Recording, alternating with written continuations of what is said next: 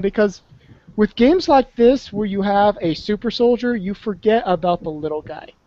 And, going with that, now you're no longer a super soldier, and you could actually get more into the story. Welcome to the room, Tony. How are you? Hey, how you doing? Somebody tried to invite me to a hangout. I don't know if it was this one or something else. So. That sounds like Reuven. He invites a lot of people into a lot of hangouts. Yeah, I noticed that, but I don't know. What's up? Not much. You didn't have to accept the invite. You could have declined it. No, one of us. I figured, what the heck, see what's up. Are you Reuven's friend from Facebook? I think Reuven was in a hangout I was in quite a while back.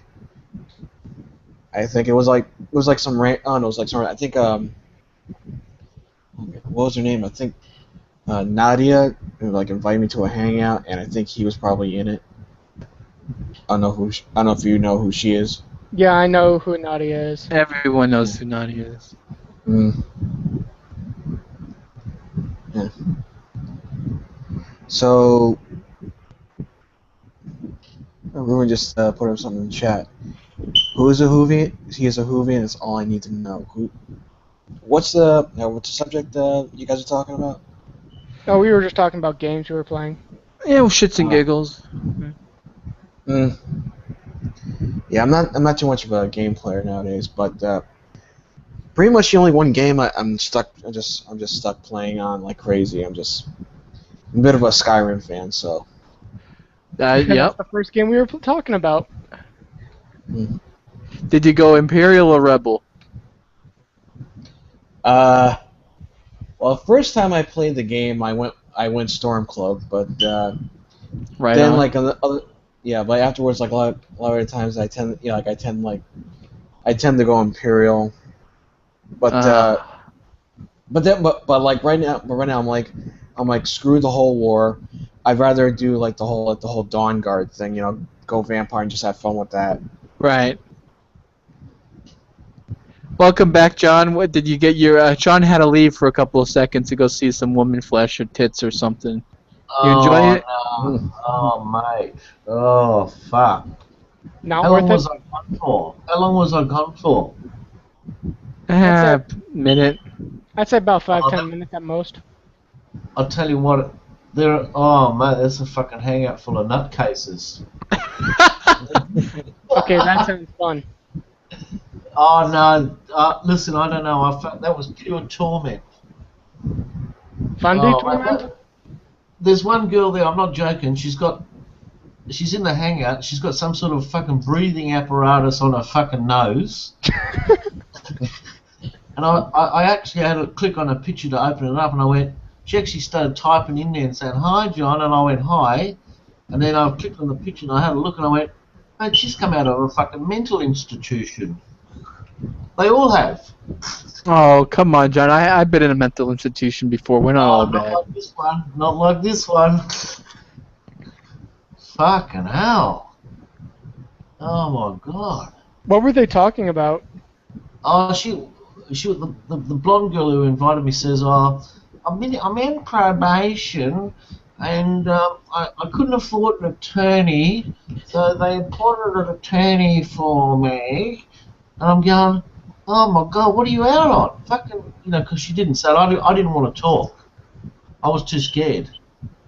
It was scary. All right, now you have to give me the link to the hangout. I need to go see this filth for myself. Yeah, you know what? Alright, okay, I'll do the I need to fucking just go thing. take a quick peek. Alright, I'll be right back. I won't leave too long. I just gotta see it. Yeah, post the link. Because I'm going to brave with John here. We'll go Battle Buddy style, 2x2.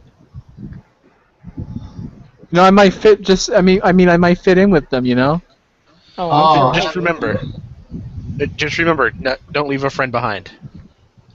There you go. I hear you. I'll jump in front of. I'll jump on top of the grenade for Luco. No problem. Get your ass in there, buddy. Alright, I'll be right back. Don't leave me hanging. Fuck it. I'm just gonna stay right here. Let's see what happens. All right, here we go.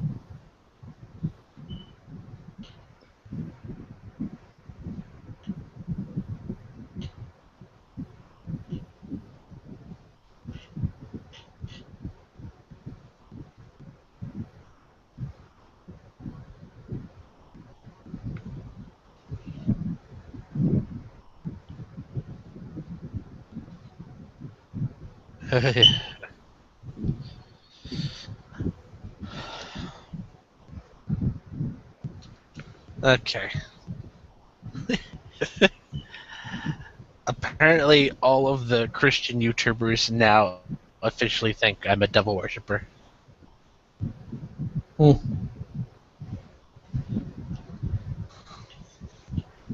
Well, what would you say that made them think that? Just nothing really. Hmm. A couple of them found out I was a Mason, which isn't really a secret. Hmm. They just heard about it. Hmm. It Yeah, like a lot of people mistakenly think like Freemasons are like some sort of like secret society or something like that. It's like no, nothing like that. Just I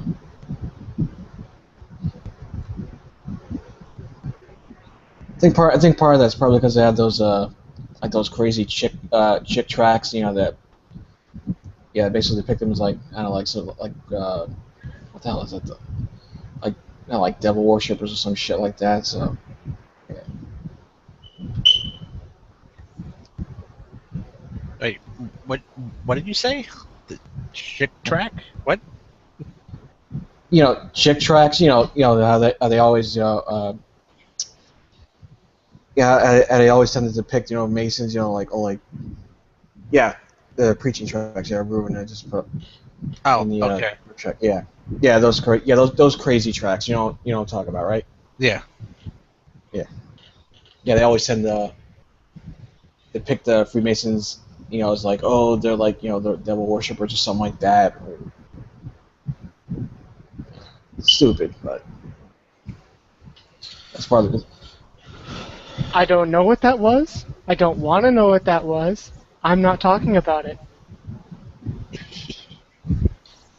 Well, fine then. Be that way. No, basically, I don't really understand. They were very quiet. They weren't really saying anything. What he's talking about is the woman is on a breath-assisted device. My grandfather was on one of those later in his life, so she's on an oxygen tank. Oof. So that's why she's having.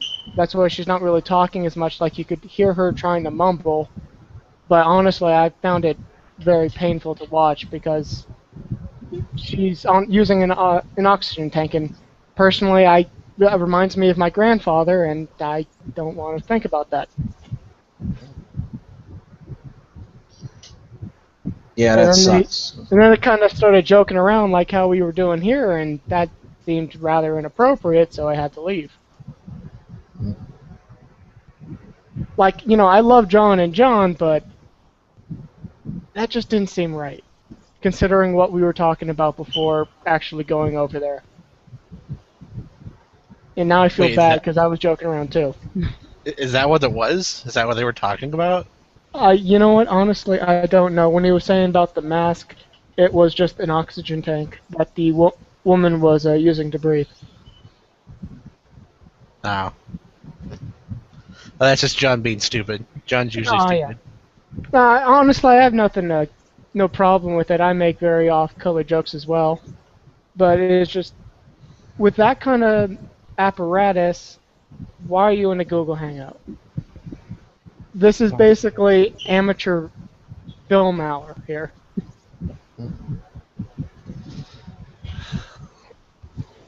But anyway, what did I miss? Nothing really. Okay. You weren't gone that long. Yeah, I know. That's how quick it was.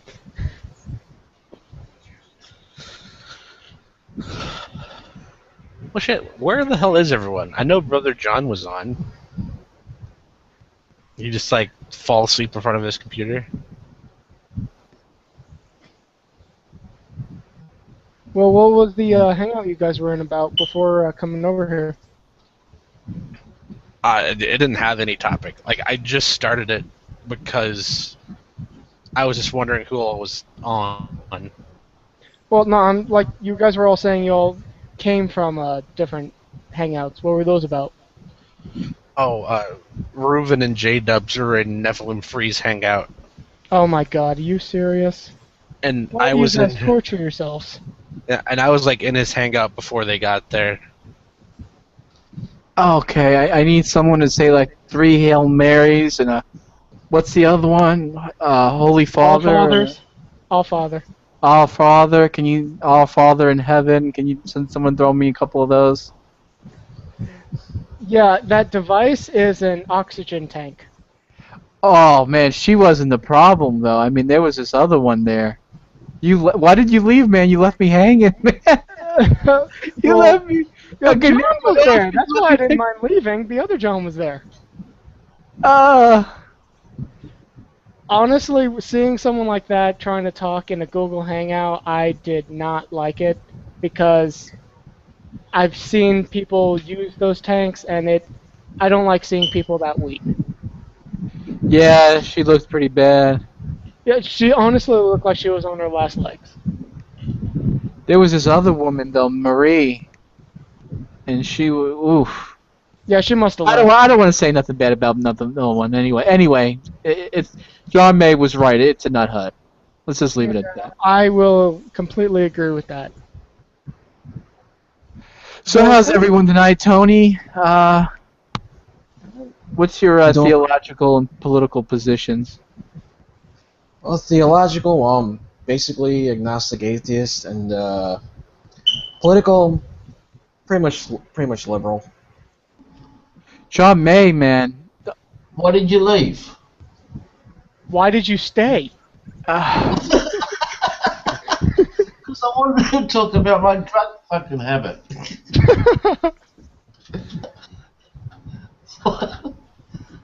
Did you see the girl with that shit up her nose? Yeah, the oxygen tank. Yeah. No, she's living in an iron lung. It's not really that funny, man. That's hateful. Yeah, That's for me. But you should have been there before. The other shit they were talking about before, you didn't stay long enough to get the full gist. I don't understand. Anyway, I don't understand what's so appealing to them. Okay, you wanted the one with the painted on eyebrows to give you flashy tits at her. Why would you even want to look at her? She looks like a gargoyle. I mean, I'm gonna die if there was a hell. If there's a hell, I am totally going there. It's all right. I got Reuven to say a couple of Hail Marys and Our Father. So there was one guy on there before. He's playing the guitar. She's fucking talking, and then they're all doing it all at once. And I'm going, what the fuck? What's going? No, there's no fucking theme to this. I'm going. She's rambling on. The other cunt's playing his fucking guitar. What is it? A free for all? Well, I mean, if Tony got a topic, he can throw it out there. And of course, I don't want this hangout to turn into that other hangout, you know.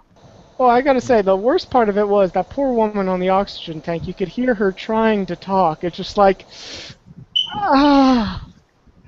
it hurts me.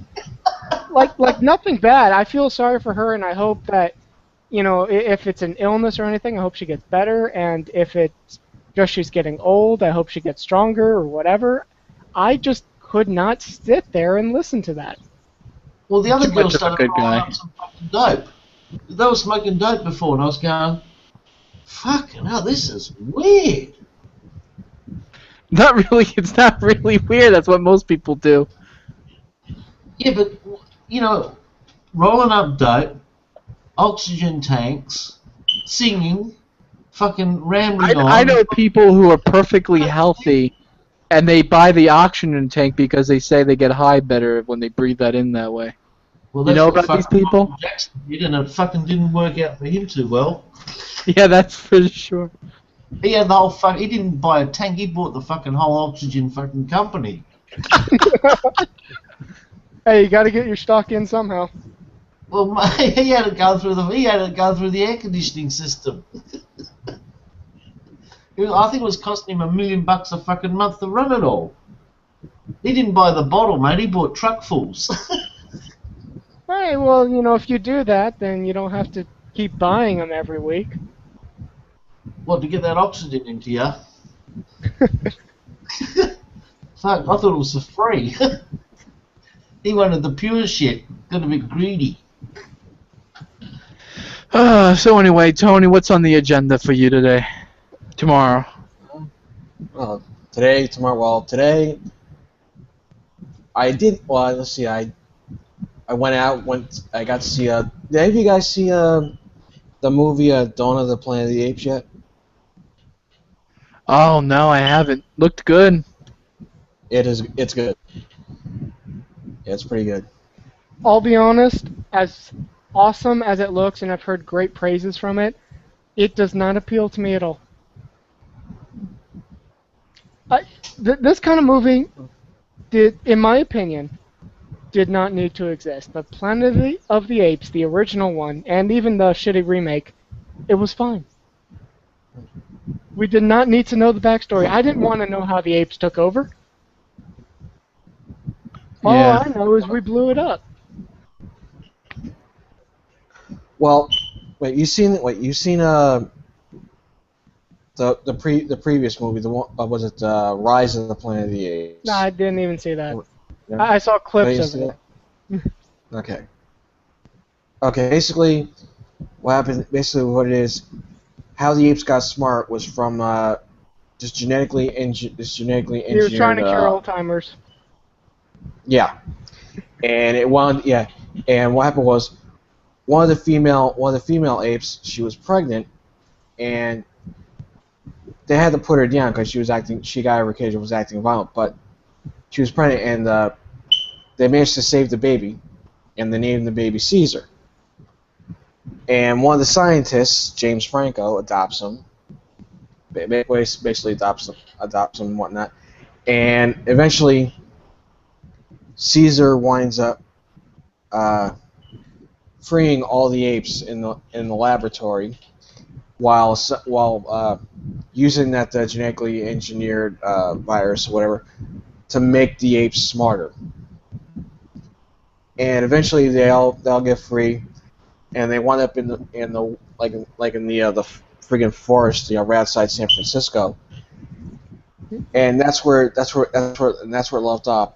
In Dawn of Planet of the Apes, it takes place like a whole bunch of years afterwards. What happens is this they call it the simian flu. It hits practically all of humanity, wipes out almost every human except for a few humans who turn out to be genetically immune to the virus. And that human settlement is trying to restore power to like some parts of San Francisco so they can start rebuilding. But the dam is like in the apes' territory, and it's like that. It's like they try to work out like this little, I guess like a truce where it's like first it's like the forest is the apes' home, over there is the humans' home. You guys don't come around at all. But of course they have to go in because they gotta get the dam, the hydroelectric dam working. And a whole bunch of stuff happens that basically threatens the whole truce. And at the very end, the humans actually want to finding that there's other humans out there who have survived. So and they actually call for military help. From the monsters us, and they're winding up coming over. But after all the events that happened in the in this movie at the very end, Caesar decides, no, we're going to stay here, and we're going to stay here, and we're not, we're not going away. So if a war comes, we might as well fight it. So that's basically it at the end. Have they explained what's been going on all over the rest of the world, or are we just assuming that the Americans survived the flu only? Well, not the Americans. Like I said, it's like a very probably it's like very small pockets of people like all around. But the movie focuses on this one, this one little population of people in San Francisco, in what's left of San Francisco, I should say. It's like they're running out of fuel. They won't. They'll basically have no power at all. So that's why they need the damn. Oh man, San Francisco survives. Oof. Yeah. Well, with all those gay people, bringing God's wrath, you'd think San Francisco would be completely a crater by now. No, San Francisco is much hardier than that. Oh no, it is a crater. Lucifer, it's all a lie. It's an illusion. Oh, of course. What was I thinking?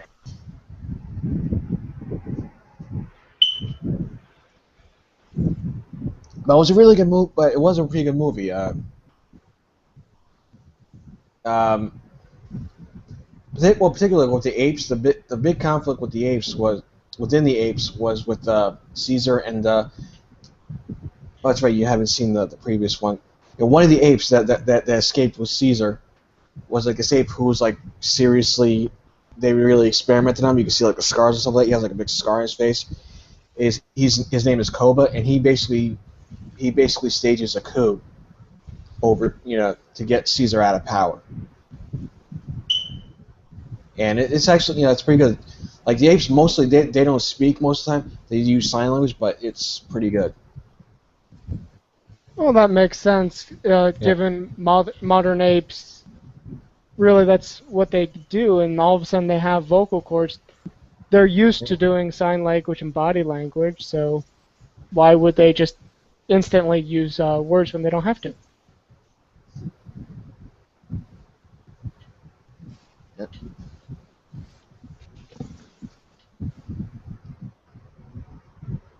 Yeah, so it was so it was a pretty good movie, but I was actually a little bit torn. I don't know, like it was a choice between Dawn of Planet of the Apes, or if I was gonna check out maybe that new Purge movie, Purge Anarchy.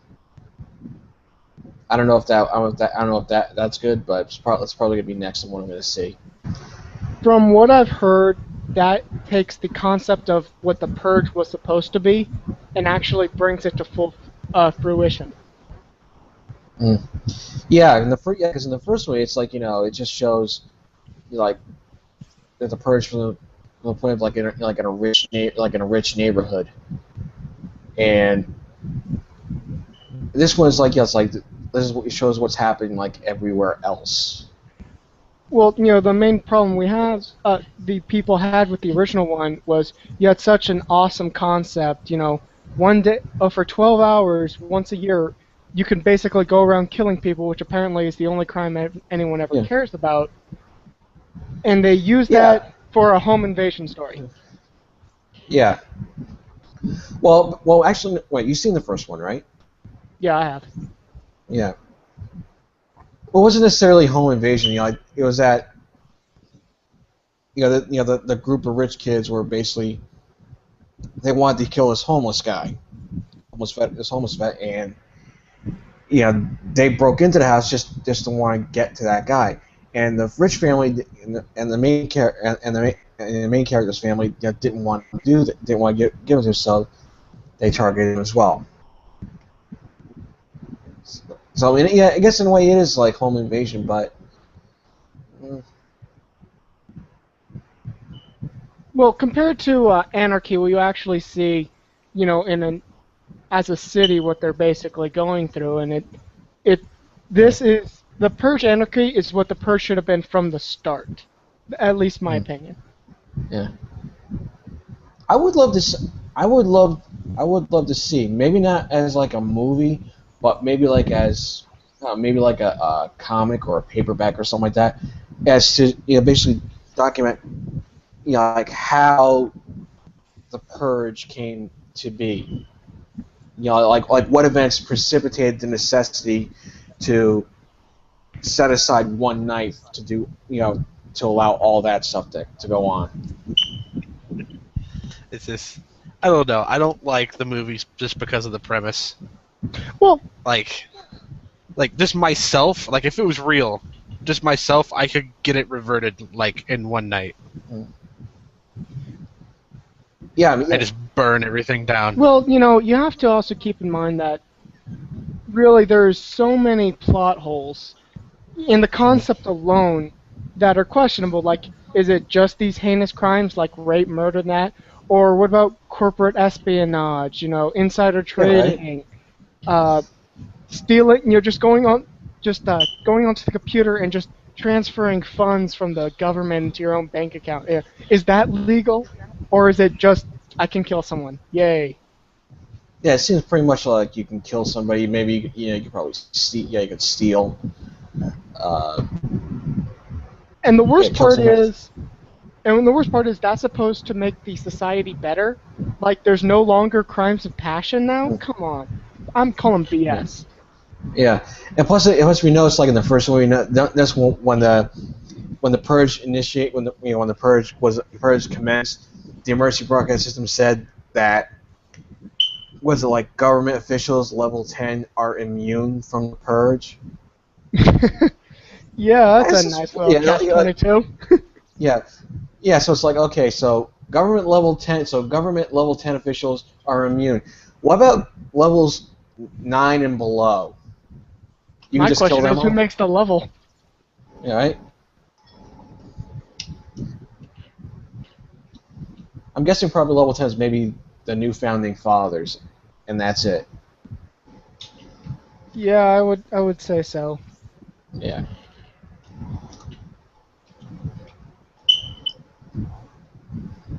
How you doing over there, John? I'm good.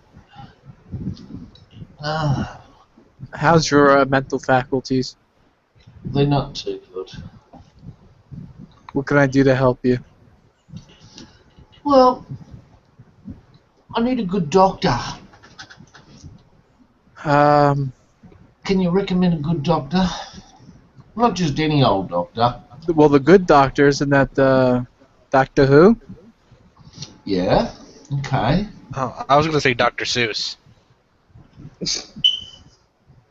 What about Doctor Watson? Don't know about him. Is there a Yeah, is there he a died of a Dr. heroin Zhivago? overdose. What about, is there a Dr. Zhivago? I was just thinking that too. I have not seen the BBC Sherlock, but my sister loves that show. ESP. ESP. I knew it was real. I knew Is all that with along. Benedict Cumberbatch? Hey, doing brother John? What's up? Yeah, Sherlock. Yeah, it's Benedict what's up? Cumberbatch and Martin Freeman. I love that name, Benedict Cumberbatch. Beautiful. Yeah, you ever see that interview we had where they actually talked about like how kids made fun of his name, how the kids made fun of him when he was a kid, and he actually came out with they actually told him he's like, oh, you want to know what was the worst nickname? Bendy Dick, come on my back. I like that one. That's rough. You know what? I wasn't a fan of Benedict Cumberbatch, to be honest with you. But then I saw him. He had a very small role in the movie 12 Years a Slave. I don't know if anyone's seen that yet. And you know what? I kind of No, I like. I kind of like him now. My opinion changed. So maybe I will go see that, Ruben. Download that. Go see it. Like I'm able to. What does that even mean? Go see it. Yeah, let me see. Would you have like wait, do you have what's it? Did you have Netflix or Hulu? Yeah, we got Netflix. Is it on Netflix? Yeah. So yeah, I believe so. Yeah, Netflix. Yeah. Yeah, what about Merlin? You like that show? My sister goes crazy for that show too. What did you say, Merlin? I think that's the name of it. Yeah, Merlin, the fucking wizard guy from England. Wait, is it not? Yeah, yeah. Is that the one that has that what's his name? Anthony Stewart Head from Buffy the Vampire Slayer who plays the king. I have no clue, man. But I hear good things. Yeah, because I remember, I do remember seeing like about an episode or two of that, but then I just stopped watching it.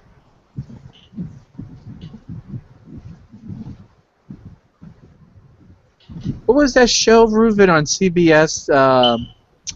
A Dr. Sherlock American version. What was it called? Elementary or some shit? Elementary. What do you guys think Yeah, the about one with that? I haven't seen it, so. You know, Yeah, it has one of the Charlie's Angels girls, the Asian in it. Lucy Liu, yeah. Lucy Liu, yeah. Is that the proper term? I don't mean to be politically incorrect, Asian. Hope I don't offend anyone. Oh, you offended me. Oh, Jesus. $2 for $1. Why you offend me? you know what, Brother John? By being offended, you just offended me. I demand an apology. Ah, no party for you. Hey, where's my fried rice? No fire to you. Why you gotta be like that, John? Come on, go give me my egg rolls. You only got egg roll. I don't care. Give me another one. You can have 2 egg roll. $2. No. 30 cents. No, $2. Inflation. No. You charge too much. You're breaking my balls. Ah, now $3. Hey, James, what's going on? 10-4 over. James, hello.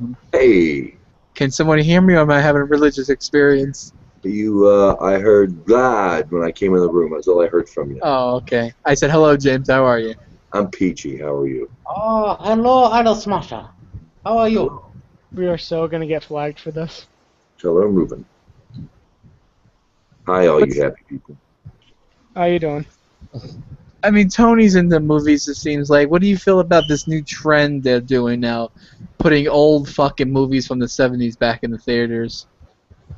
You heard about putting Ghostbusters back in the theaters? Yeah, they brought 2001 to a theater. The original Ghostbusters or like a sequel? No, they're bringing, original. digitizing the old films and showing them like once a week. There's a place here that shows vintage movies. I think it's cool. I think Alright. I'd rather see the original than some remake that's going to be crap. I'd rather at least, if I'm going to pay a movie, to watch it on the big screen and 8 speaker surround sound. I'd probably like him to, Yeah,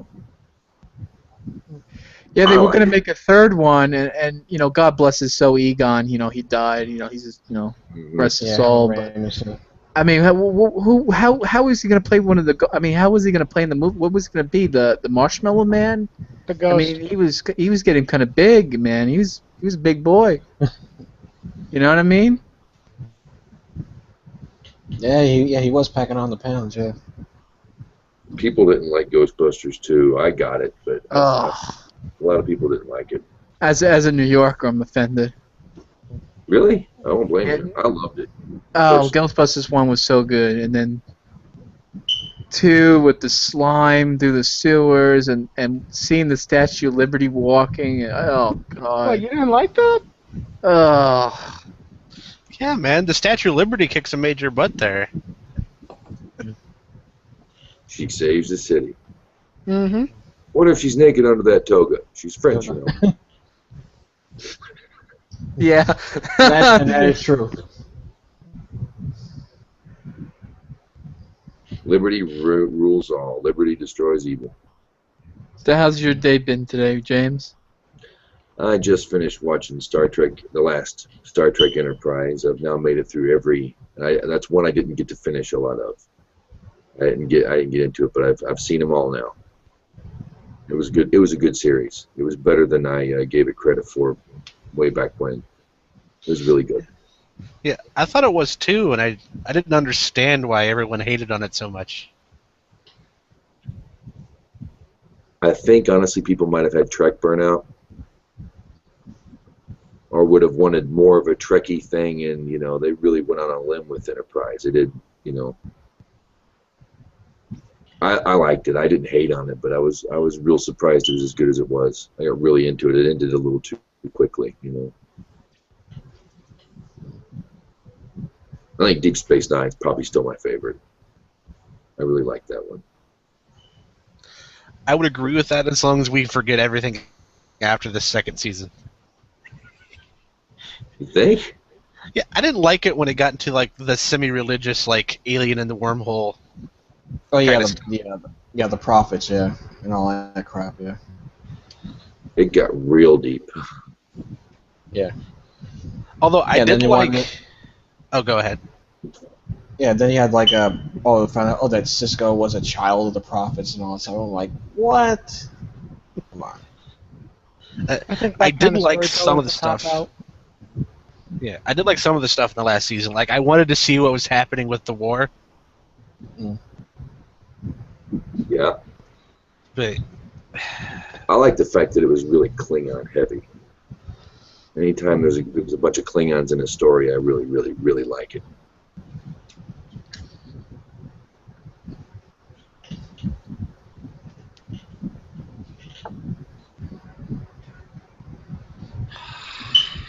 Nothing beats a Klingon. Except maybe How do you the feel about the remake, the movie remakes with J.J. Abrams? I renamed them "Fuck Yeah" and "Fuck Yeah, the Revengeing." So you like? Is that like a thumbs up, a thumbs down? That's I would love it if it wasn't called Star Trek, because it's not really Star Trek. There was none of the. The message of Star Trek is void in both movies. They've got the effects. I think their characterizations aren't half bad. The people who play them aren't half bad. I think they've done a good job remaking the Enterprise. But as far as content, plot, it's not Trek. Trek is supposed to take your mind somewhere else. It deals about something in the here and now on Earth, and just uses elaborate storytelling to tell But there's no lesson. There was no lesson of humanity. There was, that we get with Trek in other occasions. And I mean, it's good. I've watched them. I own them. So it can't be that bad. But Well, J.J. always said that he wasn't a big Star Trek fan, so it what shows. can you do? Yeah. But they're good movies. They're good movies. They're just not good Trek movies. But they're really good movies. I like J.J. Abrams. I like Fringe. It was a fun show. What's the movie he directed with the kids? What's that movie? Oh, Fringe is awesome. Yeah, that's a Wait, the great one- show. Wait, the one with the kids that was Super 8. Yeah. Super 8, yeah, that was good. That was Yeah, real that was good. Yeah. That was-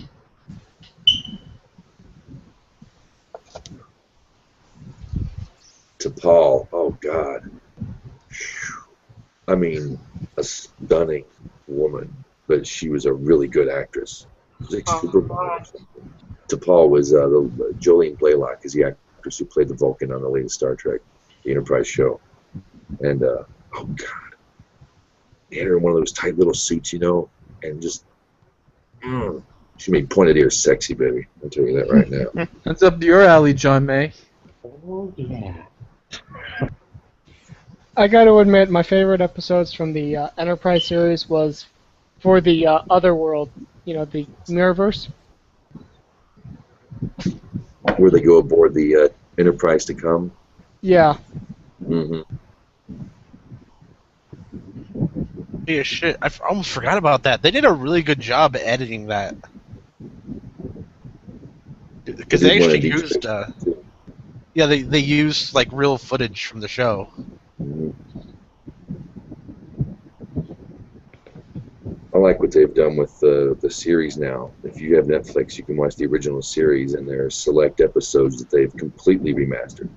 some just look better, sound better, but you can still see the string on the engine that of the nacelle and the Enterprise goes by the screen. But they have others where they've totally remastered it and just gone over, planets and the Enterprise, moving over the camera and really juiced it up, and it looks really good.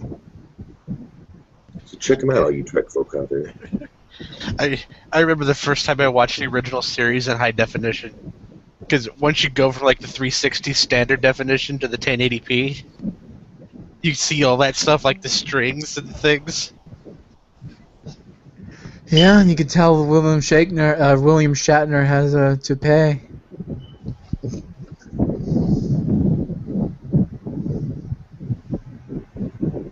Shatner's cool. I don't care what anybody says. I don't know, is that an urban legend, or is that true that he was bald back then? I don't think he wore one in the 60s, but he definitely had one in every movie I've seen him in. The one he wears now looks good, but yeah, the one in Star Trek Wrath of Khan was bad. Oh God, it was bad. I think even the first movie, the piece was just awful. I don't think bald was okay back then, Baldness is cool now. If you say so.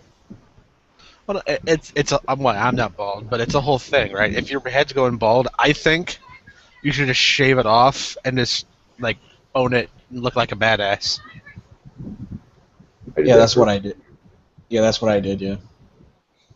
Baldness is like it runs strong in my family, so I kind of had no choice.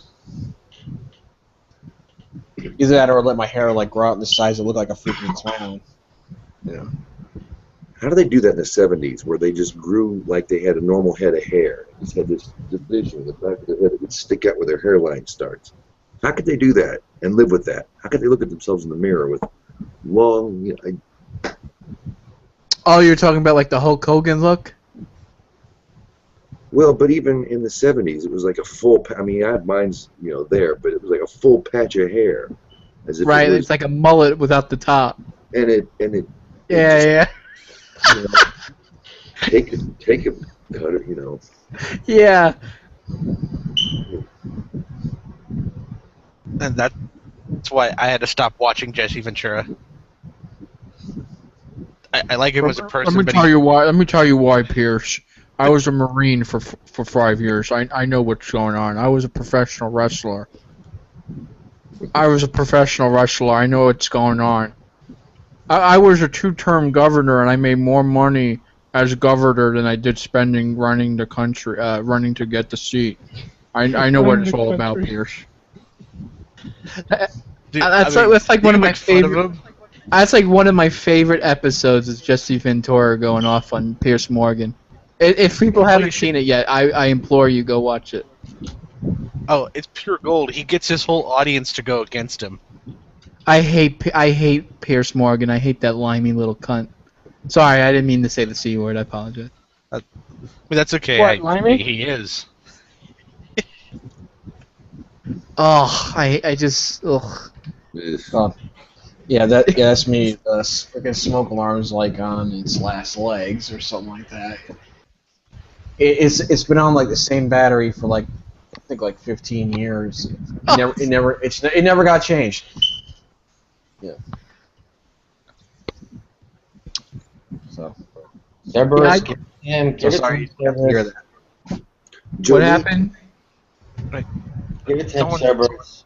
Someone said my name. What? I said, give it to him, Cerberus, about his smoke alarm.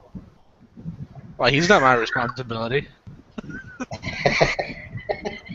He's not in my district. Click on Brother John. There's just. There's a new law. Yeah, there's a new law where you have to have a fire alarm in every room, except for I think the bathrooms. Can I move my bed into the bathroom? I do not want a smoke alarm in my room. Yeah, how could you not change that battery? That would be annoying the hell out of me. Wait, like if you don't have them any other place, having them in your room's like a really good place to have them. Why? I routinely set fires in my room. But I've been doing this since I was 13. I'm a pyro. Well, stop it. Light fire somewhere else. But if I'm sitting in bed, I'm gonna light a fire. What do you care, Cerberus? He's not your responsibility. Seriously, you guys are giving me goosebumps over here. Don't do that. I was once in a bunk bed Fire? and I had one of those top shelves, and I lit a fire in there, and it set the wall on fire. And I was so pissed off at the fire alarm because it went off. Not that I'd set my wall on fire. They are kind of annoying. Especially having them in every fucking room, too. It's like, you know, you burn something in the toaster, and it's like all of them are like in sync. Beep, beep. It's like fucking the worst. Yeah, I wouldn't say you need them in every room, but like... Well, Like, I mean, it's like the fucking law, dude. It's like, that's how silly it is. It's like you one's only not need 'em- enough. You only need them in 3 places, really. You need them in the kitchen, you need them at the top of your stairs if you have it upstairs, and you need one in your room. I'm sorry, most of the people cooking in my kitchen, we better avoid having one there at all cost. That's for sure, yeah. But I can understand having it in bedrooms, especially if you have children or hallways that lead to bedrooms. That's a good spot for it too.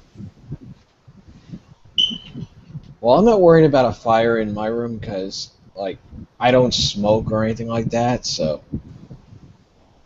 J-Dubs, are y'all having a hard time out there with people staying in their homes while they burn themselves to death, or why would they need to make it a law? Yeah, you know, it's just a liberal philosophy over here. It's, you know, you got to have a fire alarm in every room. You can't buy soda over 12 ounces. I mean, you just, you know, they're looking out for you. They care about you. Well, you know, I mean, they love you. You know? in a densely populated area, there's a good reason to make everyone have fire alarms. The sooner you get to a fire in a densely populated area, the let me less tell you it's gonna something. spread. Let me tell you something, Cerberus. The people upstairs fire alarm goes off all the time. It just goes off for fucking 5, 10, 15 minutes. And they just let it go off. It's like, what's the fuck is the point? I mean, it's like, you know, it's so fucking annoying. It's like no one cares. They- No one gives a shit. How? Like, how do they deal with that? They're so damn annoying. They're that way on purpose.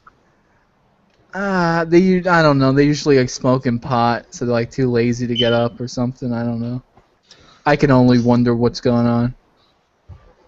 it's kind of like car alarms, you know. Like you hear it, you know, nobody really, nobody really cares. Oh, someone's car alarm's going off. Okay, whatever.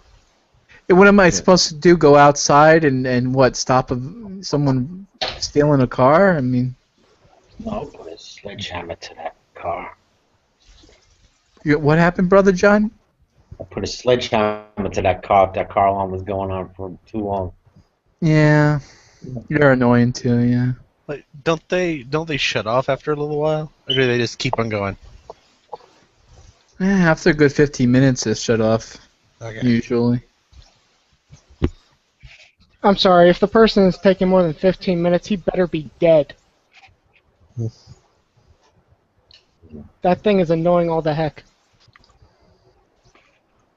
Yeah, around here, parking your car on the side street's usually a bad thing. It'll get you know, it's New York, so it gets stolen. You gotta park it inside your garage or something. You don't want it if you want it to be safe.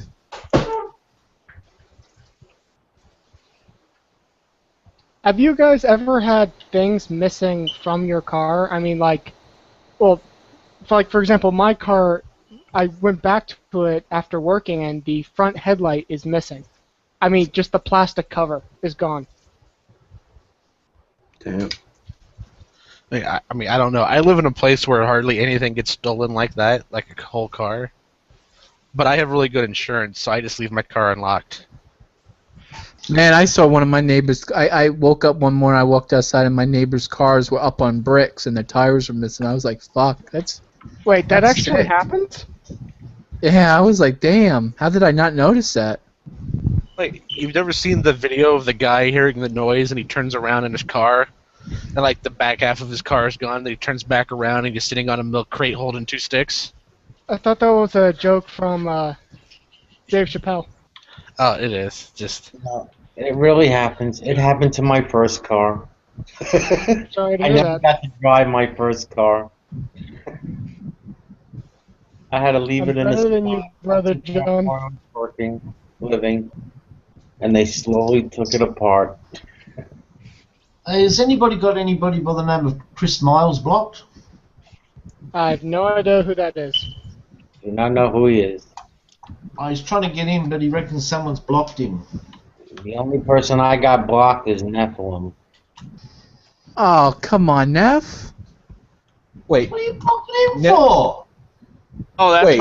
that's not the problem. The problem is that there's already 10 people. wait, Neff, as in that was it that Nephilim free guy? Yeah. Good man. Wow. Guy doesn't Have you even know got how to Chris read his own Miles Bible.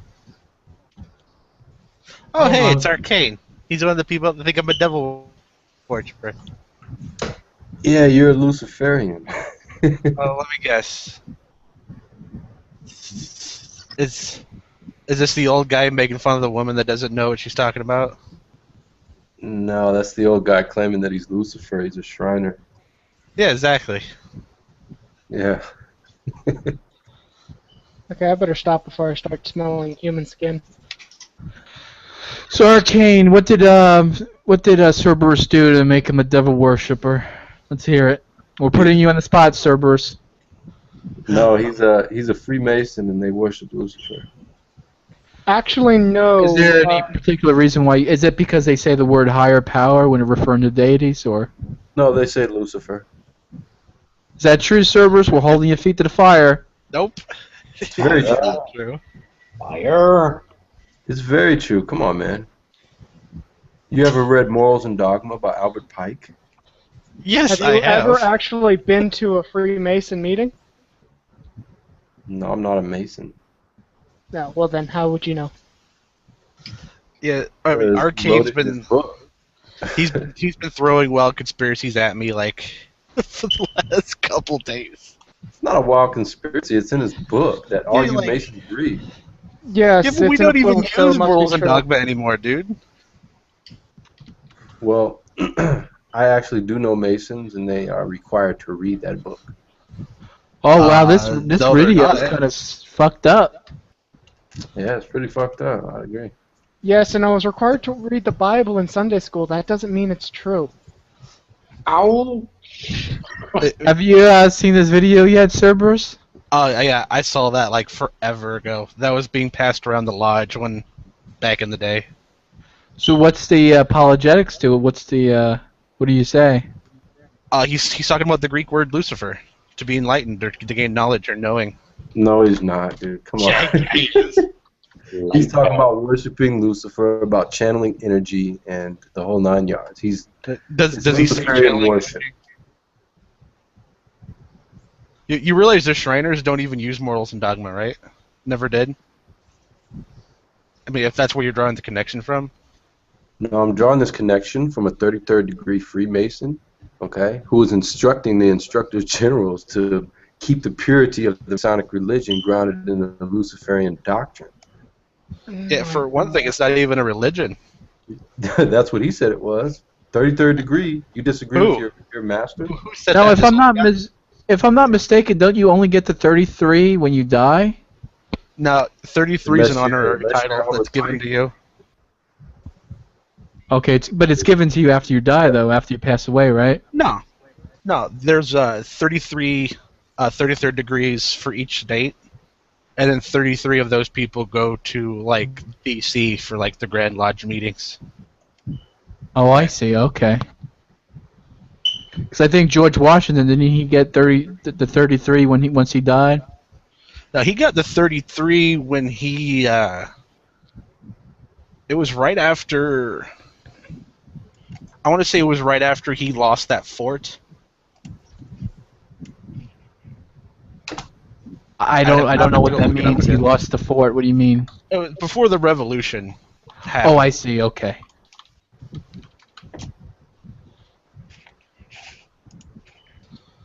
Yeah, I mean, Arcane's getting like all his Masonic houses like mixed up. Well, here's the problem. Every time he sees the word Lucifer, he thinks Lucifer, the fallen angel. Just like if I said the word Satan, then all of a sudden he's going to start thinking Satan. You know, his Satan.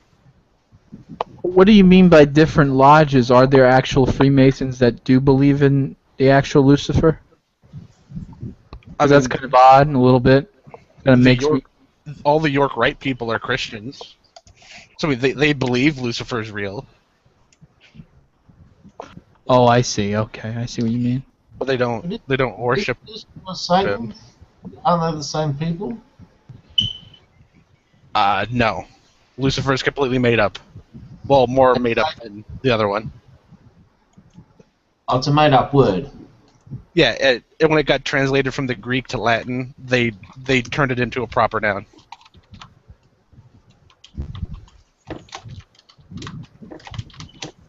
Let's see what Arcane's writing into the side here. God of Light. Here. Huh. Yeah, he's clearly Luciferian. There's no way you can try to talk your way out of that. I mean, they practice this. Are you sure?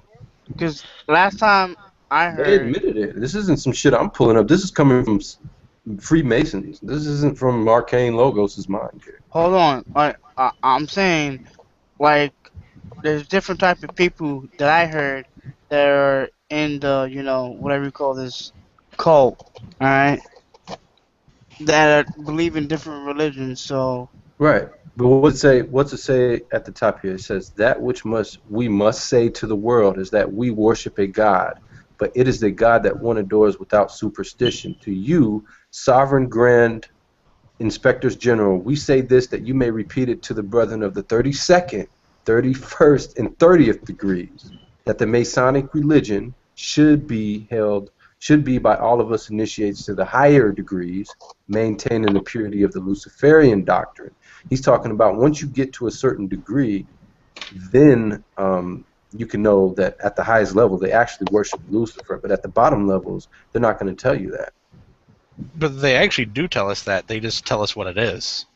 Well, they might not. Well, they might tell you. And Morals and Dogma isn't like a secret book. They might tell you that's a fairy tale, but at the very top they say, no, this is the God that we adore without superstition. This is a God that they worship. Yeah, knowledge. No, this is a God. Yeah. Yes, Lucifer is God. Thus, the doctrine of Satanism is heresy. They're talking about the true, pure philosophical religion is the belief in Lucifer. Okay, wait. I'm sorry. Arcane, are you a Poe? Am I a what? Are you? If this is satire, you truly cannot believe this crap that you keep spewing. What do you mean? You're making this up. I know you are. You don't honestly No. believe this. He's not making it up. He's just watching a bunch of internet videos. That came out of his book. How am I making that up? Well, obviously you're pulling something out of someone's ass. That's all I'm saying. Yeah, out of a Freemason's ass, that's for sure. Not mine. Oh, and what was that link that you posted? What, a Freemason can't be a dick? Yeah, a Freemason Obviously can't he can. lie or spread disinformation. Well, he was the highest degree of Freemason, saying that Freemasonry is grounded in the Luciferian doctrine. For one thing, there's another thing you don't even know. That's how I can tell you never read the book. The highest degree of Freemasonry is the 3rd degree. Everything else is a coordinate. Okay. The only people that have 33 degrees are the Scottish people. The Yorks only go up to 11. The Shriners don't even have degrees. Okay, well. Why is Chris calling me? Dude, aren't you in this hangout with me?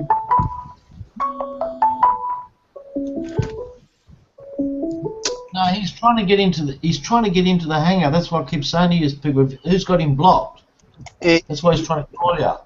Who is he? Maybe I have him blocked. Who the fuck is he? Who? Chris Miles. No, what? Well, John May, the room is full. He couldn't get in if he wanted to anyway. Yeah, I know, but when it was only 7 people, he still couldn't get in. Who gives a fuck? Fuck Kyle. Fuck him right in the ear. Who cares? We'll talk about it later. We're trying to have a conversation with Freemay. I was enjoying the conversation. There you go. Carry on. It's not a secret evil book. There's a link to the full thing online. Now, I just looked up Albert Pike, and he's a Confederate, so no wonder he's all fucked up. Yeah. Oh yeah, he was fucked up. So I just gave you 3 different Freemasons who admit to worshiping Lucifer here. So this isn't something that I just brought out my ass. This is what they're saying to the world. Yes. What I'm saying is either you're pulling it out of your ass or you're taking it completely out of context. Nah, read it yourself. How can I possibly take that out of context? Listen, when the Mason I'm sure learns, Cerberus has been explaining it. You're just not listening to him. Manly P. Hall said, when the Mason learns that the key to the warrior on the block is the proper application of the dynamo of living power, he has learned the mystery of his craft. The seething energies of Lucifer are in his hands. What is he talking about?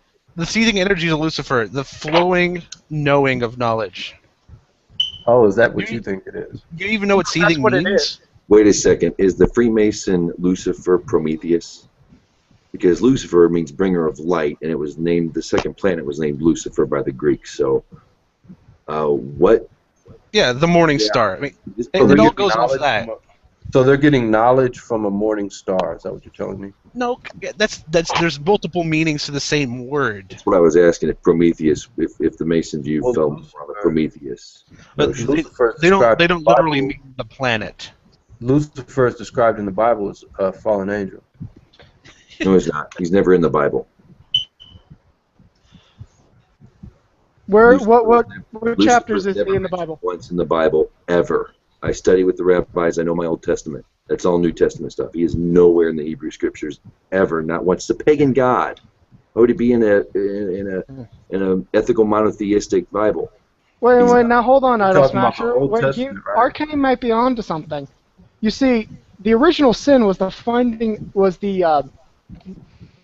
search for knowledge. So apparently, if we look for knowledge, we're committing the ultimate sin. That's why That's why he's afraid of Lucifer, because Lucifer is knowledge. Is that what you believe? No, I'm just trying to figure out what you believe. Yeah, Lucifer is not knowledge. Hey. We just said it was.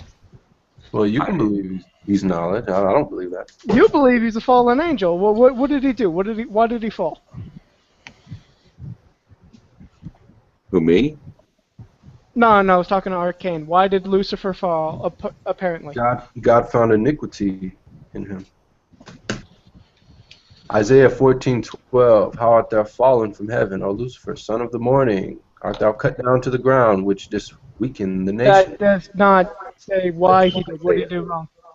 That's nowhere in God Isaiah. just didn't like him?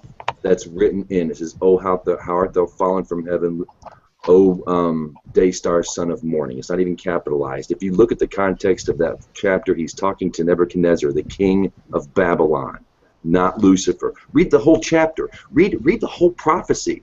It has nothing to do with Lucifer. See, here's the problem. He's not going to read the Torah. He's going to read the Holy Bible. In the Holy Bible, they have the mistranslation. Right. I'm gonna read both. Then go read the Hebrew. It's a Hebrew book. You can read Hebrew? Yeah, a little bit. Read and write a little bit, yeah. Okay. So who is Satan then? Old the morning star in Revelation too. Yeah. Who is Satan? Satan is the tester of man's goodness that works for Who is God. the devil? There is no devil. Not in the Hebrew text anyway. No such thing. No fallen angels, no war in heaven, none of that. Ever once in the Hebrew Bible. Ever. So you're talking about the Old Testament? I'm talking about the Hebrew script, yes sir. Not the New. The New Testament adds a whole bunch of other, that's a whole separate, it has absolutely nothing to do with the Hebrew Bible. Nothing. Well, I disagree with that. I can prove you wrong. Well, wait, Satan is the god, kind of like how Robin is the Batman. Wait, let's Worship go there, God. but I want to point out one thing before we go there. Arcane, you need to go into Revelations, look up what Jesus calls himself. What's he call himself? Morning He calls star. himself the Morning Star. Capitalized. And who's the Antichrist? I don't know. That's not Christian- nowhere. Yeah, Christians made it up. Oh, okay. If I See, the recall nitpicking is correctly, brilliant. the You guys Antichrist, is they were- nitpicking very brilliant, but in context, you guys don't have anything of relevance here. at all. When you And look at you it do in not complete understand the context, term context. when you look at it in complete context, what you guys are saying is basically reduced to nitpicking parts that you agree and disagree with. I don't agree It's with any of funny. it. It's funny. The Christians take the whole Torah out of context, and he claims we're taking it out of context. So you believe the Torah is true, It is true. You do. I think it's true. but you don't believe the New Testament. No, not as a whole, no. Okay. The teachings of Jesus, which even reside outside the Gospels, I can dig. But Paul, no. Paul's crap. I'd have kicked him in the crotch if I knew him. If I met him today, I'd kick him in the crotch. And So you believe in God, you just don't believe in the Christian God, right? I don't believe in Christianity. I don't believe in idolatry. I can dig Jesus' teachings because there's a lot in Torah in what he says. But the Torah never prophesied his coming? the word of no. They never prophesied the coming of a Messiah. The Torah never does, no. Well, the Torah mentions Shiloh and that there will be a prophet in every generation. But that ended with Malachi. Oh, okay. The final prophet was Elijah will come once more, and that hasn't happened yet. Oh. None of the prophecies have come true. The world has not stopped warring. They have not laid their plowshare. They have not laid down or beaten their swords into plowshares. They have not stopped warring with each other. They have not taken upon the laws that comes down from Zion. They have done none of this. None of the stuff that's supposed to happen when the Messiah comes has happened.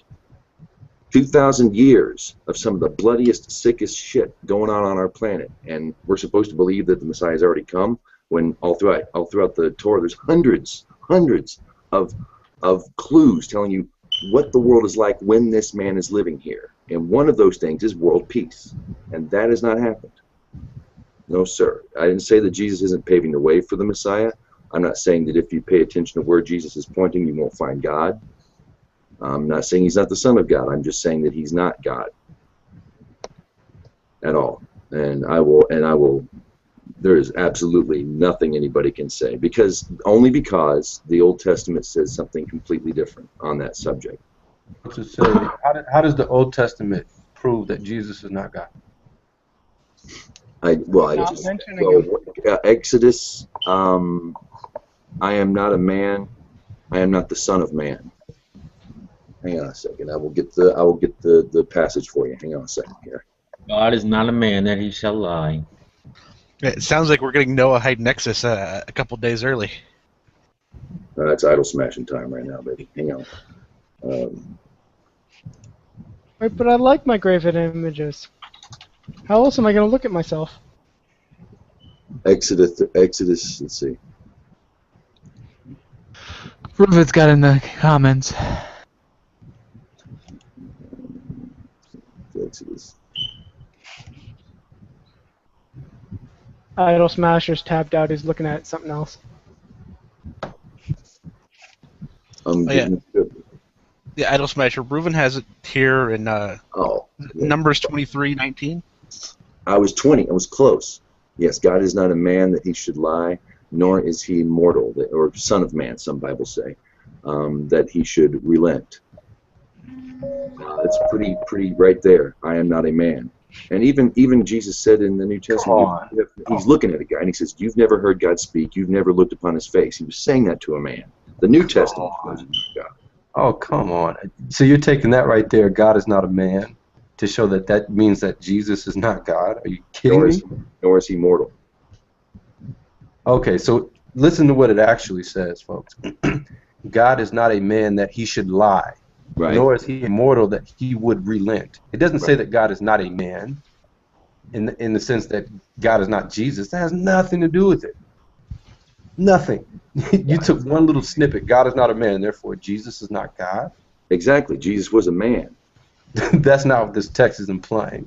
If God is not a man and his word is eternal, how can a man be God? God is not a man, but God did send his son, which was a man, which was part of God, okay? God in the flesh, Jesus Christ. So this text right here that you're quoting is completely out of context. Take this that says God is not a man that he should lie. To take that to mean Jesus isn't God is completely. It would mean that no. That's completely desperately grasping at straws there. How about we go one chapter back, or no, we go to Exodus 22, where God says, "Israel is my firstborn son. Since you have not let him go, I will now slay your firstborn son." Now, how can Jesus be the only one? When God uses those words, I mean, he calls him his son. And if you don't think anything, well, that's a figure of speech, then he went right to the Egyptians and literally took their firstborn son to make it clear to them. Now, how can Jesus be the only son of God? Exodus what? 22:4. No, Exodus 4:22. Pardon me. 4. My apologies. Well, we want to get our wording straight here. I'm going to talk past each other with different Bible. What Bible are you using there? I'll give you my source, or the source that I use. I gotta say, Idol Smasher, that is a kick-ass pipe. Thanks. I guess You could break it down another. I mean, you could break it down without using scripture either. I mean, Gentiles tend to like to make God a person. You know, the Jews kind of did things different. You know, God never had an image. God never had a body to them. You know, when the Romans first conquered Judea, you know, the Jews showed them their temple, and you know, the Romans were like, "Where's your God?" And this is where he is. This is where he resides. And that day, they crucified thousands of Jews, and you know what their crime was? Atheism, simply because they didn't have an image of God. Think about how silly that is. Even that to take this Exodus in that way to mean that just because Jesus is the Son of God, that you're taking this verse to say Israel is my son, even my firstborn, to mean that it's a contradiction or something, that God sent Jesus as his only begotten son.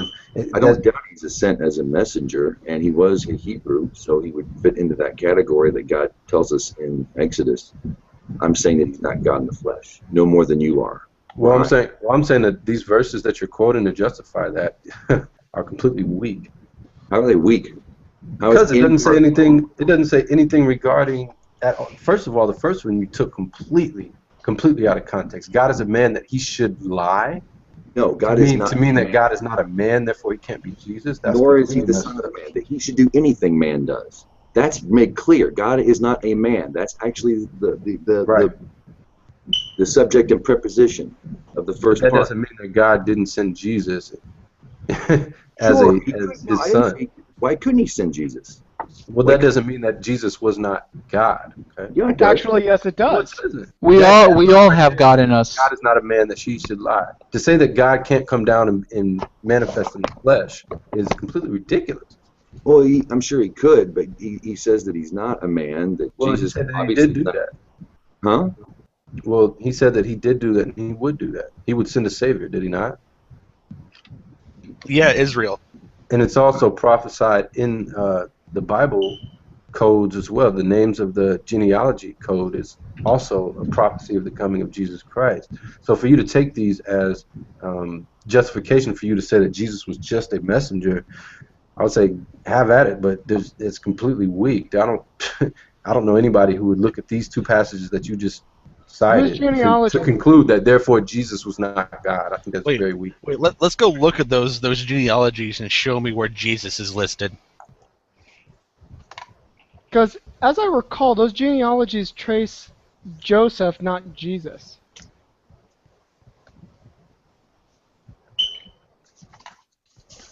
Well, I just asked if you had heard of it. If you haven't, that's cool. I mean, you can look it up yourself.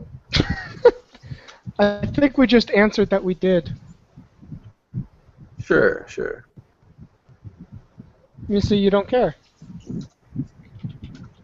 Well, for you guys to sit here and say that the New Testament is wrong, yeah, I don't care about your opinion on that. I think the Old Testament is wrong too, but that's beside the point. Right. So of course, you're gonna examine it according to that presupposition. No, I'm going to examine it like how you're saying it. You're saying it's true, so I'm going to examine it like it's true, except that it's not holding up. Well, you haven't shown that it hasn't. held up. You haven't To shown that it any has. You're just giving your arbitrary assertion. You know, No, that's I'm not an not. argument. Oh, I'm feeling like a projector screen right now. Like, getting hot up here. I know. I'm getting all Yeah, hot. it's easy to come in and just nitpick and say, well, this is wrong because I think it's wrong. But Well, okay, I've people got that disagree with you, I No, if disagree you with you. want to prove the Bible wrong, you don't have to go. You don't have to go further than the first paragraph. See, okay. Prove that to be true. Prove that God did not create the heavens and the earth. Prove that he did. Actually, there's a professor of cosmology, or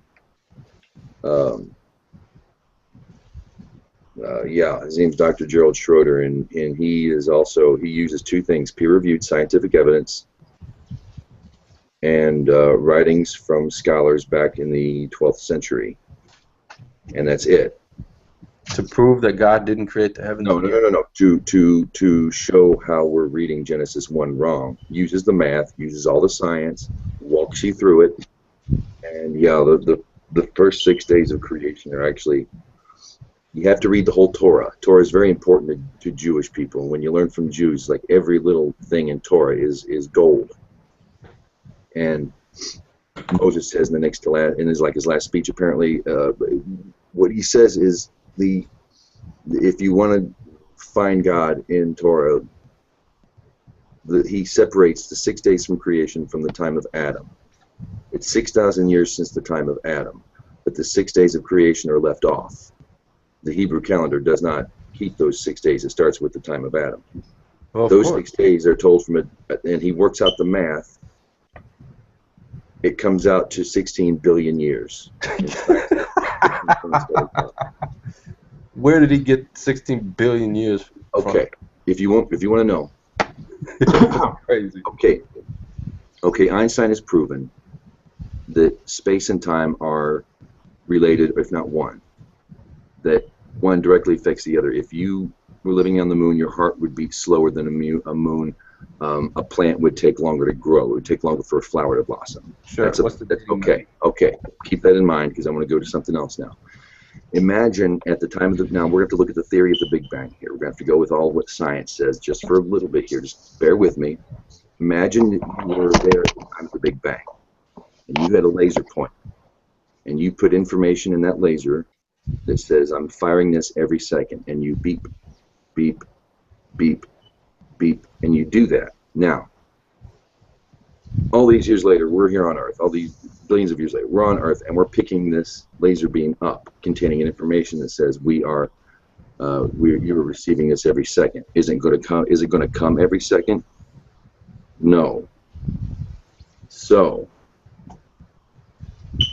what they've done, and I don't know all the math right there, but if you take the 6 days of creation from the time that God created time and follow the eras of the days, and it's like every time the universe expands by a factor of one, a day becomes half a day. Every time you expand it again, that half a day becomes a quarter of the essential day, if you will. So when the universe gets to its present size, it works out to be, with all the stuff in the Torah too, 16 billion years. And they figured this out in the 11th century in Spain, or the 10th century, 11th century, 12th century. And you believe that? Huh? And you believe that? I know that he's shown the math and shown the scripture, and it works. The Big Bang says that light produced, that at the time of the Big Bang, only light basically was produced. There were no particles had mass. It was all basically electromagnetic energy. But there'd be light. So you believe in a Big Bang? The word for darkness, first used in there before it separated from light and darkness, means in Hebrew black fire. The stages of vegetation life are revolving first on Earth, and then the clearing of the atmosphere so the sun can shine down on it. Well, hold on. Everything about the Big Bang Theory is asked backwards to the Genesis account. Everything. If you look at it in a Roman Christian way. If you look at it in a biblical way, and you take the text. That's what he just said. Says, then you won't get an evolution theory. Everything about the Big Bang and the evolution theory is asked backwards to Arcane. Genesis. Arcane. So you can't have it both ways. Are you not understanding that he's explaining what the Bible is based on? No, he's giving his opinion about No, what he's not. What the rabbis have been teaching. He is not the authority of what the Bible says. Sorry. Let me explain this to you, Arcane. It's always amused me that Christians, whatever version they're reading from, they think that's the right version. But then when you talk to a Jew, or I guess a Noahide in this case, they'll explain to you that like every letter has meanings all on their own, and every word has more than one meaning. And there's like a whole code and system to it, and then the Christians just think they got it figured out. Okay. Well, I'll give you a link. I know you're probably not going to watch it. I figured it's worth. Oh, he doesn't care. Well, I know for a fact that the account of the Big Bang, how it leads up to evolution, is contrary to Scripture. So I'm going to hold Scripture as authoritative, and I'm not going to consider that man is going to somehow come in and figure out that Scripture is wrong. I'm not going to grant that presupposition. He wasn't proving it wrong. He was like one of the most famous atheists in the world who went back to who found God through science. And and he knows Torah. And if Torah can't confirm what science is showing us, that's a big holy mackerel. How come science Well, there's says scientists that disagree. It's like you want to take these little examples of scientists who agree with you and then say, well, that's it. Tell all be all. No, but what about the other way around? What about the modern contemporary scientists who read Genesis and take it literally and see no contradiction in science? Do you even consider those people, or are they all just crazy Christians? That's exactly what I'm saying. That there How is no fractionally contradiction. small that amount is. There is contradiction. There's many contradictions between the evolution theory, the story, the account of. We're not talking about evolution. I'm talking about both the evolution from a Big Bang and an evolution from a biological standpoint. Both of those accounts contradict the accounts of Genesis. And Arcane, do you realize that the majority that you're talking about is so fractionally small that it's not the majority? It's a tiny minority. And these, atheists are a tiny minority. You're only like 2% of the population. So no. We're not talking about atheists versus theists. Right, I'm giving you a We're talking about people who accept fact versus creationism. Well, much more people believe in a deity than not. Should I say that you guys are all crazy based on that statistic? No. Just because you believe in something doesn't make it true. Exactly. If you can prove it with facts that are not some ancient book from desert nomads. Oh, you're not biased at all. Oh, clearly I'm not, because I'm actually looking at all the different sources. Yeah, you think you got it all figured out. You're not even listening to Idol Smasher when he's trying to explain what the Bible is based off of. And he's using that to actually help out your case. Oh, the whole time I'm trying to show you that Professor Gerald Schroeder has shown how Genesis is completely in line with the science of today, the cosmology of today. And if you take the eras and line them up with the 6 days of creation in that mathematical formula I gave you, which works out to 16 billion years, it all fits in place. And I can argue against that. Why would you argue against that? That is helping your cause. Dude, will you chill? First of all, it's not helping my cause to show that there are contradictions in the scientific theory of the day and the Bible, which you're trying to say is authoritative. Okay? That does not help my cause. My cause is to stand on Scripture. And if that means to take it literally, the Bible to be authoritative. that means to take it literally, that's what that means. I take 6 days as 6 literal days. There were no billions of years before that. And if there was, you can't prove it. So... The hypocrisy of theists. He's not even listening to the words that are coming out of our mouths. Hey, Brother John. You cannot prove billions of years. I don't care how many mathematicians you say made these calculations. You cannot prove that. I agree. We can't. It's really not worth the discussion. I mean, it's 32 sentences in Genesis. I think everything that really, really matters in the Bible comes from Adam on, in my opinion.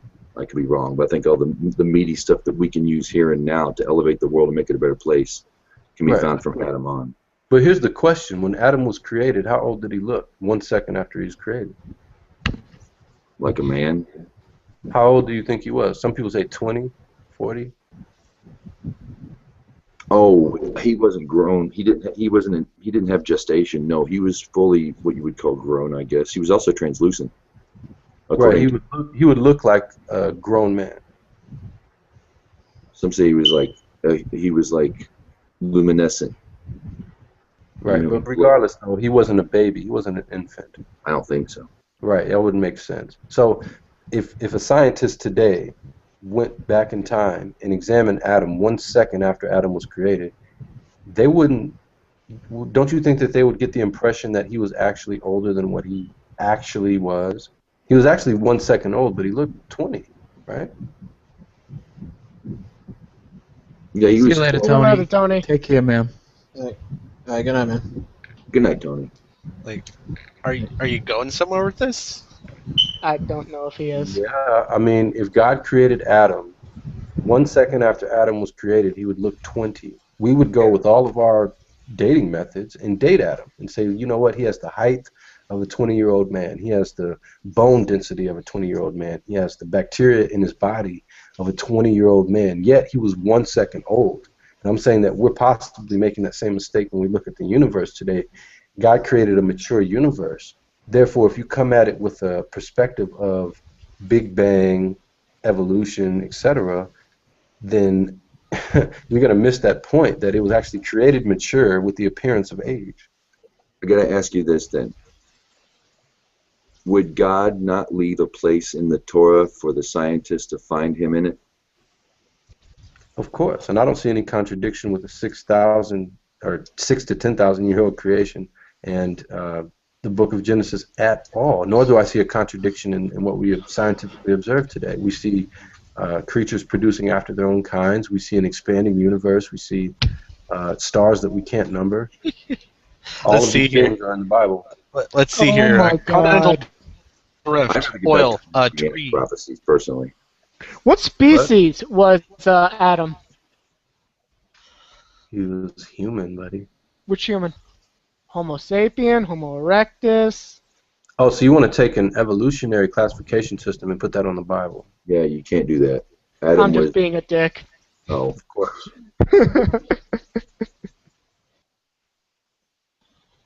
Yeah.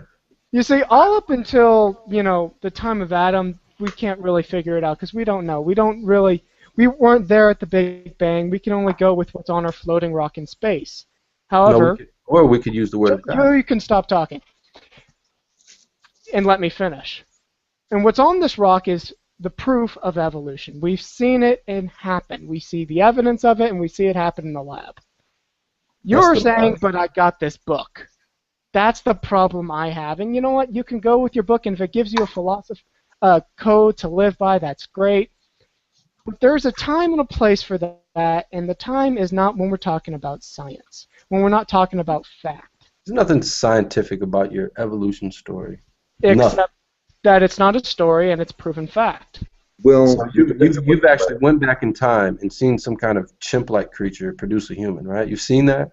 Okay, you don't understand how evolution works. You just admitted that. No. Okay. What he Explain said- to me how evolution works, sir, please. Evolution is a slippery word. Does it mean change over time that we can observe in, say, fruit flies? Or does it mean all life arising from one cell via random mutation and natural selection? Because one of those we can see, and one of them we cannot test ever. It is not. Actually, we can if it no longer becomes able to breed, thus creating a separate species. That's a loss of info. Sure, if that happens, we can observe that in the here and now. But we can't. That whole all life arising via random mutation, natural selection from one cell. We can't observe that. Well, we can using the fossil record. That's not observing it. That's circumstantial evidence, and science is not based on circumstantial but testable evidence. You can't watch that happen. There's no observation.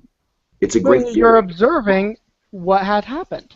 No, you're not. Yes, you Evolution are. doesn't make sense by the fossil record. Everything was single-celled organism, single-cell, and then boom, massive explosion of life. Okay, now that's just a trick of the word. It's not actually an explosion.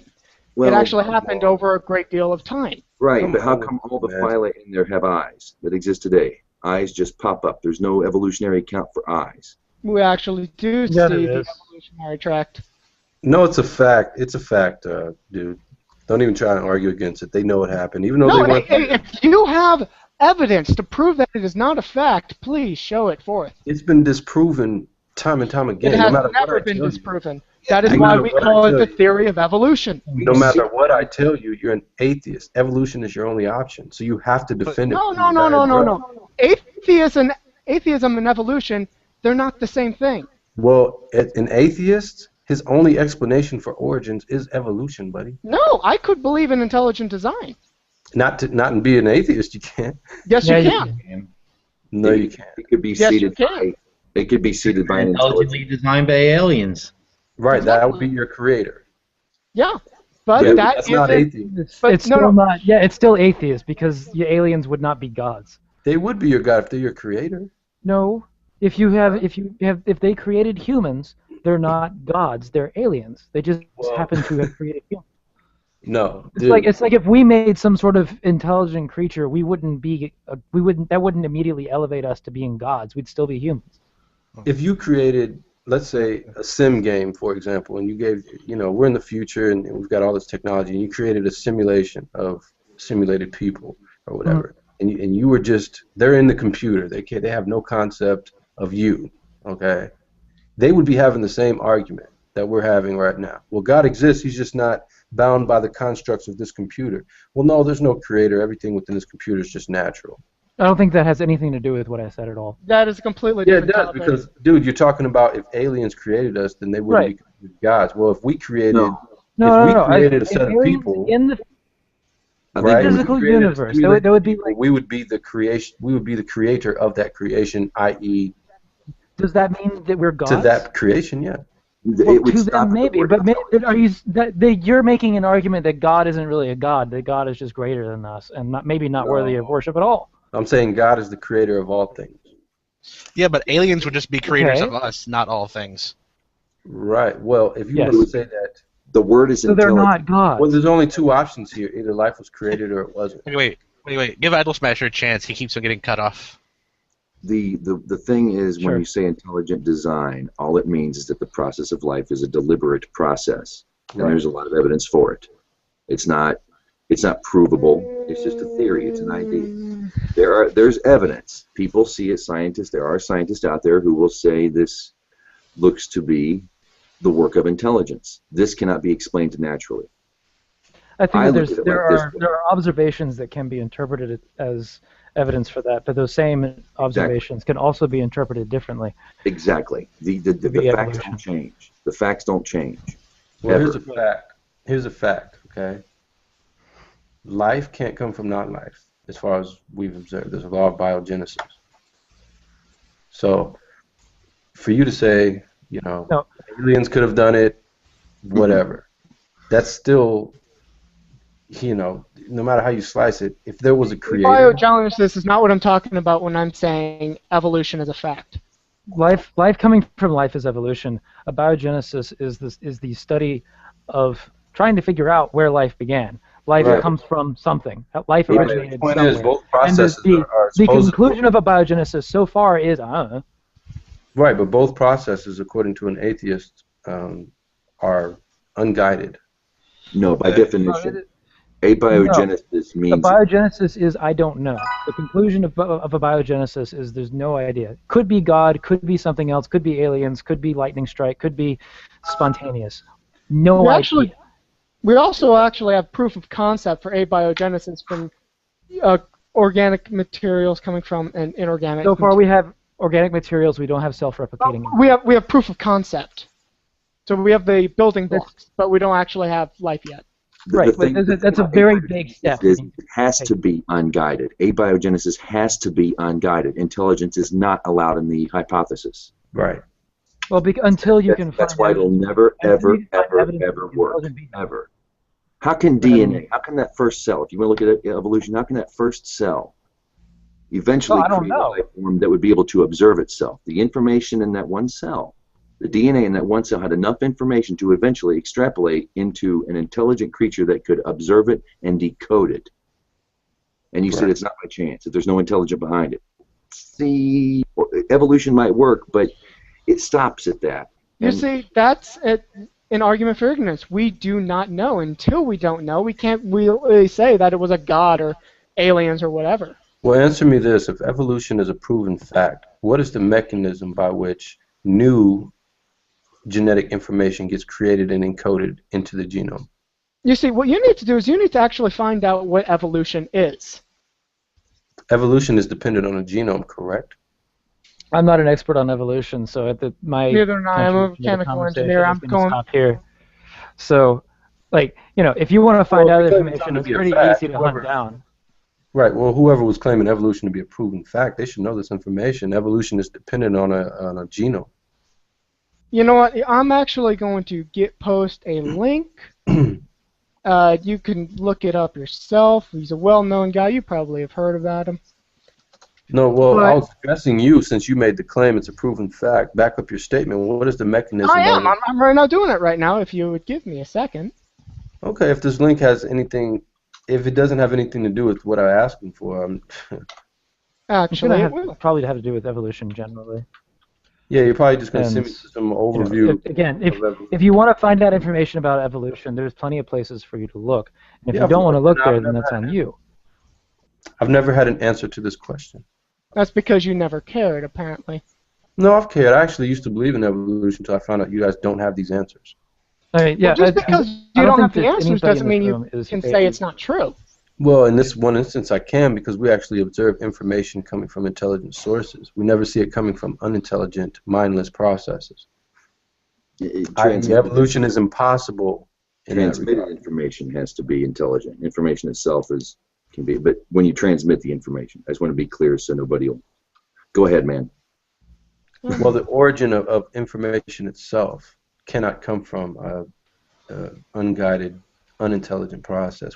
For one, we know that intelligence is required for that because nature doesn't produce prescriptions. It just reacts and acts on chemical reactions.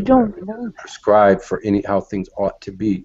The genome is a prescription. It's a language code. It's like a recipe book on how to make a human being or an elephant or a blade of grass.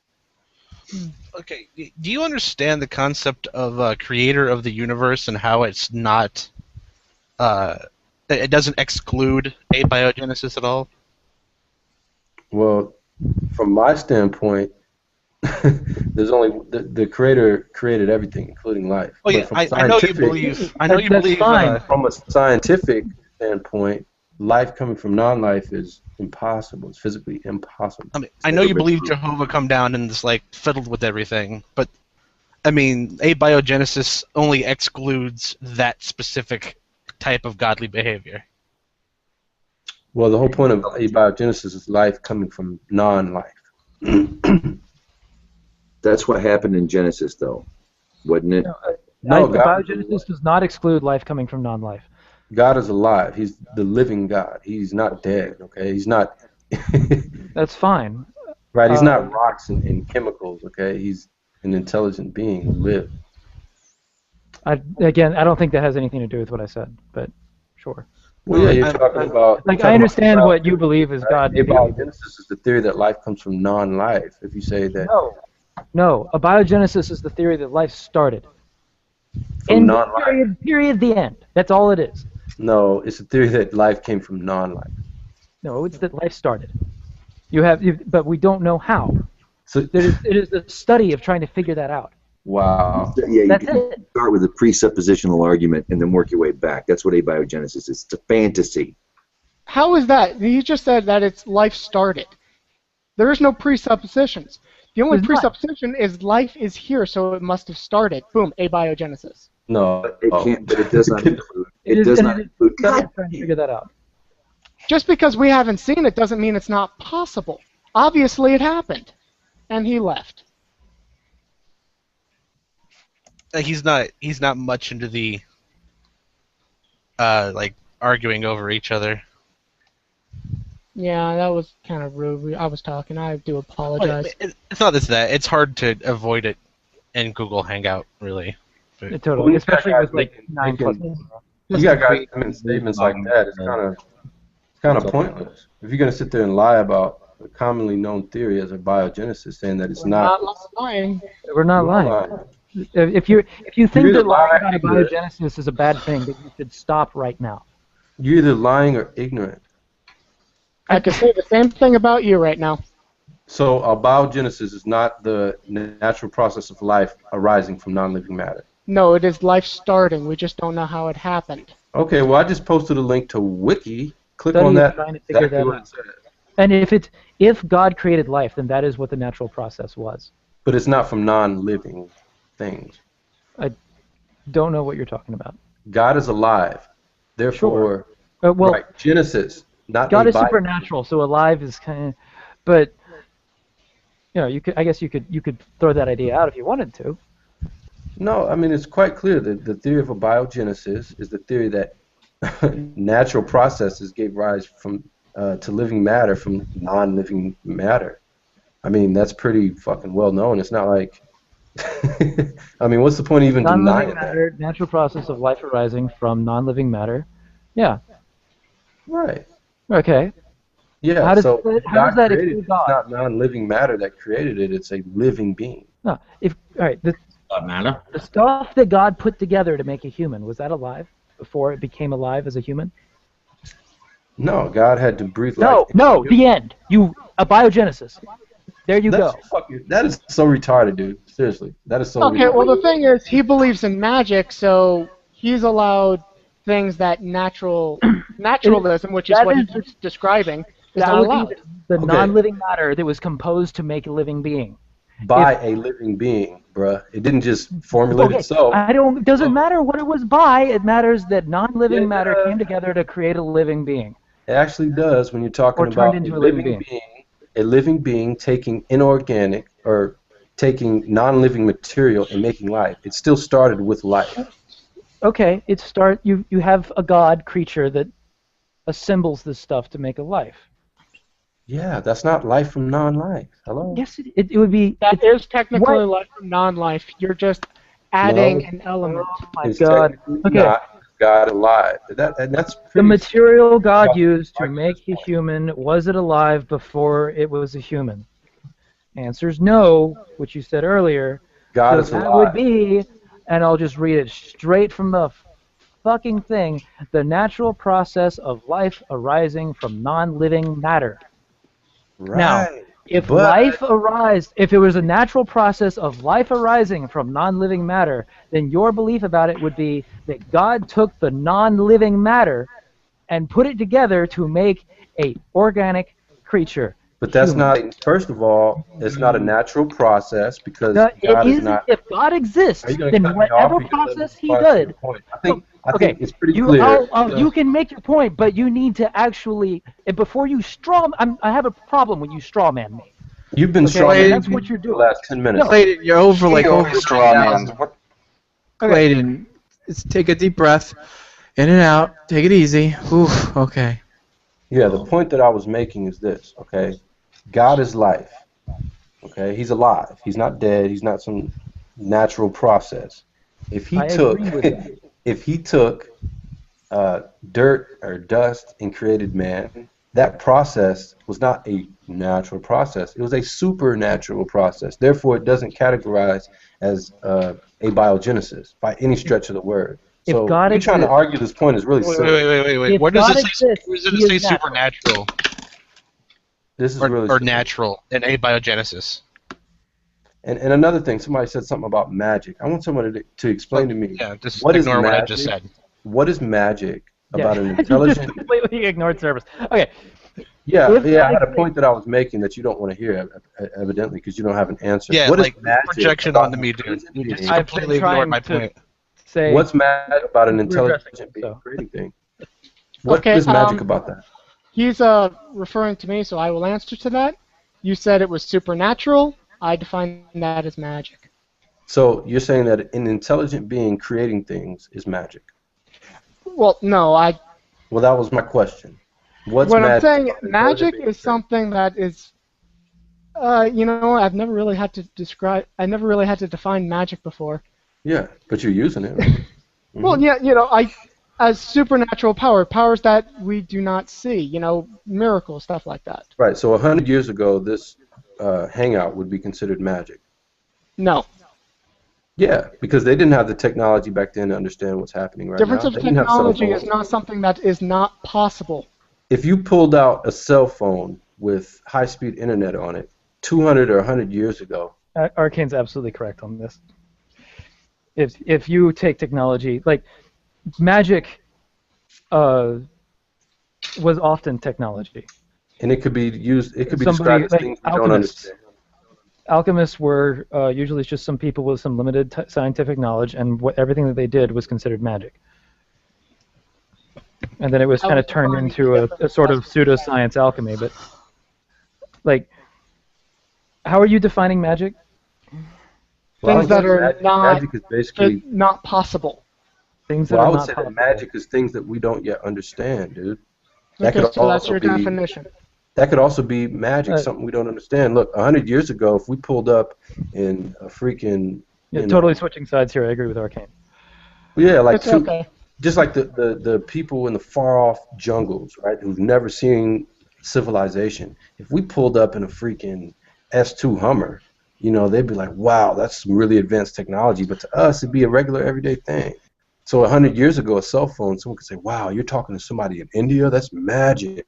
That's just because they didn't understand it. It's simple technology to us. And I'm saying that in a perspective from God creating the universe, sure, you're gonna if you don't understand it all, that's magic. But to me, it's more magical to think that everything was undirected and unguided. To me, it makes more sense that an intelligence creating intelligible things is fucking spot on. There's nothing magical about that. Thank you, Brother John.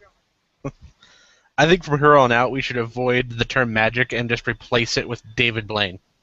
Thank you. Okay, sounds good. Okay, actually, he is basically defined what I put magic. Magic is paranormal, something that is manipulating natural forces with paranormal methods, not having more technology. This actually, we were talking about Star Trek earlier with Idol Smasher. This, reminds me exactly of a Star Trek Enterprise episode where they explain to a primitive species, "I don't have magic, I just have technology." Right. Well, it also says in that primitive what you species just would described, consider magic as an illusion, the art of appearing to perform supernatural feats, magic tricks. So just because you don't understand something, just like they didn't understand the lightning or whatever, says, "Oh, God did it," or magic did it. Like, no, that's just because they didn't understand it, you can call it magic.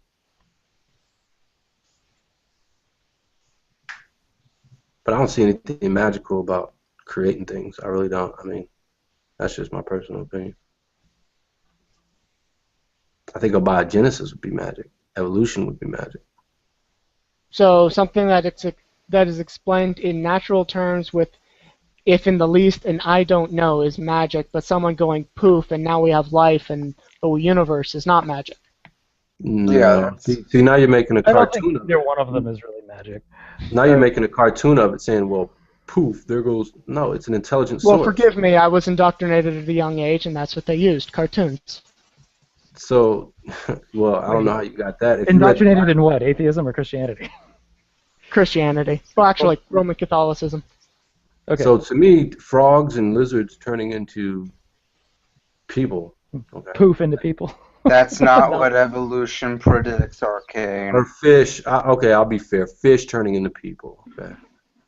Why That's are people still fish? People are not fish. Okay. Actually, well, it depends on what cladistic definition we're using.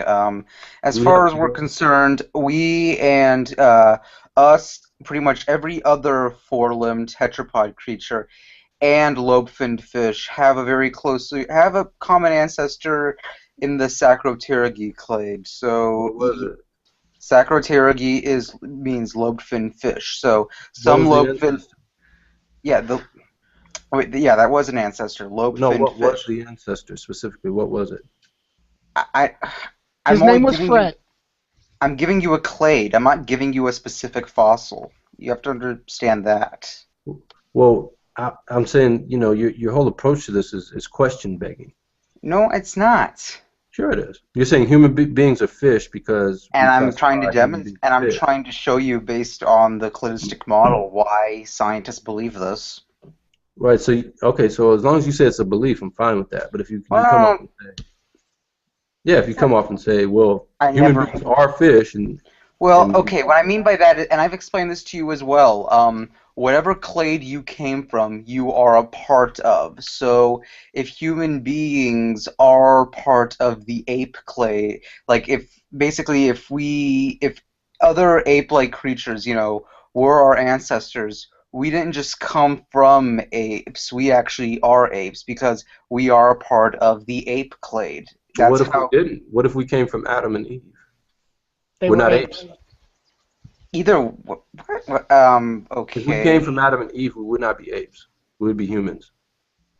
I don't know about that because technically, even then, cladistics does work in a way in which we compare comparative anatomies of all the different creatures. So, I mean, apes basically are defined as tailless primates, and primates are basically any eutherian mammal with opposable thumbs and a sacral pelvis and, if I remember correctly, a clavicle bone. And either way, I still, even if creationism is true, I still think cladistics is still, in some ways, useful. But to be fair, I mean, cladistics seems to imply evolution better. I mean, that's just something I think it's Because it's pretty. question begging. It's all it is. It's basically saying if we came from, you know, some kind of common ancestor, then we're all apes. Well, duh, but that doesn't show that that's actually what happened just because you classify us as apes, just because we have similarities.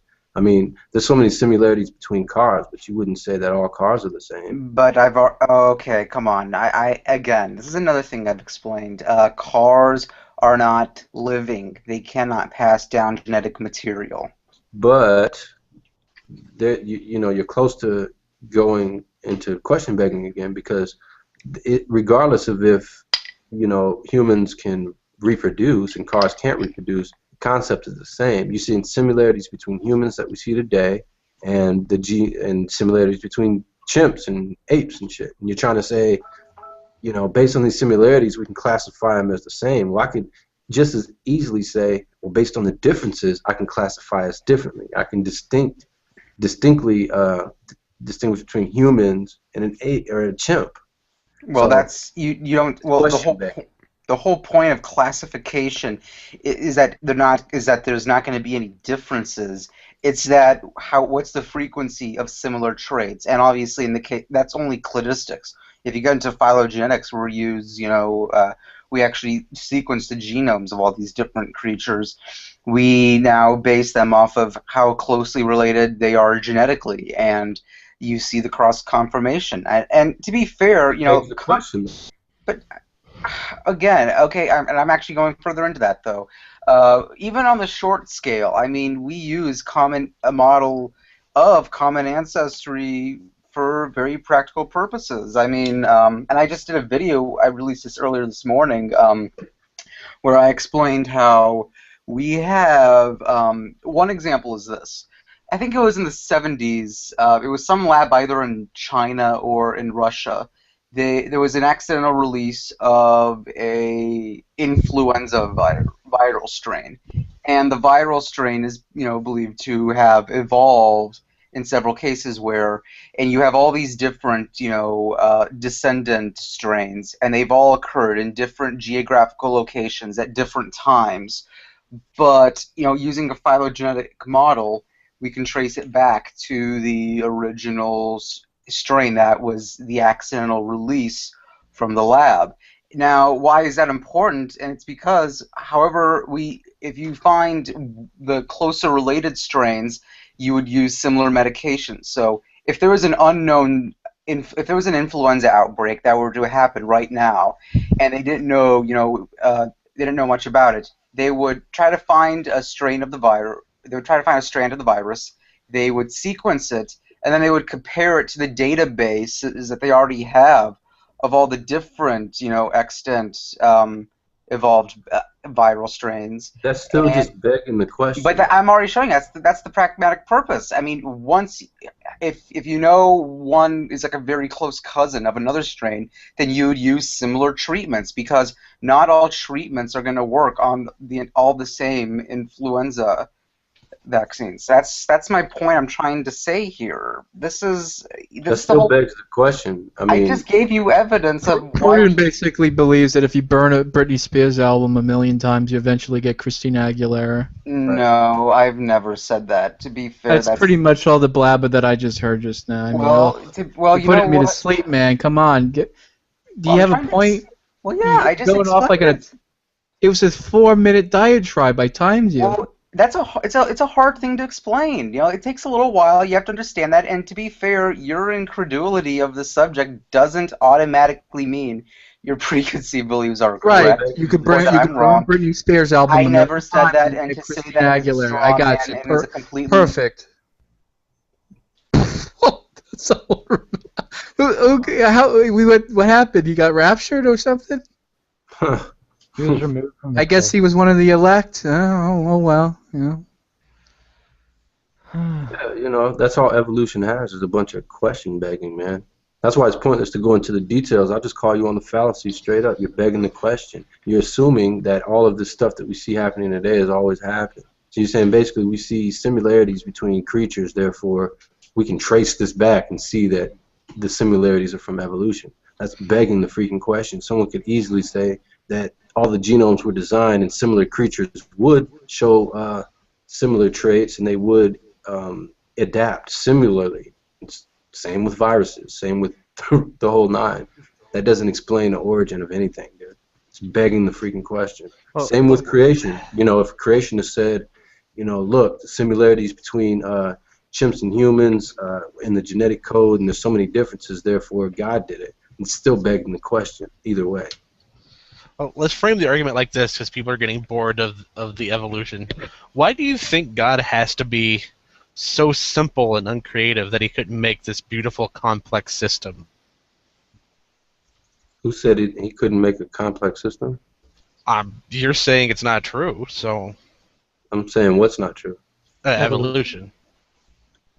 Yeah, there'd be no reason for God to use evolution. I know exactly. That's the point. Why would you say he's so simple?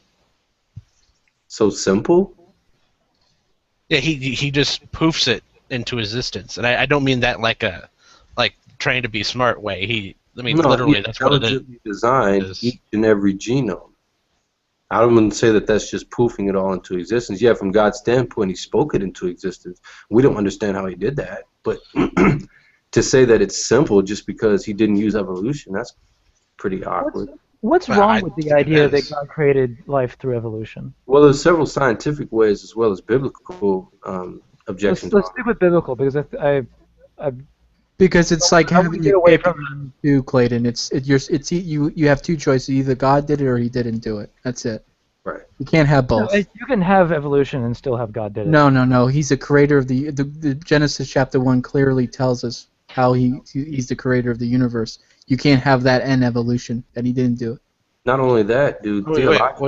Why can't you make a universe that makes life?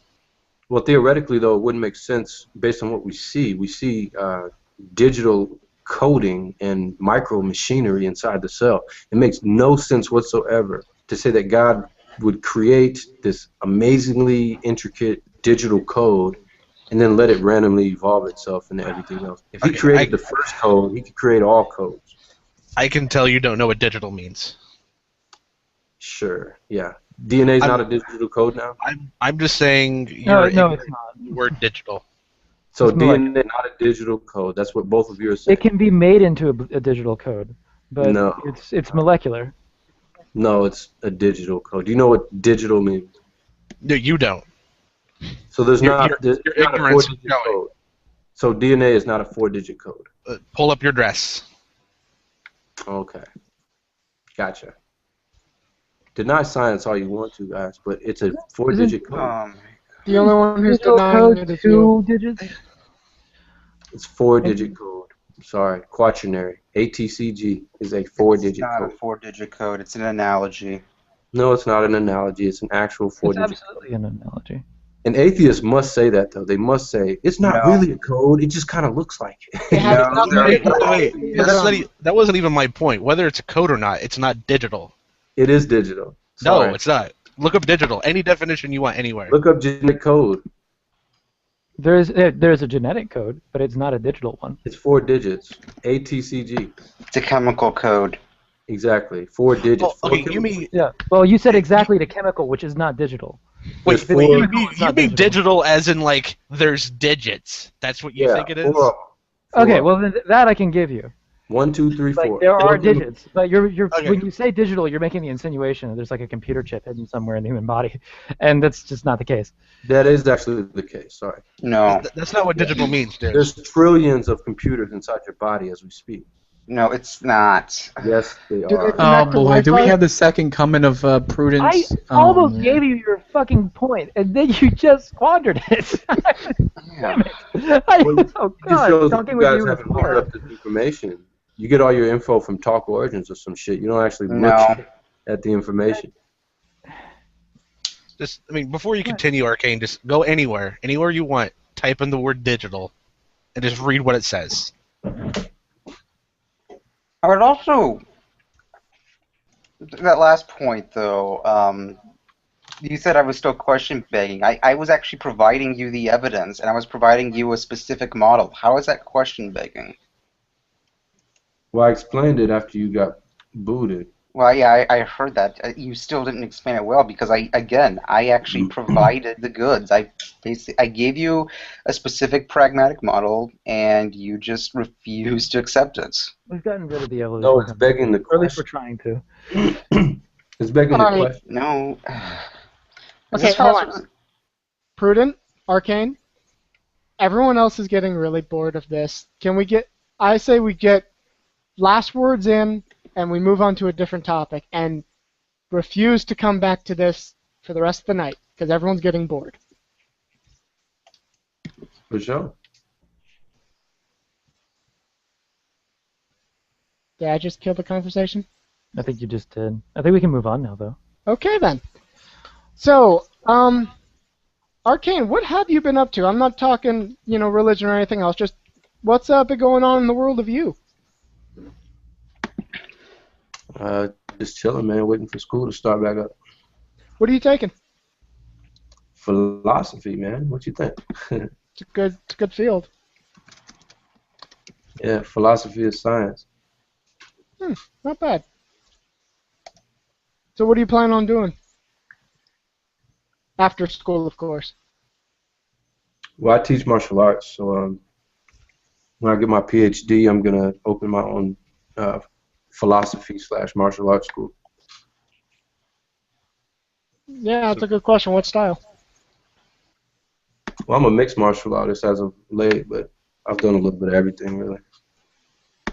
Well, that's important when you're doing, mixed martial arts because somebody could just get something that will counter whatever you focus on. Yeah, man. Yeah, it's a totally different breed than the first UFC fights that we saw. You have to be well-rounded in this sport now. You can't just come in with your karate and think you're gonna kick ass. Or you're just straight up boxing. You need a ground game. Yeah, exactly. Yeah, I was a boxer growing up. I had to adapt to the ground game. I never wrestled in high school and all that shit. So. Well, it could still technically work if you can knock them out before getting to the ground, but in today's age, you gotta be light on your feet, have a ground game, and be able to just use more than your fists. Dude, Yeah. my first MMA fight, I didn't train at all on the ground. Just basic Army combatives that I learned in the Army, stuff like that. Nothing really MMA based. And I was fighting a collegiate All-American wrestler. And I hit this dude with my best combinations. And his head was so thick, dude, it's like I didn't even budge the guy. So no matter what I hit him with, dude, he would just walk through it and take me down every single time. And I'm like, holy shit, I need to actually learn. I need to learn how to stay on my feet or get off the ground because, guys like that, and half of these dudes are on steroids too, so doesn't matter what you hit them with. That actually reminds me of my basic training because they kind of sparred me and another guy. I thought we were straight up boxing, but no, we were full on MMA. So I go to take a swing. Next thing I know, I'm in a rear naked chokehold, blacking out, have no Yeah. idea what the hell just happened. Yeah, man. That's why Horace Gracie, man, he won the first tournaments because people weren't used to that. People weren't used to, being wrapped up and choked out. And they had to adapt, man. That's why MMA today is, you have to be tip-top shape. You got to be a beast in all areas, dude, to step in that cage. Yeah, definitely. But you know what? There's good money and a lot of headaches if you go in. Yeah. I've made a pretty penny doing fights. Really? You throw fights? Doesn't that hurt your pride? There's actually a guy south of me who throws fights in his local area every 3 months, and this guy makes like 40 grand off of each one of his shows. And these are just amateur fighters, neighborhood guys or whatever. But the whole town comes out to see him fight and support him. So he's charging $20 a ticket. Sometimes there's 3,000 people there. So yeah, he's making every 3 months. He says he makes about 40 grand profit. But why throw a fight? Oh no, not throwing fights, like as in like taking falls. No. Okay, I mean, I'm sorry. no, I'm sorry. Like I thought that's the what you fight and meant. hosting the fight, like putting on a show. Okay, yeah. See, that's different. When in that kind of game, when I hear throw, I think throwing the towel. Give up. Yeah, that's just promoter talk. When we say we're gonna throw a fight next weekend in X city or X town, it doesn't mean we're actually gonna set up a fight to throw it. We mean we're setting up the event. We're throwing the event, just like you throw a party. Yeah. Okay. Yeah. No, I get it now. It makes sense. But No, we're I don't talking throw about fights, man. fighting, and I'm like, wait, you don't sound like the kind of guy who would do that. Nah, I ain't throwing no fights, man. I got too much pride for that. Exactly. pay me enough. I feel the same way. Well, I mean, maybe for $10 million at the end of my career or something, go out with a nice retirement check. Yeah, I might take a fall. Well, now hold on. now I gotta get a jab at your pride again. It's the end of your career. Do you really want to end it that way? Dude, if I'm broke and it's like situations might change, I might just Let take it. me guess. In the back alley doing things that men should not do for money. You offer me $10 million, I might just take that fall. Might just do it, but not now in my career. No, I don't need the money, so I wouldn't do that. Well, you're just starting, so yeah, you do need the money, but don't throw a fight. No, never. But people like, you see athletes go broke by the end of their career. They run through all their mansions and their strippers and whatever. And they're broke, and you see these guys like Roy Jones. He's 45 years old. He's about to fight again, and he doesn't need the money. He's doing it just for heart. But then you got some guys that need the money, man. Well, I think a lot of it really isn't just MMA. It's the whole, sport athlete mentality. When you have money, you think it's just going to keep coming in, but it never does. And so I'm just going to get the best car, the nice penthouse suite. Next thing you know, nobody cares about you anymore. You're losing fights or whatever. You're not making the baskets, not hitting the home runs, and now the money's gone. That's why sometimes you gotta be modest with your money. Oh yeah, no, definitely. It's no matter how you get your money, even if you get it in less lucrative terms, you got to be smart with it. Yeah. Like even if I was a millionaire, dude, I wouldn't go buy. If I had $10 million, I wouldn't go spend $5 million on a house. You know what I'm saying? Like I'd buy a nice little crib, maybe $500,000 or whatever, and I'd probably put $5 million away for a rainy day. I'm just like that though. I hate being broke. So personally, what I would do is after I have myself situated, I mean like not extravagant, but a nice house, and enough to live off of, and put some away. But with the bulk of my money, I'd probably rent like an apartment complex for my friends in case they ever, get down on their luck, so they can have a cheap rent, just so they can get back on their feet. That's what I would do probably if I had that kind of money. Yeah, definitely, dude. If I had that kind of money, I'd invest it. I'd try and build on it. Just like these fights that, I want to eventually open my own gym and, have my own stable of fighters and have them, do fights every few months and live off that. And hook them up, give them jobs, have them help promote and keep them off the streets and stuff. Where I'm from, it's not too much to do, but gang bang and sell dope. So just want Oh to get it. yeah, that's the life. I gotta say. Yeah, man. Well, in Chicago, anyways, about all they got. Oh, nice. You're in Chicago? Yeah. Oh, I've been there a couple times. Once to visit family like 10 years ago, and the other time was to switch planes at O'Hare. Oh yeah, that's fun, right? I hate O'Hare. That place was awful. Yeah, it sucks.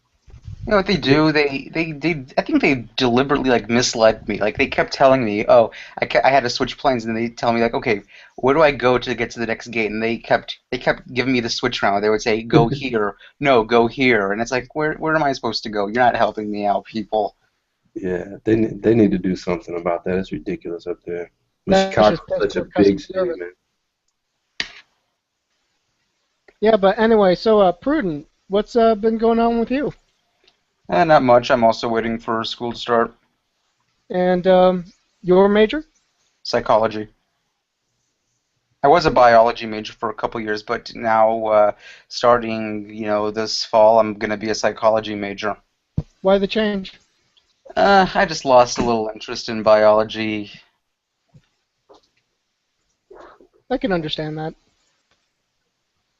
As long as you're not one of those career students who keeps changing your major every 3 years. No. Those people I cannot stand. It's like pick something and go with it. But that's my dream life. Is just to go to college forever. Frat boy for life.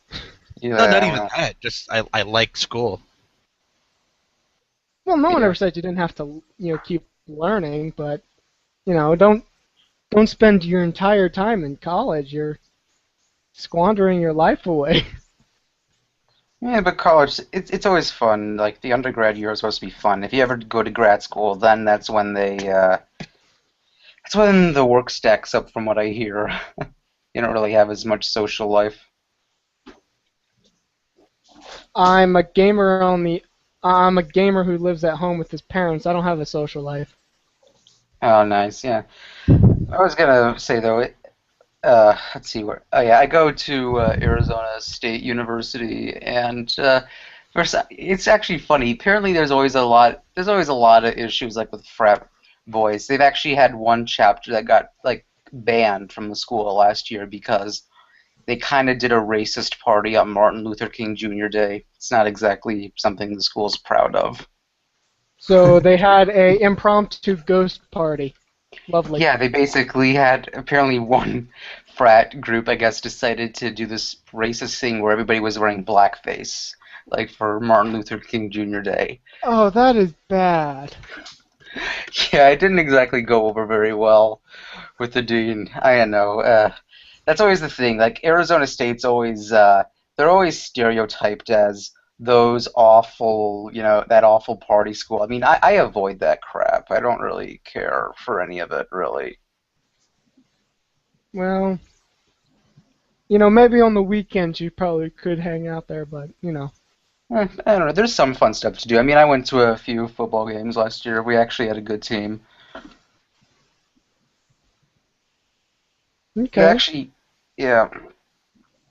Wait, does anybody here does anybody here else like college football or? I hate football. In fact, my high school paid me for me to go to the football games. Oh my God. I am not kidding. Besides MMA, dude, there's nothing more exciting than a college football game. Ooh, yeah. Did anybody ever see the? There were a couple good games for my school, Arizona State. The one big game, and I was actually there. Thank God, I was able to get off work early that night. It was the Arizona State Wisconsin game of September of last year. Do you remember hearing about that?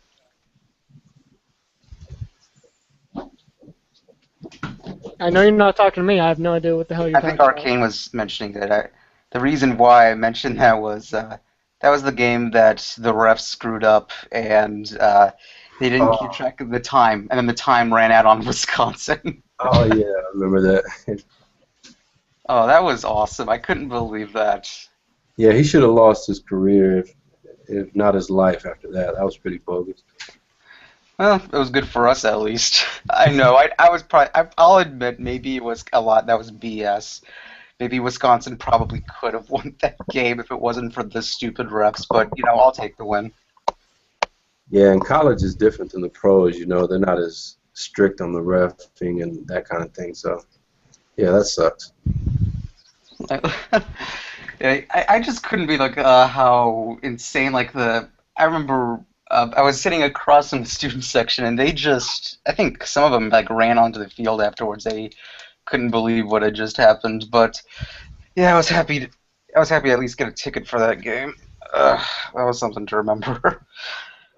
Yeah, my one of my students, he had a fight a couple months ago, and the referee is supposed to stop the fight. If the guy's taking too much damage or whatever, you're supposed to stop it. And this guy was getting his face pummeled, dude, and the ref just let it go until the guy was eventually laying there in a puddle of blood, like basically unconscious, like spitting up blood. And the guy's cornerman actually went in the cage and started beating up the ref. The ref left with 2 black eyes, a couple teeth missing. So reffing's serious, man, especially in this sport. But it's just sad, when you're talking about college kids, if it's big games, you mess up their whole college career, and give them a sore taste in their mouth forever for that. So, yeah, that sucks. But in my game, shoot, you could die if the ref messes up. So. Yeah, I don't know.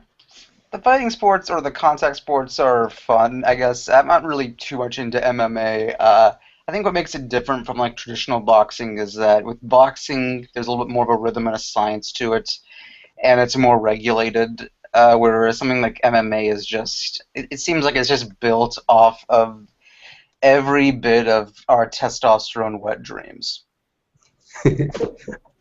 I was actually, a pure martial artist before I started. That's why, I wanted to see if, my karate would work, if my boxing would work. I still want to use the science, but a lot of it, you're right, it's just like blood sport. So I think the best fights are when you get like a brawler in with a really technical guy. So you can see like the contra. That's what makes it exciting to me. Like, there's a lot of good boxers in MMA, but when they run up against a wrestler, it's like a boring fight. Okay, is it gonna be better than UFC? Is what better than UFC? Is your gym gonna be better than UFC? Shit, that'd be nice. Dana White's a pretty rich dude. What's your The opinion? dream of every future owner. What's your opinion on WWE, just out of curiosity?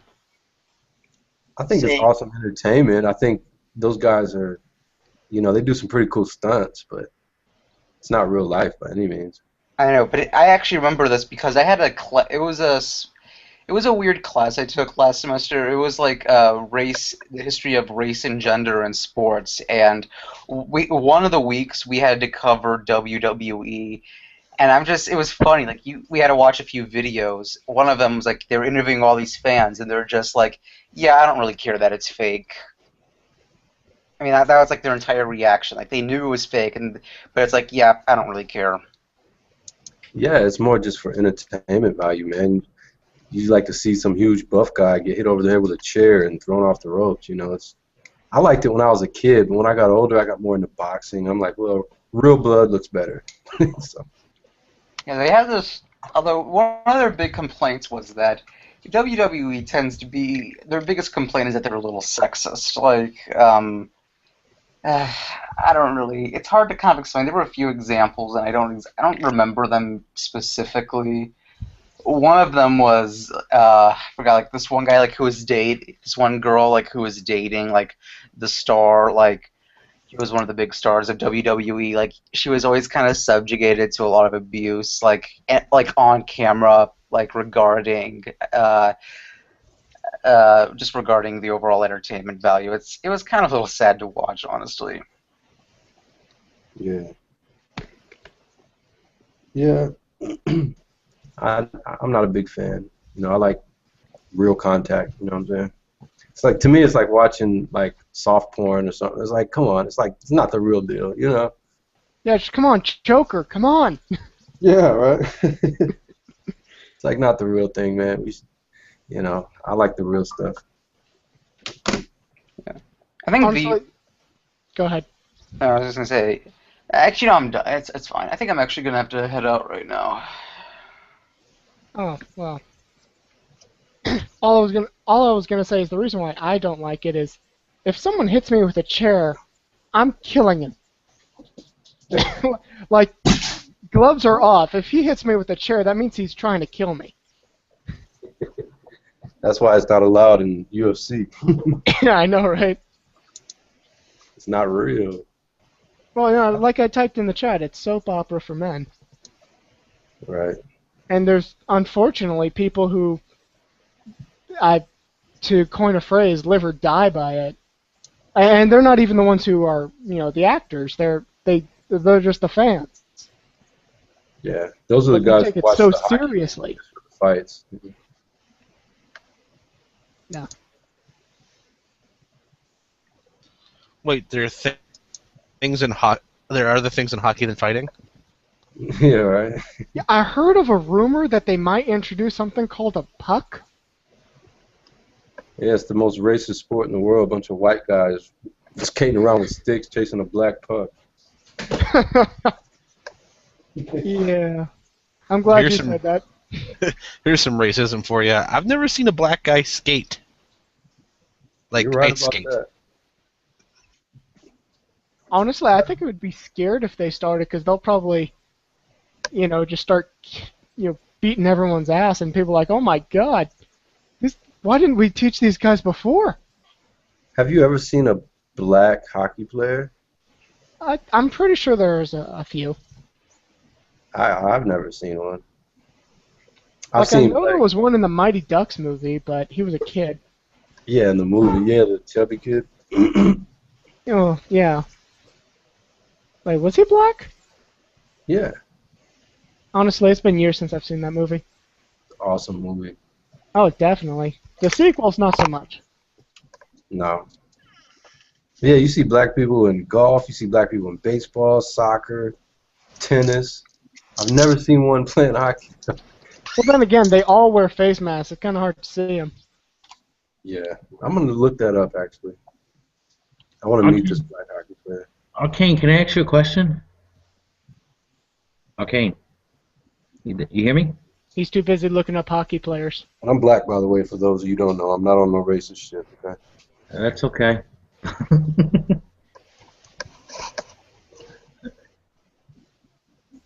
I'm curious. How do you harmonize belief in Jesus with these sports? With what? Like with these sports. How do you harmonize Christianity with the sports? I mean, do you ever find yourself having a conflict about this? Not really. Because it's just sport. It's not like I'm going out beating people up for the heck of it. No, I mean, people can get seriously injured, and it kind of encourages, you know, rivalry and anger and stuff like that. It's not exactly something I think Jesus would teach. Yeah, I think the people who do that, they dishonor the sport. They dishonor the art. You know, I've been in martial arts since I was a little kid, man, and they teach respect your opponent, you know, have discipline, you know. I remember my first day in karate, they told me if I went to school and tried that on somebody, you know, they'd beat up on me when I got back to karate class. You're not supposed to do that. They teach you, you know, self-defense for one, but in the sport aspect, the people who treat it like that, man, and talk trash and all of that dishonors the sport to me. That's not, you know, that's not how you should do it. But I don't see anything wrong with competition. I don't see any contradiction there between Jesus and, you know, competing. As long as you don't do it with, you know, in pride. Like my favorite fighter right now is the guy who knocked out Silva. What's his name? Chris Weidman. After every one of his fights, he gives glory to God, you know, and he shows much respect to his opponent. So it's not like, you know, he's beating up people for no reason. Well, he's beating me for money, and you know, thank God I beat the shit out of this guy. And I mean, you know, well, it doesn't make me feel good that people get hurt. You know, that's not a good thing. But I think if anything, you know, the people that I fought against, I have much greater respect for them as people after we fight. You know, just like, you know, in the neighborhood when the boys get into it and you fight, you know, with your friends or whatever, you know, you be friends after. You know, things happen and people get hurt. You know, there's missionaries who risk their lives every day by going out to preach the word. You know, they go into hostile territory, and you know, I've heard of people getting in fights over debates. You know, debating over Jesus. You know, people have gone to blows, but that doesn't necessarily mean that we shouldn't debate.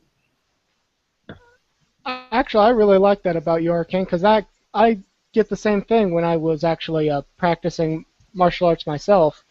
You know, there's only so much you could understand by someone with talking, but when you actually come to blows, but not, you know, to actually hurt that person, you understand them a lot better. You know, because if they're the kind of person who's going to hold back, you know, I can't really respect them as much as someone who goes full force on me. Right. Right. It's kind of hard for me to explain because these kind of things, words have no place. Right. And just like, you know, if if I've got the guy beat, you know, I'm not going to keep beating on the guy. I'm not going to just pummel the guy if he's already beat, you know. I'm going to show compassion for him. I'm going to help him up. I'm going to, you know, give him a hug afterwards and tell him, you know, good job, whatever. You know, it's a brotherly sport. You know, there are some people who abuse it, and I don't like that. I think it dishonors the integrity of it. And people do the same thing with the Bible too. You know, they dishonor the integrity of the Bible in a lot of ways. You know, nobody's perfect by any stretch. Everything we do, we're gonna mess up. We're not gonna be perfect at anything. I just want to say to Lycos, you said you respect people that kind of go all out. But do you know the best way to catch a wolf? No, I don't know where you're going with that. Act injured. Well, what I mean by that is like when I was sparring with people and they wouldn't hold back. Like I'm talking about people who are bigger than me because I'm a pretty small guy. But when they go all out, then that's really showing me the utmost respect, saying, I know you can take it, so I'm going to just go all out on you and I'm going to see if you can take it. That's really what I mean, and I have deeper respect for that because these are the kind of people who they don't look down on me. They're like, okay, I'm going to see if you can take it. I'm going to put you at your best. I want to see your best, and that's what I'm talking about. Like I said, it's really kind of hard for me to explain because I never really put it into words. It was just something, you know, I felt.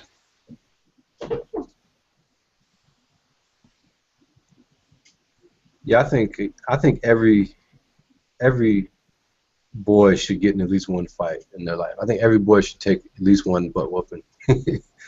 I think you don't know what you're made of until you've got your butt kicked.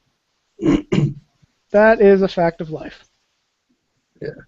It just hopefully it's not the wrong fight in the last fight. Yeah, I've seen so many bullies, man. Growing up, you know, they'd be the big bad bully until they would get socked in the mouth, and then after that they would be humble as pie, you know. I've seen that over and over. I've actually been the opposite. I was the kid picked on, got into a fight in front of the teacher in the classroom, and everyone respected me after that, and nobody picked on me. Yeah, yeah. See? Respect, you know? Yep.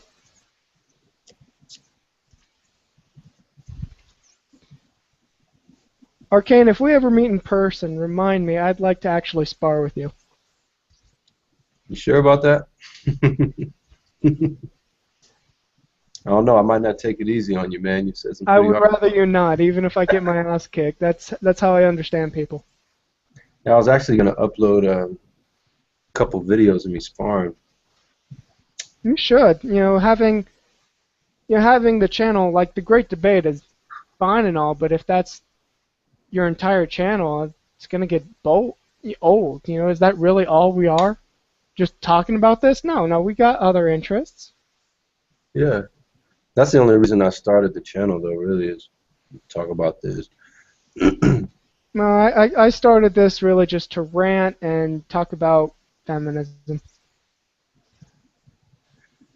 Yeah, God bless the internet, huh, man? Oh, definitely. Well, not. You know what? Forget it. Cthulhu bless the internet. Take that for whatever, Arcane. Don't get offended.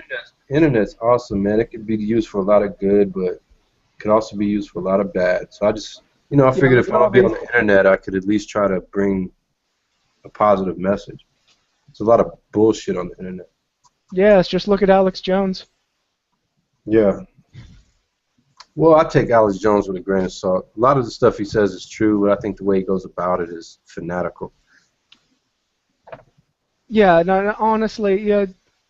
For me, it's like watching Fox News. You gotta watch it, but don't fully believe until you cross-reference the facts. Yeah, exactly.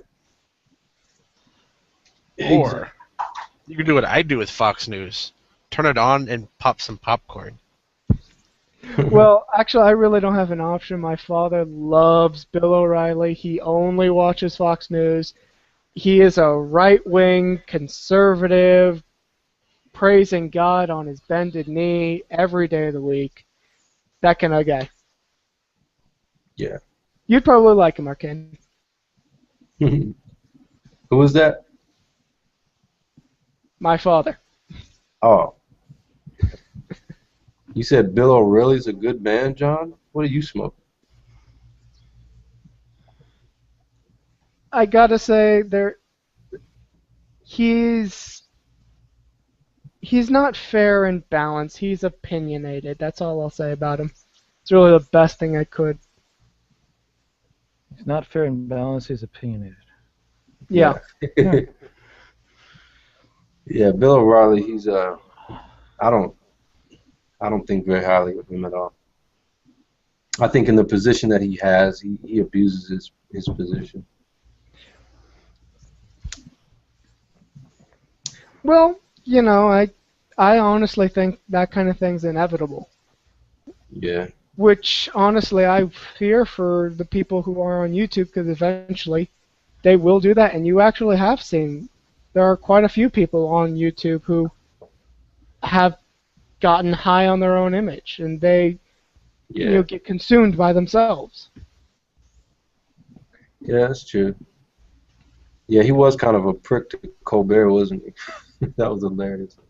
He was, but if you've ever seen the clip of when I think it was like the second time he went to the O'Reilly Factor, when he really got O'Reilly pissed off, that was pure gold. He went twice? Yeah, the second time was when he actually really pissed him off. Was that the time when he was like, "Are you Colbert or Colbert?" Yeah, that's that was that the first time. Oh, that was the first I didn't know he went on twice. That's the only one I've ever seen. Yeah, he went on again after that. What? I'm gonna have to look at that. Jon Stewart's also been on there twice. At least I gotta twice. say, I think he might have been on there more times than that. Colbert's more entertaining than Jon Stewart when it comes to facing off with O'Reilly. I disagree. I think that Jon Stewart's interviews with Bill O'Reilly are way more interesting. Okay. Jon Stewart. Like Jon Stewart knows his shit, and it's interesting seeing, because Colbert's kind of a parody of Bill O'Reilly, so that it's interesting when the two of them kind of get into a tizzle from that perspective, because one's a parody and one's the real thing. But with Jon Stewart, he's just a really smart guy, and seeing somebody that's legitimately really intelligent go toe to toe with O'Reilly is always really interesting, because O'Reilly knows the interview tactics, and Jon Stewart just knows his shit. You guys see Jon Stewart on Crossfire? No, I haven't. Oh shit! What? He's the reason that show got canceled. Yeah. Really? Yeah. He owns them in that video. I am Just looking go- it up right now. They like at one point they plead with them to just be the funny guy, and then he just goes all off on it. It's like I'm not your monkey. He's like, how old are you? He's like, I'm 33. And you wear a bow tie. It's like, what's wrong with you? I'm interested in seeing that now. Oh, man, it's hilarious, dude. I watch it at least once a month just to keep my fire burning. The people like to make fun of Fox, but I don't know how people could do CNN. That's even worse. They're all the same to me. It's Well, all whoever's CNN's paying the bills. CNN's managed to like. I mean, I don't want to say they're left or more factual based or in the middle Well, it or has nothing whatever. it's not having to but- do with them being left or right. It's just their formats, the way they have it set up. It's just so fucking god awful boring. Yeah, I was about to say they like Oh. sucked all the life out of everything. Yeah, exactly.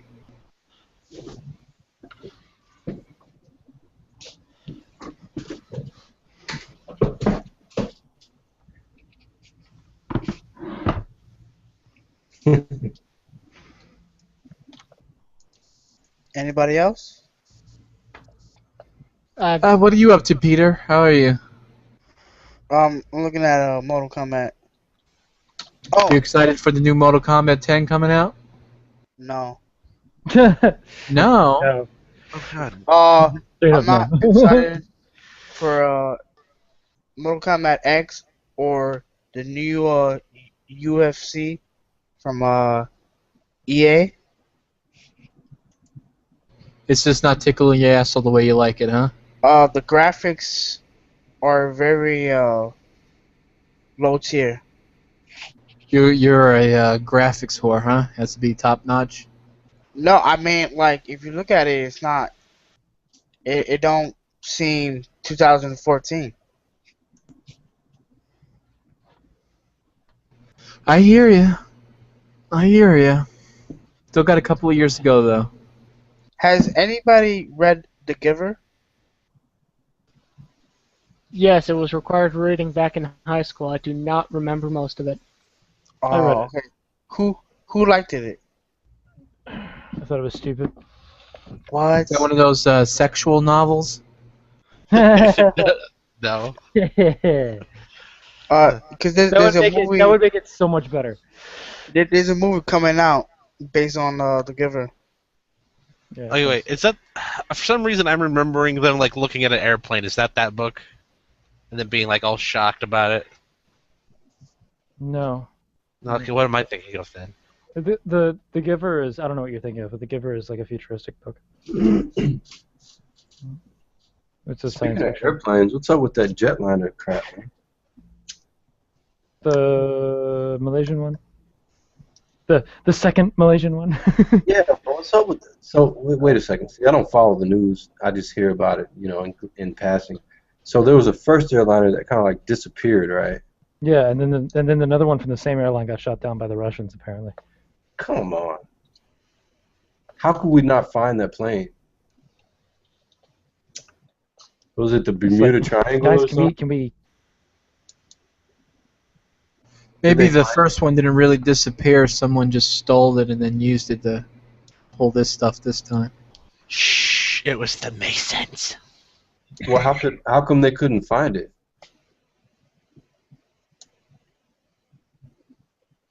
I mean, I hear you. They somehow have satellites that can zoom in my house and see what I'm doing in every fucking moment of my life and record everything I say on the internet. But an airplane too fucking big for them, I guess. How many people on that plane you think had a cell phone with GPS on it? I mean, come on. Well, the GPS has stopped working when you go underwater. I mean, GPS has stopped working when you get into a plane. Well, you would think they'd still be able to, I don't know, find the black box or something. You see, our reptilian overlords demanded a sacrifice in the hollow earth that they live in, so they just pulled him down. I believe it. Wait, who told you that? Yeah, you know the Nothing? secret information. You need to. Have you checked in? It was the Shriners. I can't keep up. How many different Masons are there? We got the Shriners, we got the Yorkshire Rite. I mean, how many fucking groups are there? You got the three main ones. You got the Scots, you got the Yorks, and you got the Shriners. And then there's like the Rosicrucians, which is like the Trinity version of the Yorks. They're just not super populated. But they're then all you got like The Shriners are the ones with the red hats and the little tassel on top, right? yeah. Okay. And then you got like the Daughters of Jacob and the Eastern Star and what's it?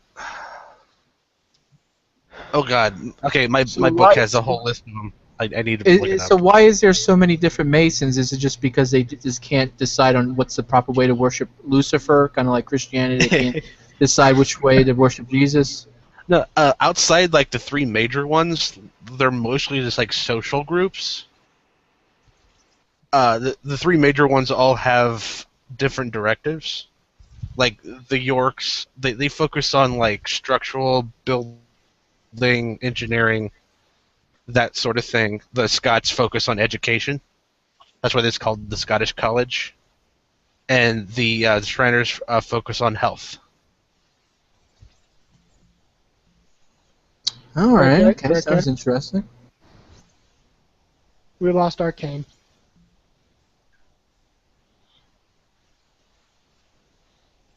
Oh, I I got hope it wasn't confirmation. something I said. I got confirmation. We took him down. Oh, good, good. I was wondering if that sniper was going to take the shot. Yeah, I just got the text. He's done. Oh God, are you guys going to do that to me if I drop? Wait, I'm assuming you haven't already. I haven't got the text yet, and you're still talking, so not yet. Well, they can't. You have to find me first. Oh, we've got you. Oh no, you don't. I mean, you know, everybody thinks that we don't got them until we got them. Oh! Trust me, I'm watching you. Sure. Low, whatever floats your boat. Oh God, I love conspiracy theories. They just get so stupid at times. Cerberus, So, how have you Peter- been since the last Illuminati meeting? Like, wait, I heard my name, and what about Illuminati meeting? It's just how you been since the last one. I haven't seen you since then. Oh, the corn's getting a little drowned out here, but other than that, nothing's really happened. Okay, cool. Same old, same old. Okay, Oh, and who said my name? Me. Oh, that someone else said my name too. Oh. Don't forget, Cerberus, you're in charge for snacks next meeting. I'll bring the pop brownies. Fucking sweet. Did you ever have those pot brownies the Pope brought last time? No, he used some bunk shit. I didn't really like it that much. You didn't like them? I thought the Pope was good at it. I didn't have any myself. Hello, Darius. I just heard about the Pope's pot brownies. How's it going, buddy? Still living. Good, good. Darius, I haven't trolled your Facebook recently. I know, I haven't posted anything too interesting. Oh, that's the problem. I know, it's my fault, I'm sorry. So, I heard Arcane was in here, huh? What was going on? Yeah, he just left. You took his Right. spot. Was it a civil leaving, or was it a rage quit? No, I don't know. We were talking about, we were joking around about Illuminati, and he just left. I think he just got tired. Oh, the Illuminati. Your I mom's think, Illuminati. yeah, definitely. I was actually pretty amazed I was able to shut him and Prudent up, get them off the evolution racket. God, that was so fucking boring. Yeah. Yeah, that subject bores me to tears. But It's just like, what's guys, that? let's talk about something else. I like the conversation about the Bible. I like conversations about whether or not God exists in the first place. But then it always just it gets carried over to you believe in science and therefore you're stupid. Or you're a sci- Or you are don't you believe in science and therefore you're stupid. And it's just like, God damn it, guys. Yeah, I don't like arguing like fundamentalism. Like when it comes to evolution, there is no point. Yeah, it's just like either you're gonna read it, or either you're gonna read up on it, or you're not. Yeah, and even if it wasn't, even if evolution was false, it wouldn't make creationism true. Right, I agree with that. I don't mean to change the subject, but this is the longest I've ever seen John May not say a word. I think he's asleep.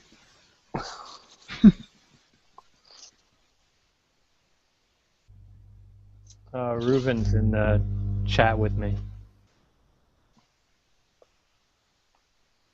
Do not fall in love with girls or their devil vagina magic. I saw that. I didn't know what it meant, so I posted it. I'm like, someone help me out here. Oh my god.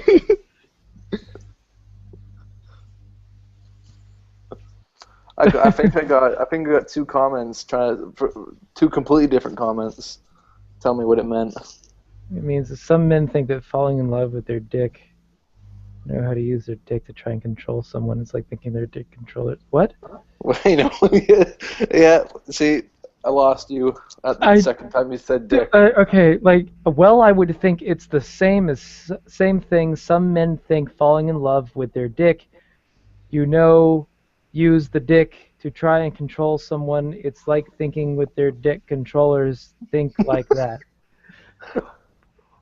Yep. What the fuck? That's the guy that I showed it from, actually. This is fucking unintelligible.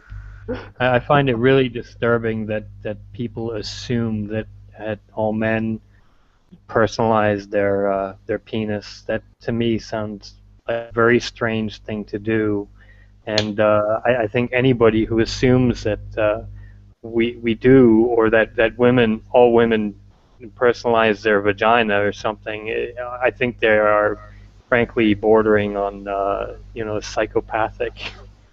Wait, you don't put mustaches on your penis and put buttons on it for flair? Sorry, I don't think of my penis as another person or generalize. No, I'm sorry, I wonder what don't. you think to that. Oh man, mine has like those googly eyes on it and shit that you can glue on. No, I don't. Amazing, isn't it? I know. It's not head on. Everybody take a moment and look in the chat at Reuven's comment. Yeah. No, What is wrong with you? I think people who assume this are really bizarre, frankly. If you do or don't, that's up to you. But I think that assuming that everybody does, I don't. I think is just really a strange kind of assumption to make about people in general, frankly. I mean, I find it to be a very strange thing to do, personally, so no, I don't. I honestly thought naming your,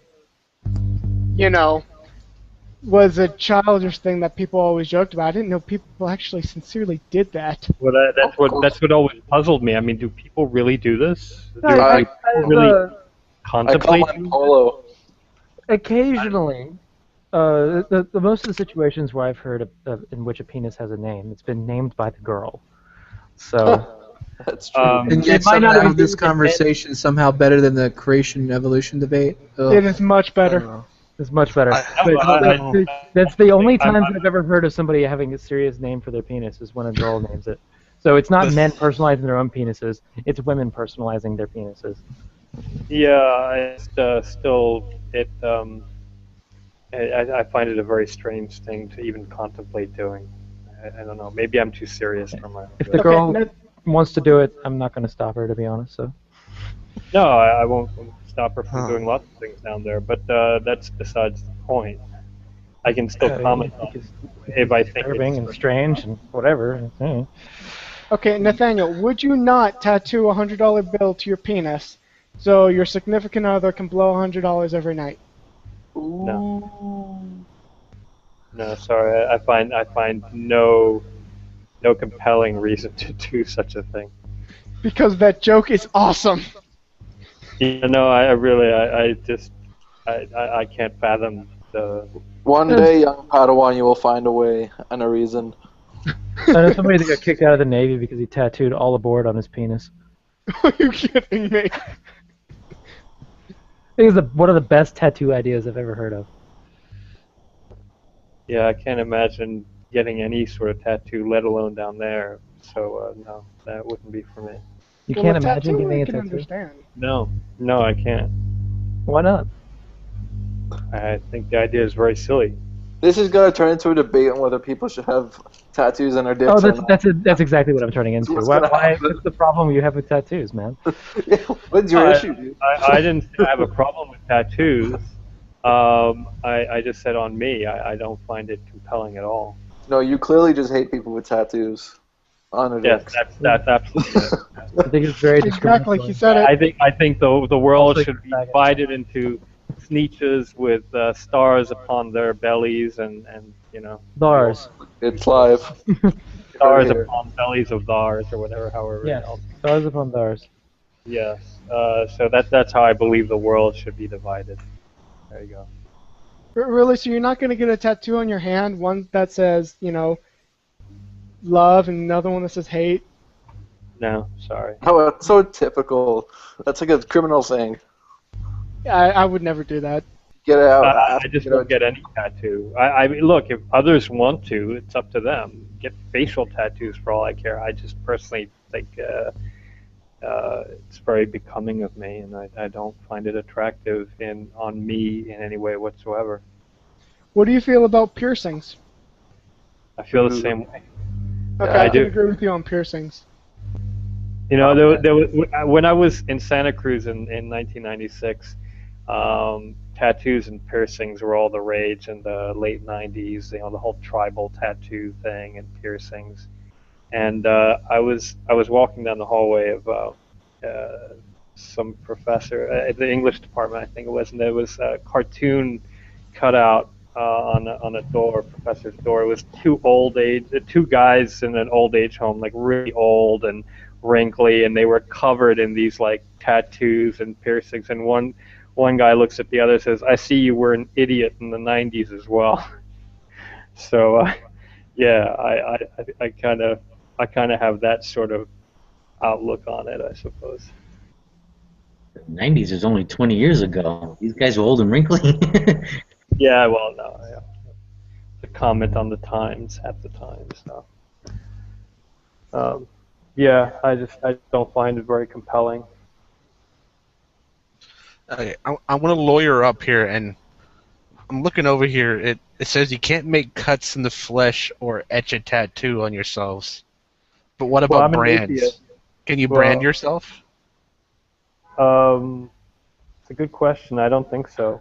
Isn't that Old Testament? I'm not a rabbi. I'm an atheist. I am Jewish by birth. I do live in Israel. I moved here. I am a Zionist, but I do not follow any sort of halacha in any way whatsoever. I mean, Jewish law. I don't observe Yom Kippur or Hanukkah or anything. Yeah, for Yom Kippur, I have a glass of wine at night and I listen to Kol Nidre played on the cello, either by Rostropovich or something like that. That's my contribution to the spiritual, if you will. I'm just not interested in prayer or and I tried it when I was young. I'm just not interested in it.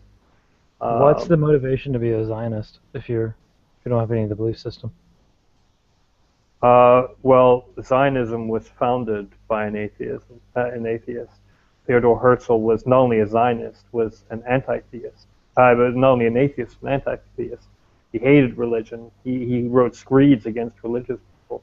The point wasn't about religion. The point was, how do other people treat you and view you in society outside of the Jewish community? Whether or not, look, I'm an atheist, but most people in America still identify me as a Jew. That's the point. Okay? I don't know any Christians who suffer the same kind of effect.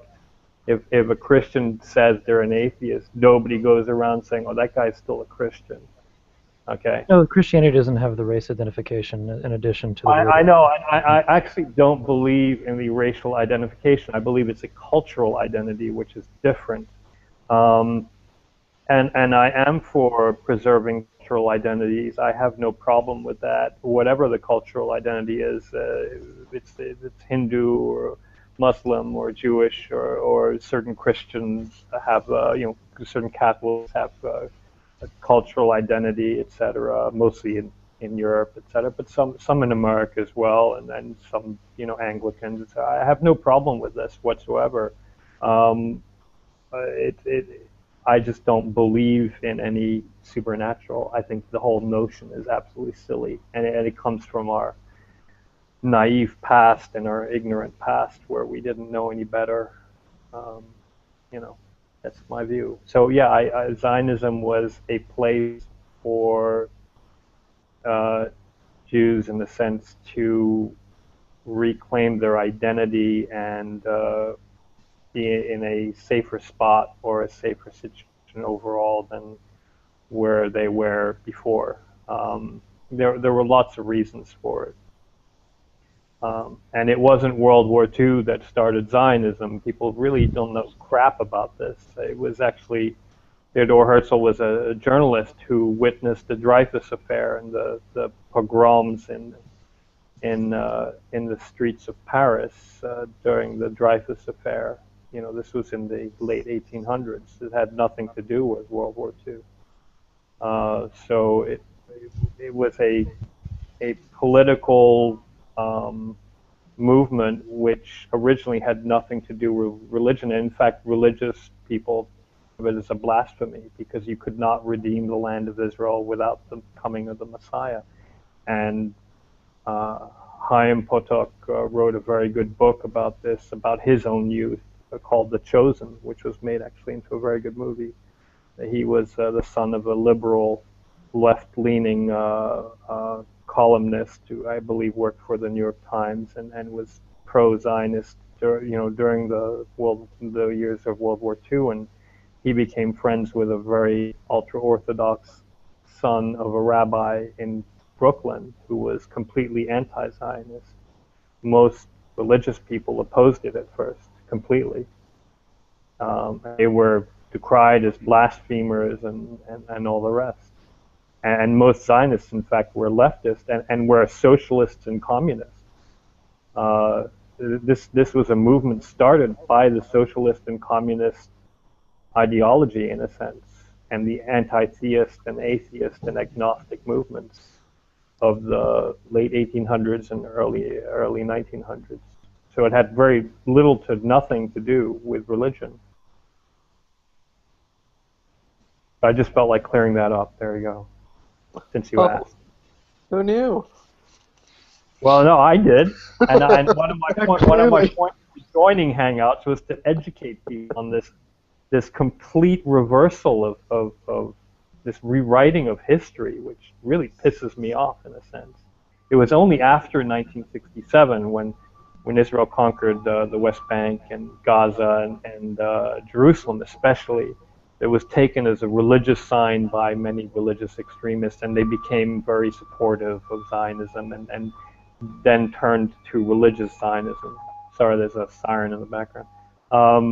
But it had nothing to do at first with religion,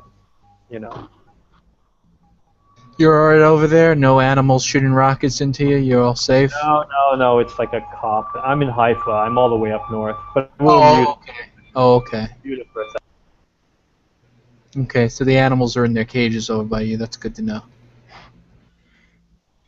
Alright guys, I think I'm going to head off. It's about 12:30 over here. You guys take it easy. Pleasure talking to you. Nathaniel, nice meeting you. You too. Take care. Yeah, we do get rockets from the north here, but actually we did get some rockets from, not rockets, missiles. We got missiles from Gaza, which are bigger and deadlier, etc. But I've only gotten a couple of sirens, and they were intercepted by Iron Dome anyway. So, but you do have to take cover, etc., just in case. And but yeah, we haven't had anything in a while now, so the ground offensive does seem to be working in that respect. Although people in central and south are still under a barrage every now and then, but less so now actually. There you go. Uh, but I'm fairly safe up here in Haifa for the moment. You know, knock on wood.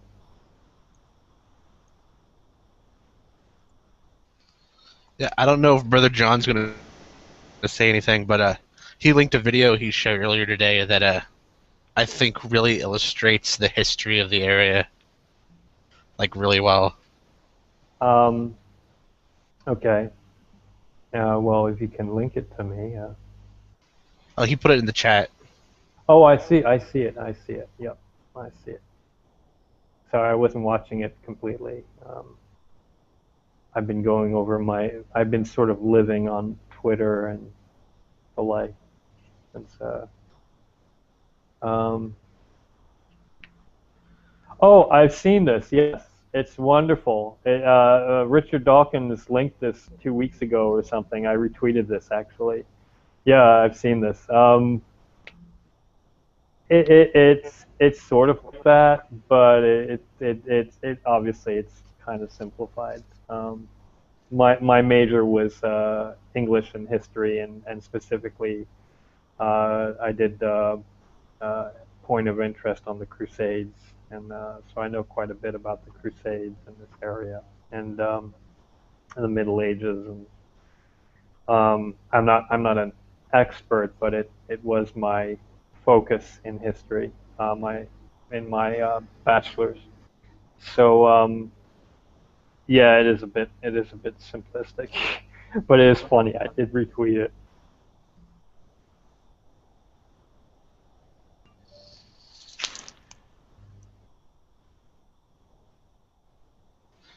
Yeah, I don't know what it is about this video. Like, I think this song like really hits it home for me. Well, the song was, I believe it's from Exodus, the movie Exodus, during the 1960s, because of the Zionist movement was still seen as new, etc., and the IDF was seen as this underdog fighting vast, overwhelming forces. They were pretty much, they could do no wrong, etc., and people saw them as kind of like this blessed army because they kept winning against all odds, etc. Now that's completely changed. Um, but yeah, I remember watching Exodus as a young kid in the late 70s, and yeah, the song is kind of like I think it's from Exodus actually. I'm not sure, but I believe it is. Um, but yeah, I mean, it's a great book actually. Leon Uris wrote a great book, and he wrote also The Hodge, which was also quite good. Although a lot of people panned it as being anti-Arab, etc. But some Arabs actually didn't think it was. Um, but yeah, it was very interesting book, and the movie was okay. I mean, it was kind of a big production movie with big names at the time during the early '60s or mid '60s, whatever it was. Um, so it was like a big to do, and I don't know. Yeah, that's kind of like the old Zionism to me, and I'm a Zionist, but I'm sort of a post-Zionist because to me Zionism was simply about the creation of a, the state for the Jews, and that's been accomplished. It was accomplished in 1947, 1948, and so it's not going anywhere. So that part is done. So Zionism has had to take on new forms of what it means, etc. For some people, it means getting as many Jews here as possible, which I think is silly. For some, it means making the state a strong economic base, which has been accomplished and is being accomplished more and more every day. So for some people, it's settling the West Bank, etc., which I disagree with. But in that respect, I guess Zionism no longer means what it used to mean. But what it originally, I support what it originally meant, and anybody who lives here does as well. So I just think that that has been accomplished. So where do you go from there? That's the big question. Yeah, I don't know. I'm hovering like in limbo because I'm not a Zionist. I'm not pro-Israel for the Jews. I'm pro-Israel because they rose up, took the country, made it their own, and have bled for it since then. So I think they've earned it. Yeah, well, it's more complicated than that, but no, I mean, I think that there is a necessity for a Jewish homeland, unfortunately, and that will remain the case for a while until uh, they are no longer the scapegoats in many societies that they are. I think that is a necessity. Um, it's not the only state I support out of that necessity. I mean, I support a Kurdish state actually. I think that in Iraq they've more than earned it. Um, they alone have not resorted to this mindless, senseless religious violence that confronts them on all of their sides. I think that they alone are the rational, democratic, sensible, reasonable people in that area, and they deserve that state. You know, so I support a Kurdish state for the same reasons I support an Israeli state, Jewish state. I think it's for the exact same reasons as that. Yeah, and they actually have a pretty good chance at that right now. They do, with like everything like falling apart around them. I think that not only should they push for that state, but they should get it. They should get it now, while it counts. I really believe that. So yeah, and again, I support it for the same reasons I support an Israeli state, a Jewish state. Uh, you know, I have no problem with the Kurds getting, and the fact is that actually the Kurds have developed, rather surreptitiously, but fairly strong ties with Israel in some ways. So yeah, I support them. I do. William, yeah, who else are you gonna, team up with? I mean, you're surrounded by crazy people. Yeah, I agree. Well, I mean, in a lot of Muslim countries, it doesn't matter because as long as you're Muslim, you're supposed to or required to or assumed to be against the Jewish state. But the Kurds don't really show any evidence of this, really. I mean, they have some elements of it, of course, because of their religion. But it's not like they're overwhelming passion in any sense whatsoever. I think that they are fairly rational actors for the moment, at least. So I can support them just on the fact that they're just not crazy, and surrounded by crazy, frankly. So yeah, I do support them.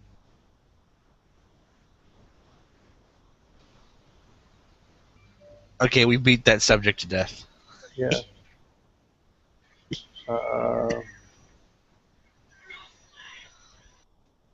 Oh, great.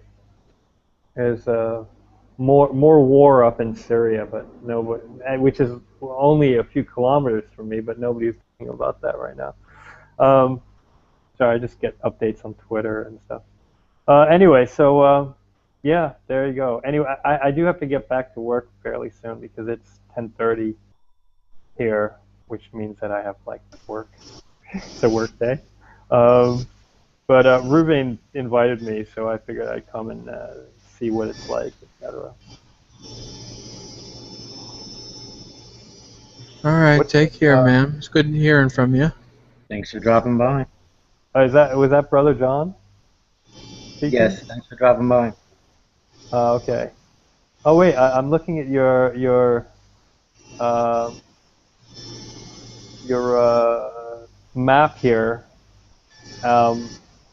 Yeah, that's an old map. um, uh, in a sense, it never was that, but yeah, yeah, it's interesting to see how the Sykes-Picot lines are completely disintegrating and have completely changed and are no longer applicable anymore. Where did you get this map from, John? I typed in into Google Greater Israel Borders, Yeah. and that's you'll find it. Okay. Yeah. No, I've seen various versions of it. Um, well, originally, Israel was supposed to be, Palestine was Israel and Jordan put together, and then Jordan was 2/3 of the state of Israel that is now, including the West Bank and Gaza, and that was taken by the Saudi family that became the Jordanian ruling family. And but yeah, it's interesting to see what some people still believe, and this to me is all ancient history at this point, I guess. Anyway, it was nice meeting you guys, and thanks. I appreciate it. It was great having you, man. All I'm right. glad Reuven invited you. Catch you later. All right, later. Oh, there's John May. I thought you were one of the elected. I thought you were gone. I went to watch a program on TV, and I know you don't like it, so I'm not going to tell you about it because you always put shit on me. What show was it? Judge Judy. Oh, gee, oh. Yeah, see, there you go again. I fucking knew it. Yeah, fucking that bitch again. Nah. Yeah, I know, you're not I guess onto it's it. not the worst thing you can watch on the TV. You get Judge Judy in Australia, huh? Yeah, I love it. I fucking love it. Yeah. What's that noise in the background? I hear like a buzzsaw being like operating. Oh no, I'm just tuning up my B-52 bomber. Oh, okay. Yeah. Sweet. What's the name on it again? Enola. Oh yeah. I love it. Aluminum. Yeah, yeah. Pure aluminum. Pure. Do you It's keep the aluminum plane in the garage? Oh yeah, in bits and pieces, but I spark up the engines just to keep them nice and tuned. You never know, when you need it. You know what I'm saying, don't you? I understand. You never know. You got to be prepared for this sort of shit.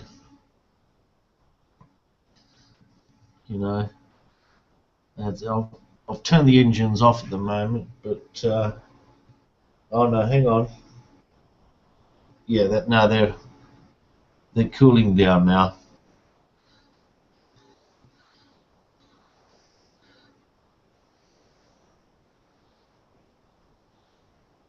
So, what do you think about that plane that got shot down, the MH17? What are your thoughts on that?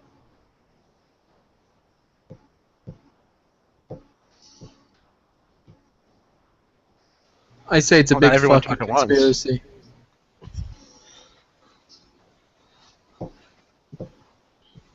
Do you think that it was sort of like done by the Russians, or do you reckon it was done by someone else, or what do you think?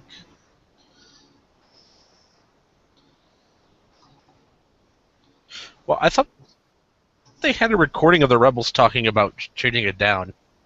Yeah, but the rebels, right? Do you think they're Russian army rebels or just rebels? I think they're probably both.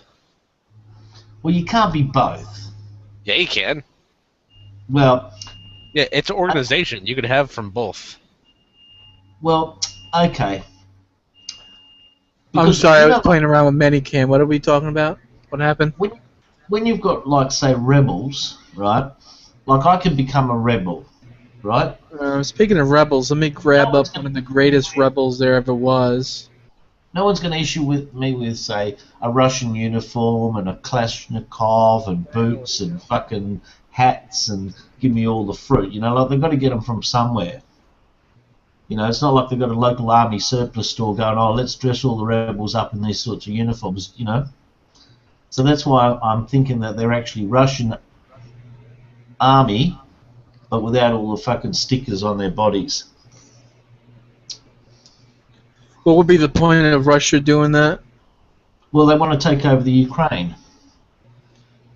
They do? Of course. I mean, it used to be theirs.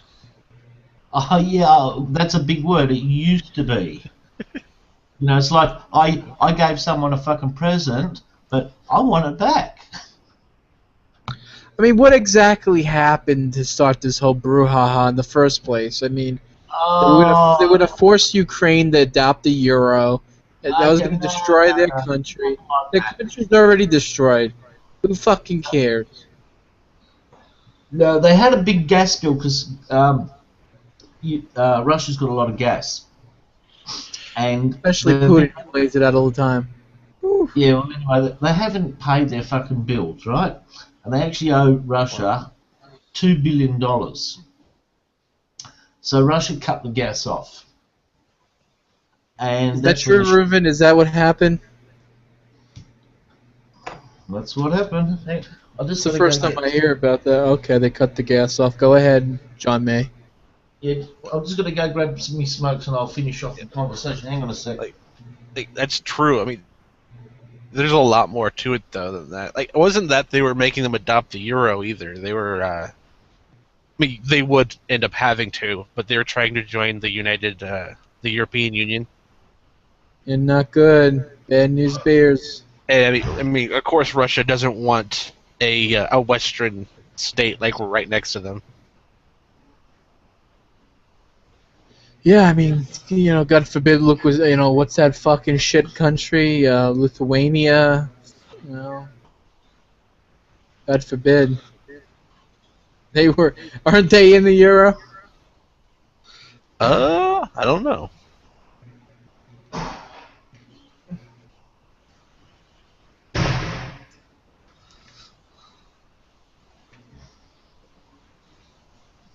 Okay. Yeah, they cut the gas off. Okay. Estonia is beautiful. They're great people there. But it's a nice little bit of real estate for Russia to own if you sort of like have a look at the map and see what they want to do with it and all the rest of it. Well, is that anything different than like America, taking over the Middle East? No. See, the Middle East there's too much water in the middle, like, yeah, you could probably do it if you really wanted to, but I know, but you're bickering about Russia taking over Ukraine. I mean, well, they're connected, like it's just like me taking over my neighbour. I only have to fucking knock down a fence and we're fucking connected, it's mine now. Well, there is kind of maybe Cold War isn't the right term for it, but we go in to control oil, not to like have access to the oil itself, but to control how it's sold. Yeah, I know what you're saying, but see, Russia sort of like wants to take it over. That's why there's Russian separatists there. I don't know if you get it televised on TV, but it's getting thrashed out big time here. And I've noticed that all the pictures with, say, the Russian separatists, they all seem to be 20 to 30 years old. And they all look like that they're all out of the army, but the Russian army. And well, I mean, to be fair, revolution's is a young man's thing. Well, I mean, revolution's a young man's game. You're not going to find a 50-year-old out in the streets marching around. I know, but have a look what they're wearing. It's almost like they've got an army surplus store and they're all getting dressed up in the same kit. You know what? To be honest with you, 20-year-olds dressing up in army gear doesn't really make me scared. I don't know if Reuven, how much you kept up with the bricks. What's it called? Bricks. Now, when I first heard about that fucking made my asshole pucker. I was singing Dixie, man. I was like, oof. What's your opinion on that, Reuven, or the room in general? I'm not sure what the bricks is actually.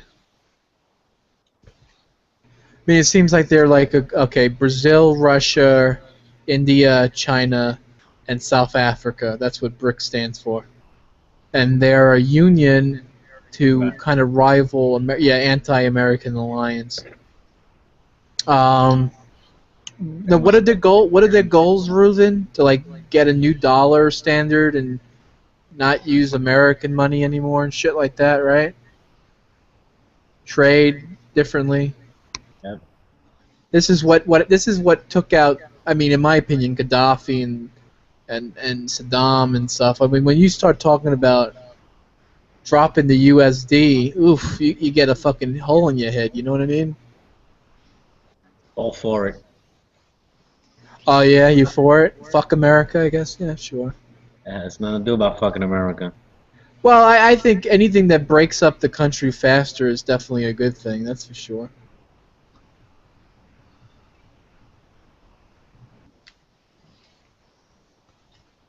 I disagree.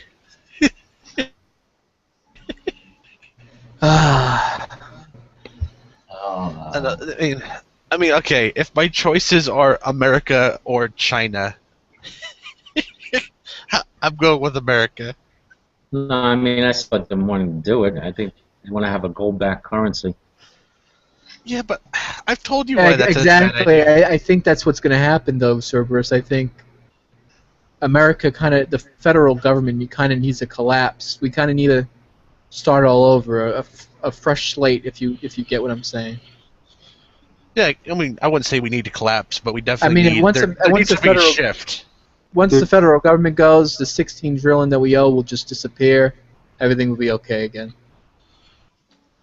There's another point here when I mean, I understand the idea of rebellion and all, and the elitists, the FRMs, the fat rich men in this country have definitely taken advantage of the poor and all, and left us in a tight spot, and it seems to be getting worse, not better.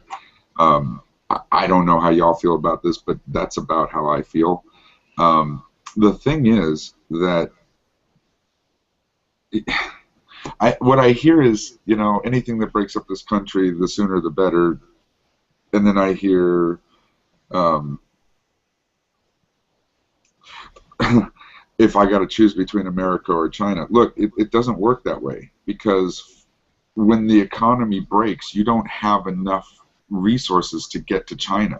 So it's not like your choices are America or China. Your choices are America, that's economy that works kind of, or an economy, or America without an economy at all. Oh no, I didn't mean like actually going to China. I meant having the world economically dominated. Okay. Most of the shit you buy is from China. Cerberus just wants America to have the big fucking 12-inch dick. That's all he wants. Yeah. Yeah, I mean, if anyone's going to have the 12-inch dick, I prefer America to have the 12-inch dick. I am 100% with you. I think America, and I'll say, I think America has done terrible things with the 12-inch dick that they've had over the years. I don't see how anyone else is going to do any fucking better. Especially when the bourgeois use it to slap us around, you know what I mean, Sky Daddy, Jello? Well, yeah, I do know what you mean, but I also know that there's take China, the labor laws. You think that shit's not going to happen there? You think the bourgeois aren't going to slap the poor around with it there? I think they already are. That's what I'm saying. They already are, and if they had the 12-inch dick instead of us, they'd be doing it too. I don't really see I don't even see a lesser of two evils there. I can't say that they would be worse than us, but I can't see any reason to assume that they'd do a better job. This is going to sound kind of weird, but I think one way we can kind of stop all this from happening is if we kind of adopted a little more nationalistic policies in a way. Maybe nationalize the banks would be one option. What do you guys think? I mean, we could fix the whole deficit by printing, a few $1 trillion bill, pay off the deficit, and then just start with a new dollar. Wait, what happened? So what the who now? I didn't follow. The whole monetary system is just like a game, right? It's not real.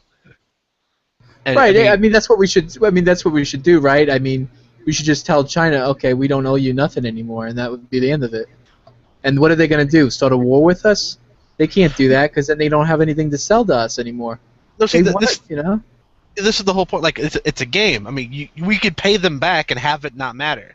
We could print trillions of dollars of bills, pay them off, and then just like, you know what? We don't want to use the USD anymore. Make new dollar.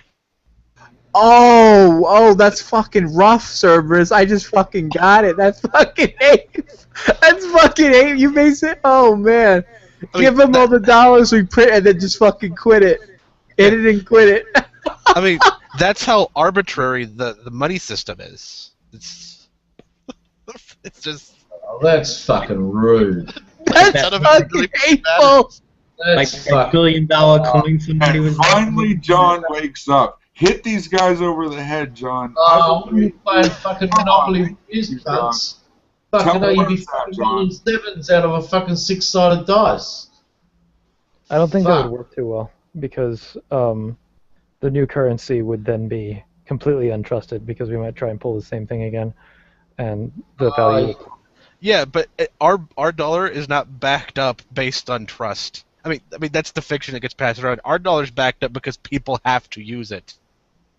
No, the reason why people have to use it is because we pay our debts on time. And No. People have to use it because that's the only way to get access to energy.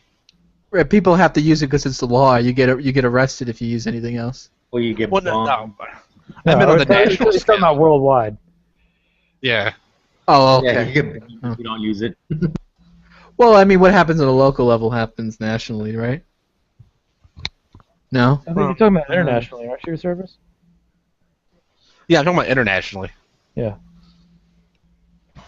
So that's the problem. Who gives a fuck, you know? Who gives a fuck if people want to use our dollar? We gotta bring this shit home, you know? Bring back the jobs, you know? I think that if we pulled that little scheme off, then the euro would pretty much take over. Like Does it really matter? But But here's the situation: if we got all our factories here, we got all, we're energy efficient, we're all fine and dandy here. Does it really matter if, Joe Blow out in Europe, the currency is doing better than us if we got everything we need? Well, I mean, the way it's set up now, our currency would tank. But it wouldn't matter if that's the whole point. It wouldn't matter if our currency's tanked. The euro is already worth way more than ours. But our dollar stays around because it's the only way for most of the world to buy cheap energy. It's worth more than ours, but it may not be worth way more. Hold on a second. I thought they were hovering about 2. More. Yeah. Oh, is it up to 2 now? Oh. It was at some point. I think it's hovering between 50% and double. No, it's 1.35. 1 euro equals 1.35 US dollars. It's not way up. I blame that on the Greeks. And it hasn't been above 0.5 since 2010, or 1.5. Yeah, when all the shit started happening. Yeah, it plummeted in late 2010, and then it recovered, and then it's just kind of been floating between 1.2 and 1.4. So, it's not. It's competitive with the dollar, but it's not way over the dollar. But that's the thing. It's not actually competing with the dollar. They're not foes. They're working from different angles. Are they? Well, yeah, I mean, the euro is they're just. working with different angles, but they're still competing. Well, no, they're not, because no one in Europe, no one in the European Union, trying to corner the market on some valuable resource with their money. To the Europeans, it's just money.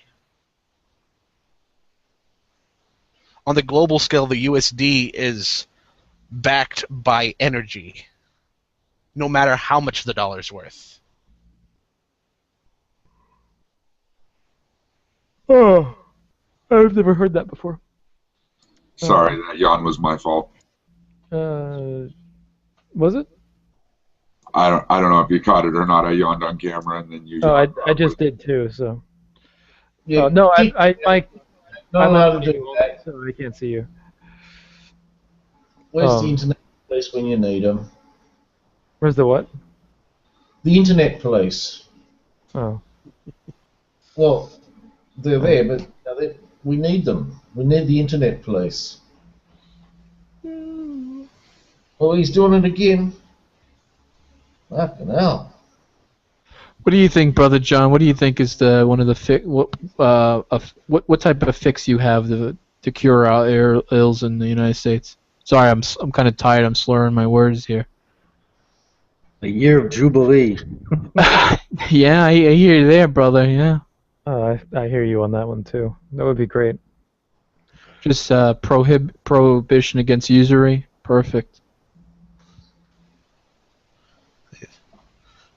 I think that was easy.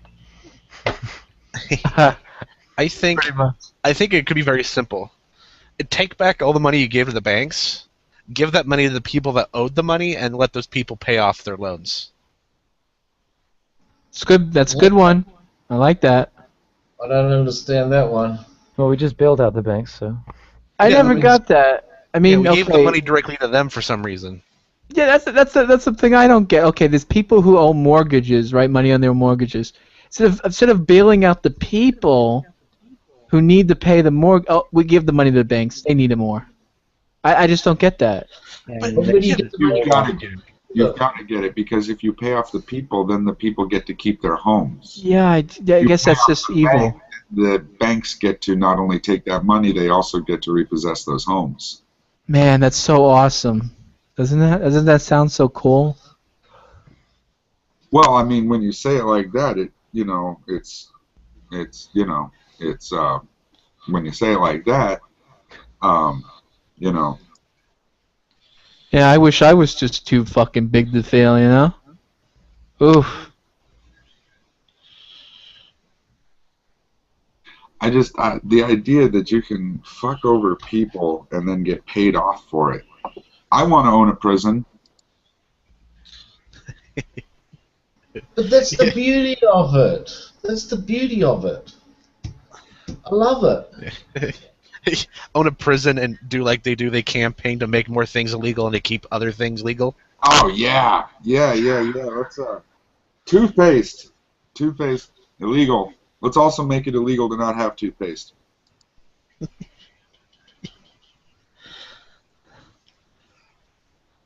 Because if everybody buys it, the price will go down, right? Well, no, like you have okay. I am pro-union on most things, but like you have police unions and like prison workers unions, and then obviously the people that own the prison campaigning and donating a bunch of money to keep things illegal. Preach it, Reuven. Hallelujah. Put more people in jails, get them off the streets.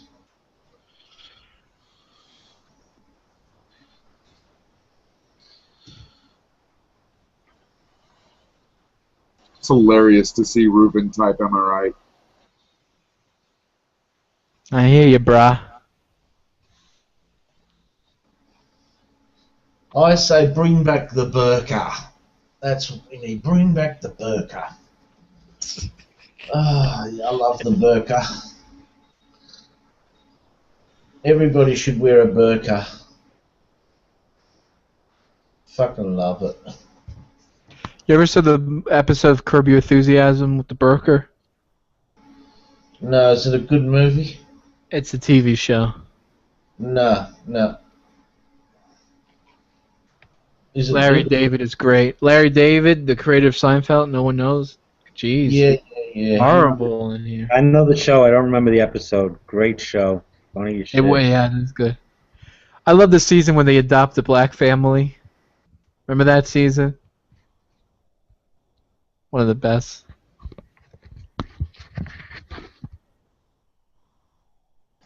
Was it Larry David who discovered Jerry Seinfeld, wasn't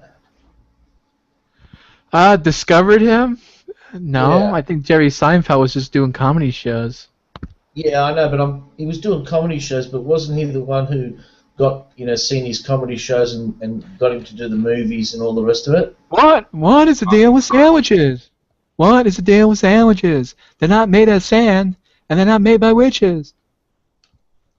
I'm so bad because I laughed at that. That was pretty bad. Was it not good?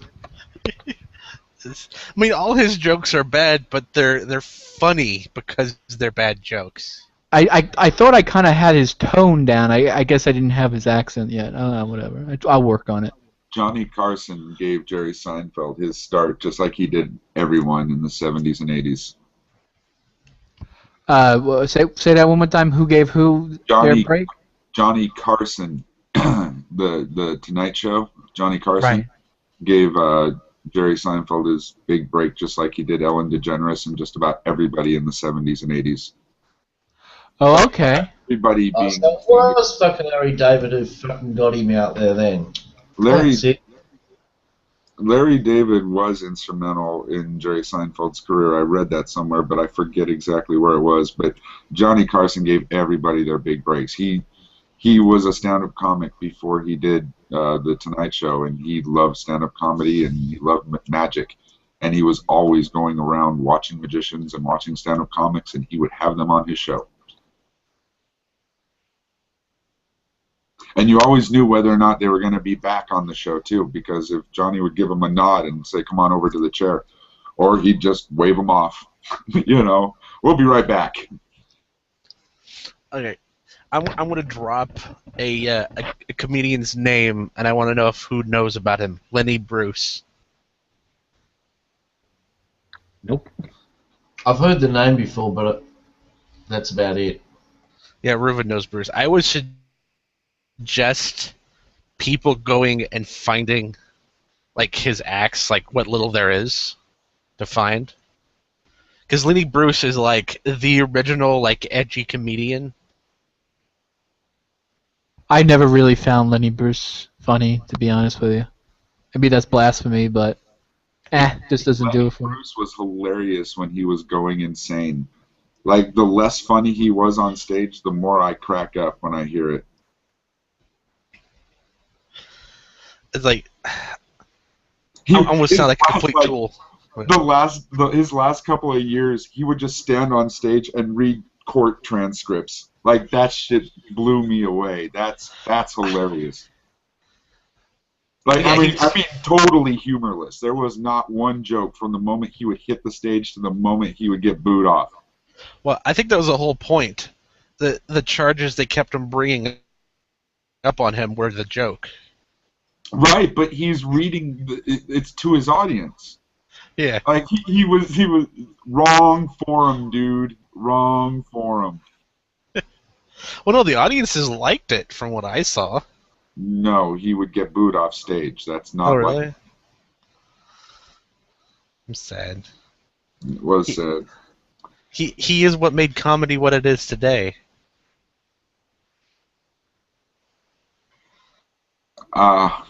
It I'd say used we to be needed illegal him, to but use.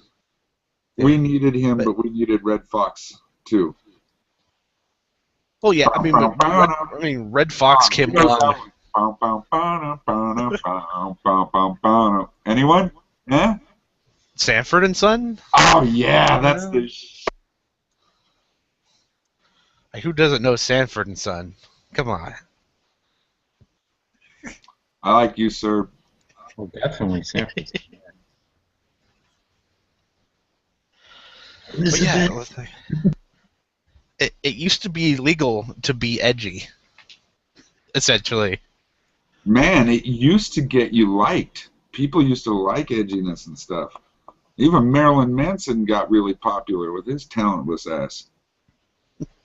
I like Marilyn Manson music. All right. I'm not gonna try to shame you because you like something I don't like. I have no interest in that. I mean, don't like. I like industrial music, and Marilyn Manson does what I consider industrial music light. Okay. It's like Nine Inch Nails, you know, it's palatable for the masses, and I think it's cool that both of those guys did a lot to bring industrial into the light, and I think now it's time some of y'all checked out Skinny Puppy and Ministry and KMFDM. Oh, I like Skinny Puppy. There you go. I haven't heard of the other two though. Ministry is more like Skinny Puppy, only angry. It's got more of a metal edge to it, and then KMFDM is like disco industrial. It's more dancey music. You were into Ministry? That's one of my favorite bands. Al Jorgensen is the man. Oh, I wanted to tell her. I love that song. Remember that one? I haven't heard any of Ministry's last few albums. I really wasn't into them since the mid-'90s. I mean, I'm still into them, but just their older stuff. Is it anywhere? Is it after that? No, it's around that time. Can't think of it. The last album that they did that I really enjoyed was the. They had two albums before it that I didn't enjoy. I didn't really care for Dark Side of the Spoon, or No W, spelled N-O-W. Only it's got the capital N, the capital W. It's saying no George W. It's from their with Sympathy album, '83. Oh yeah, that's super old. Oh, good album. I'm sure I know it, but I might not remember it.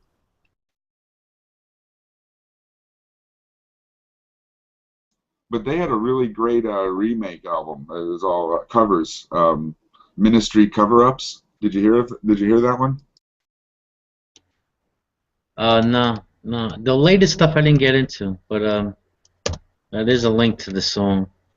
Check out that cover-ups album, man. They got like Radar Love, Black Betty, Lay Lady Lay, What a Wonderful World by Louis Armstrong. Could you imagine Ministry doing that one? Oh, I never heard that. That's got to sound pretty interesting. It's so good. It's so good. Like, it's probably not ever gonna bring a tear to your eye like Louis Armstrong might, but it's good. I was disappointed that they didn't put their cover of "Do You Think I'm Sexy," but that was the Revolting Cocks, not actually Ministry. Same thing, really.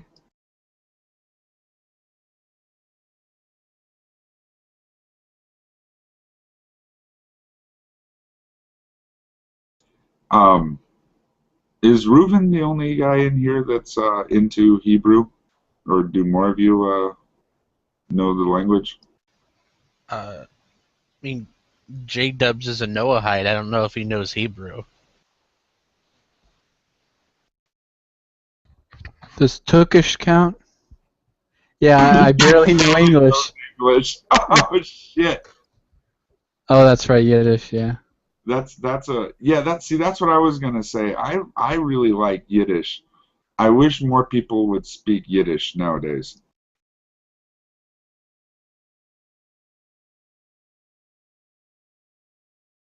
Any chance for Ruben to put me down, he'll do it. Such a meanie. But it's tough love. That's true. You should learn Yiddish, Reuven. Yeah, so he could talk like an old woman from Brooklyn. I think Icelandic. I think you should learn Icelandic.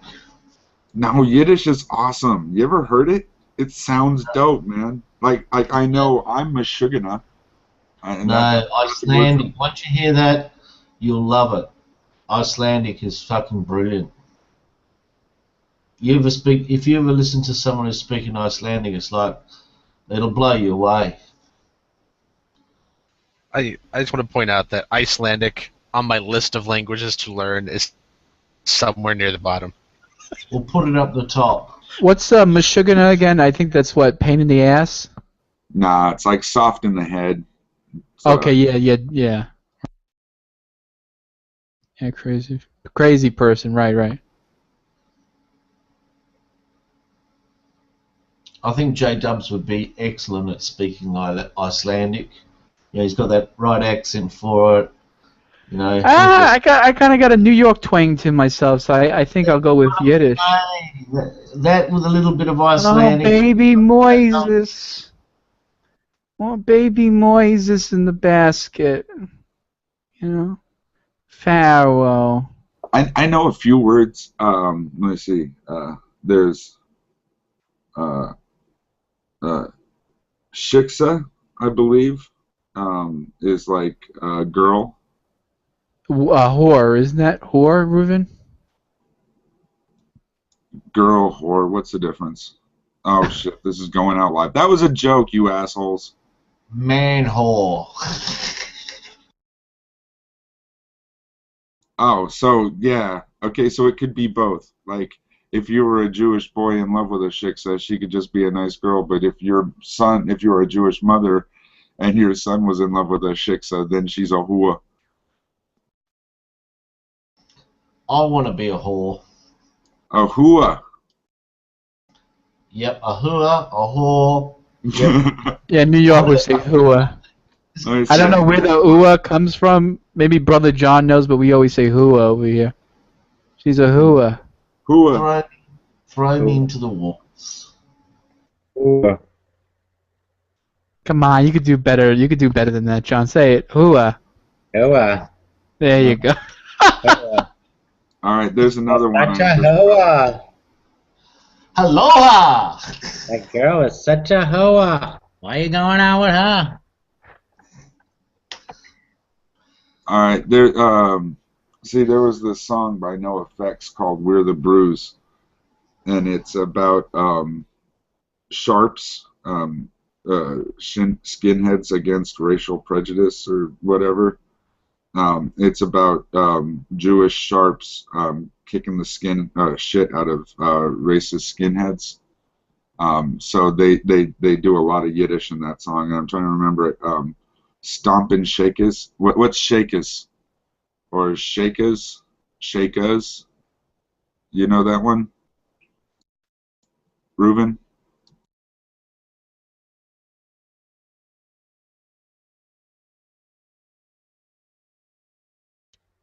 They mean Yeah, I'm shiksa? probably not. The word is sung in a song, and I'm trying to, you know what I mean? Like,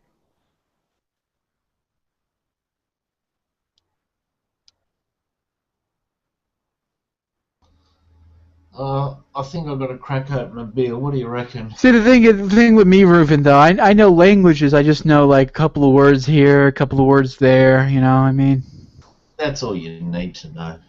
You don't need to go into it too deep. here you go, Reuven. Here's the song if you're interested.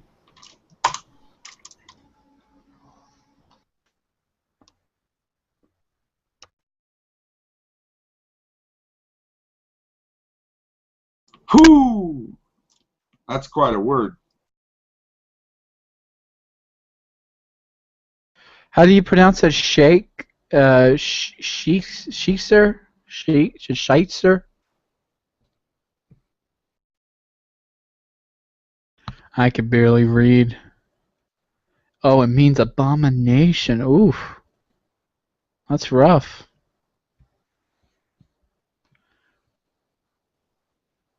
Yeah, the line goes screwing shikses, or stomping shakes, screwing shikses as long as we're home by Saturday morning. He talks about drinking Manischewitz and shit. It's kind of a cool song.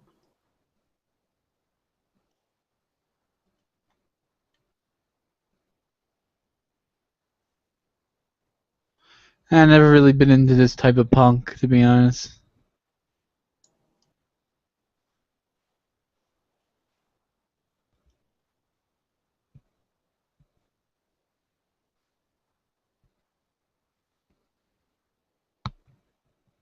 I wouldn't be able to listen to this music in my neighborhood. People would mistake it for something else. Like I he used said, to wear like a how he Dick says, shirt like how he that, says, orthopedic. Orthopedic. Yeah. orthopedic Dr. Martens. Those are combat boots. He's saying orthopedic Dr. Martens, good for waffle making, kicking through the shin. Reputation gained through intimidation. Pacifism no longer a tradition. I just like that, man. Like, come on. Tell me you don't like the way that sounds. I'm sick of going out quietly, man. Come on.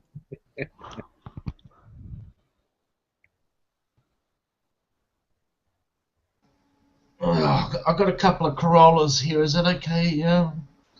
J-Dubs? Oh yeah, Yeah. enjoy them. I love the Corollas. Only if you get only if you bring enough to share. Oh Actually, yeah. I take that back. I don't drink, so You bring you us can all- have them all for you. So I can have all the Corollas? You can all have all the Corolla. Thanks for making fun of my accent. I appreciate it. How do you want me to pronounce it? Cronolers? No, crunchy granola. It's Coronas. Yeah. I don't really pronounce the R, so it kind of it sounds like Corolla. I'll just say crunchy. A couple of crunchies. No, you're not pronouncing the N. I'm not pronouncing the N. The N. The N. The N, the R. What the fuck's the difference? The N. He's not pronouncing the B's, that's for sure. Oh. You drink yours with lemon, John? Lemoni? Lemoni or lime? No, we say lemoni. Do you drink the Corolla with lemoni? No, I drink my Corolla with a lemoni. Mmm. Oh. Woo! Boy. I don't know how people drink beer. Oof. Oh, I can tell you. I much prefer the hard stuff. I'll tell you how they do it. I think that you don't drink. Put your hand out. When I was younger, I used to drink. Yeah, but don't worry about that. Just put your hand out, put the bottle up to your lips, tip the bottle up, and then gravity will take over. And then let the fluid go into your mouth, and then swallow. No, I know how to operate a can. These are bottles. These are completely different, mate. This is new technology. Cans are old. What I'm saying is that just, I don't know, beer never really did anything for me. It just, ugh. Wait, is bottles really a newer technology than cans? Is that the way that works, John? Yeah, this is fucking. I think you're fucking with my head, John. I don't know how Why they are do you that. fucking with my head, John? I don't know how they fucking. Every bottle's got the same sticker on it. These cunts who put the stickers on, they are so fucking good at doing it. They never get it wrong. It's not like it's twisted or anything. It's perfect. It's probably like a machine doing it. Nah, no way. No way. It's gotta be it. No way. Mmm. Machines can't peel off a fucking sticker and put it on a bottle. No way. Well, Anybody people fuck that shit up. Anybody remember the song "Twist the Bottle and Twist the Cap"? You mean pop the cap? No, Twist the Cap. Is that new technology? Yeah. It was in the 90s. We'd say. Oh, that's pretty new. Was Pour Some Sugar on Me by Def Leppard. You know what I used to be very fond of? Jägermeister. Any Jägermeister fan? Jägermeister, that's half of the cult of Scott Bakula's logo. Oh, tap the bottle. I'm sorry, you're right. Tap the bottle. Of Scott Bakula's face right over the deer's head. John, if you're gonna sing this song, you got to do it right, man. Get the right words. Yes, tap the bottle. Sorry, tap the bottle. Twist the cap.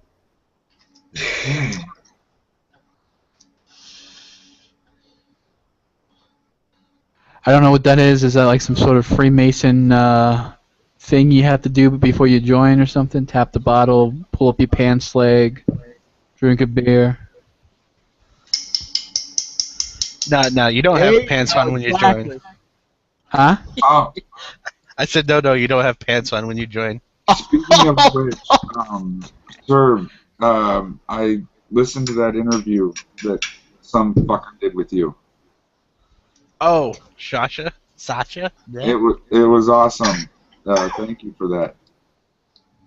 Oh, Interview? When did this happen? It wasn't. I don't know. Was it recent? It wasn't recent, was it? A couple months ago, I think. It was sometime before I met him, and I wasn't. I swear to God, I wasn't stalking you, man. I wanted to see if you had a YouTube channel. I like what you have to say in here. Sorry for coughing into the mic like that. I like what you have to say in here, and I was honestly interested in what you had to say other than in here, so I YouTubed your name. And yeah, one of the first things I come up with is the interviews or whatever, you know. And so yeah, I watched it all in one sitting, man. It was pretty long, and I enjoyed hearing about you for an hour and a half, 2 hours. I was not happy with my performance because we started that interview like right after I woke up. But I got most of the point across. I think you're in a unique position, right? That you're in a group that you're in a secretive group, but you also conceal your identity on the internets. You know what I mean?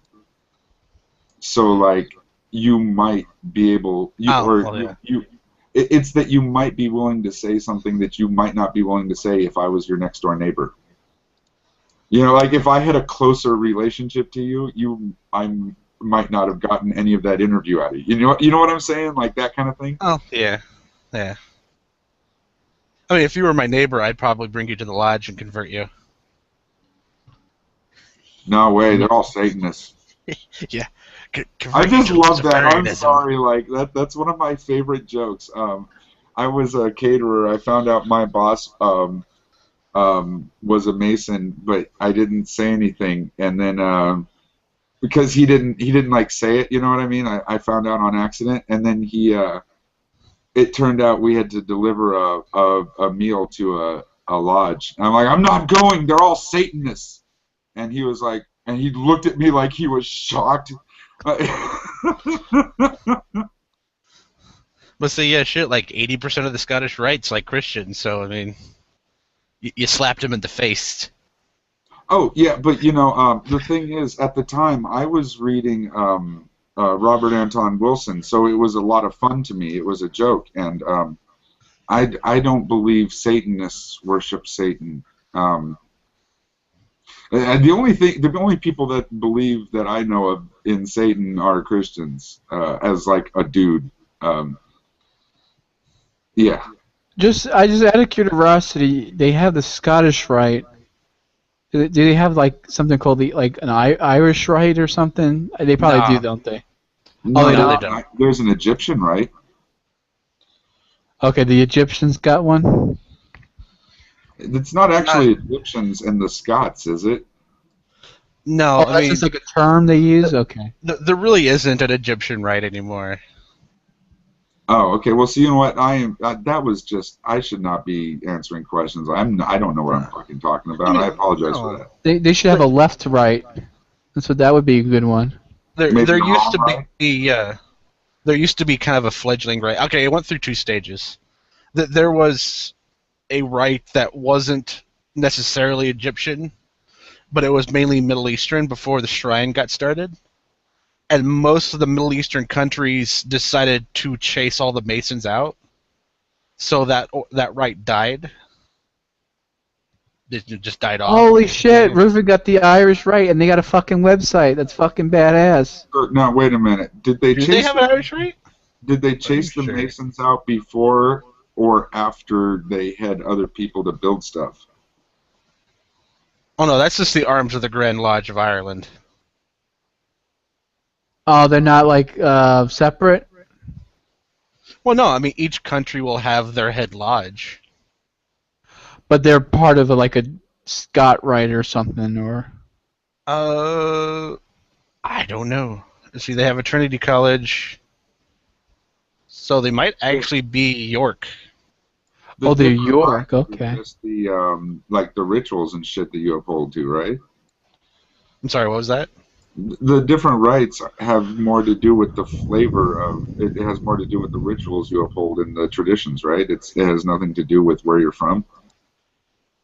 At least that's what rites seem to be in other circumstances, or Yeah, maybe I'm just totally ignorant of what the fucking word means. They That largely would got their surprise me. names from they got their names from where they were started at, and not specifically where from like the members are from. Right, and then you carry on their traditions wherever your lodge is, right? Yeah, yeah. Yeah, so yeah, that okay. I think I said that right then. I think.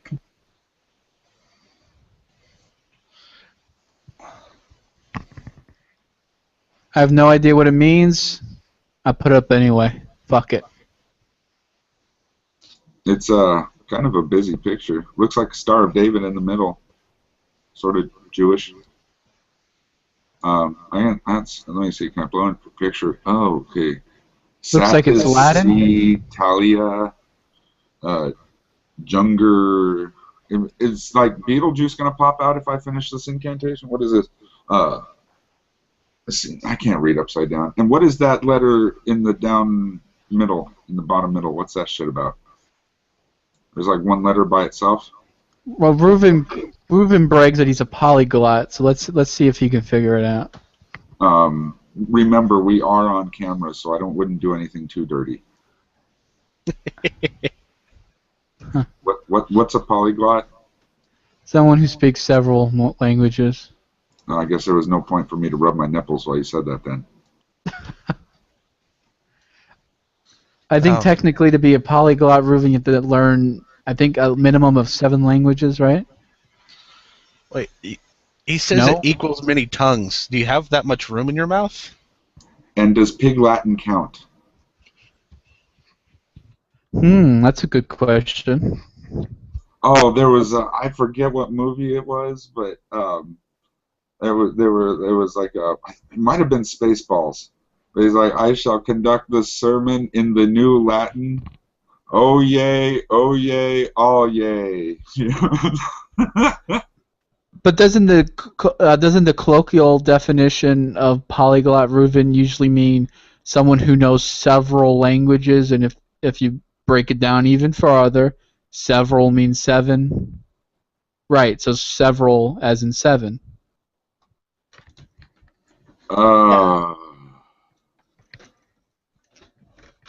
Right, a couple would be 2. A few would be 3 or 4. Several would be 7. You know more than 7. Okay, yeah, not a problem. Is it still? I'm kind of out of touch. Is it still shocking to hold the position that Ebonics is stupid? I absolutely agree with that. Ebonics is stupid. Like, hey, let's teach our kids to sound ignorant and call it a dialect. Yo, stop fronting on me, Sky Daddy. Don't be ignorant. Am I edgy now?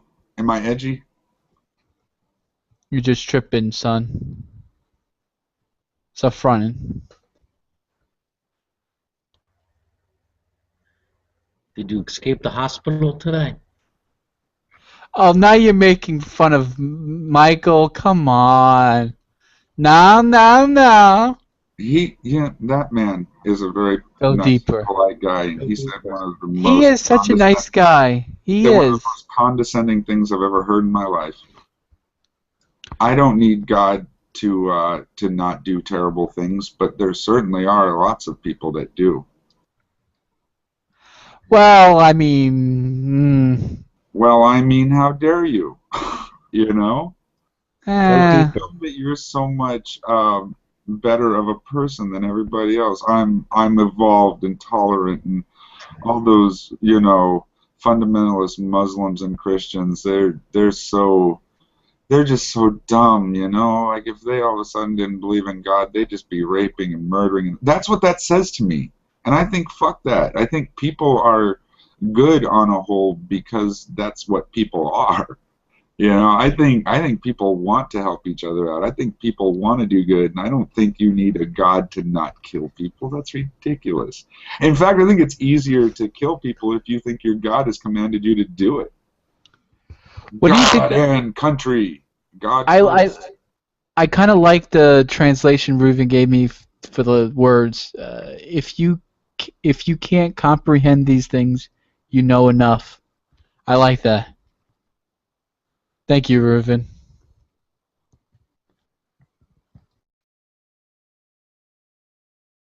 Sorry, I didn't mean to break up what you were saying.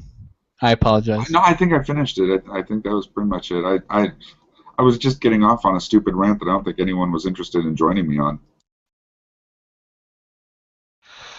My position, the Masons. I mean, if it was good enough for 48 out of 74 founding fathers, they did something right. You know. I don't care about right or wrong. I don't care about that at all. I'm interested in the Masons because it seems like much like the Jews, wherever they went, they got chased out, and I can't help but wonder why, and I can't help but be interested. You know what I mean? Like, that shit's interesting. Also, you know, they surround themselves with secrecy, and I've got one of those kind of minds that want to know. Not like Einstein want to know, more like, you know, a 4-year-old want to know. And you know, like, I'm not like one of those guys that's going to take my knowledge and do brilliant things. I'm more like a cat that's probably just going to wind up electrocuting myself. But the fact is that I'm very curious, and when you surround yourself with secrecy and mythos and crap like that, you're going to make me more curious. That is what you're going to do. You're going to make me and people like me want to know. And if you want to have secrets, just don't tell me you have secrets, and I won't be interested in them. Well, see, that's the kind of secrecy we have. It's not so much that we hide everything. It's just we just don't talk about it a whole lot. No, see, it's the other way around. The kind of secrecy you have is a bunch of secrets that they're not really secret, they're not really anything, but you talk about all the secrets that you have to enshroud yourself in mystery and intrigue. And don't get me wrong, I'm not saying this is bad. I'm just saying you can't. It worked. It made me interested, and it's worked with other people too. There's those of us that just want to know. We don't care. There are those of us that don't care. Even if there were Masonic Satanists, that would not bother me because I don't believe in Satan. I mean, you know what I mean? But I'm curious. Well, there might be. I find it hard. Yeah, I mean, they wouldn't fit in very well. I mean, since the two Satanist groups I know that are in America is there's that one in one in San Francisco, and then there's one in New York. I don't know if they believe in a higher power, but you know they have that sort of Satanists are atheists. Okay. Well, it would be. Was it LaVeyan? If it was the Satan / I don't know, God or Yahweh or whatever, if that was the dichotomy you were looking for, you'd be a fucking moron to get on Satan's boat. Yeah. I mean, that's what kills me. Like, Christians just aren't able to get that one. Like, they really think Satanists worship Satan. No, they're making fun of you guys. That's what they're doing. They're making fun of you. Not you in general. I mean you as in Christianity. That's the you that they're making fun of. They're doing that. That's fun for them. Yeah. So, I wonder what Arcane would think if he found out there's 2 Hindus in my lodge. Check it out. Huh? Have I showed you guys that before?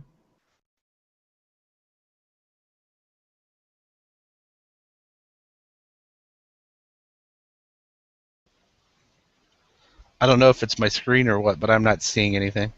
Ah, What is a picture of? It's a guy in a goat or something. What is it? that's the guy from Quantum Leap. That's Scott Bakula, and he's over the deer from the Jägermeister bottle. That's the logo for the cult of Scott Bakula. Oh boy. Salvation in just 2 words, 2 syllables. Oh boy. Scott Bakula, because his career died for your sins. Scott Bakula, oh boy.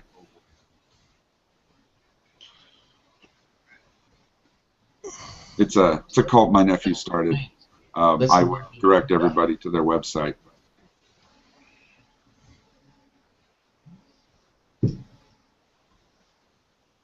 You're awesome, Reuven.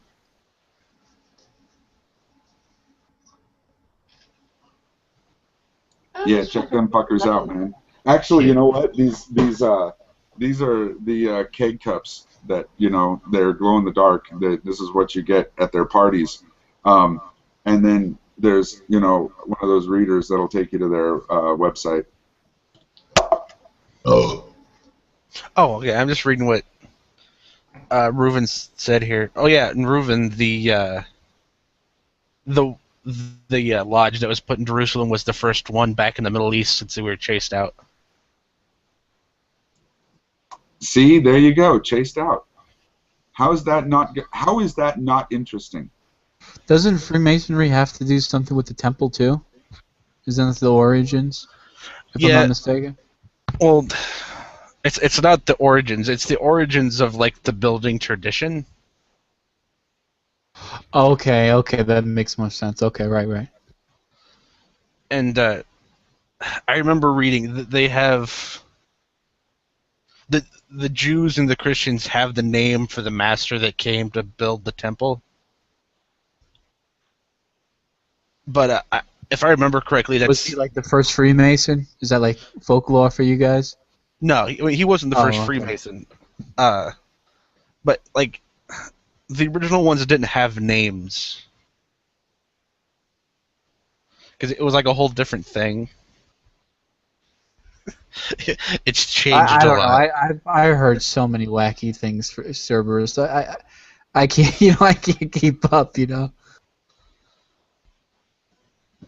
if I remember correctly, his name literally means. I had some guy tell me that Jesus was a Freemason because he was like, well, they say he's 33 when he died, and then he was a free man and a worker, Mason worker. I was like, oh God, fuck it. It's like, okay, we're going too fucking crazy.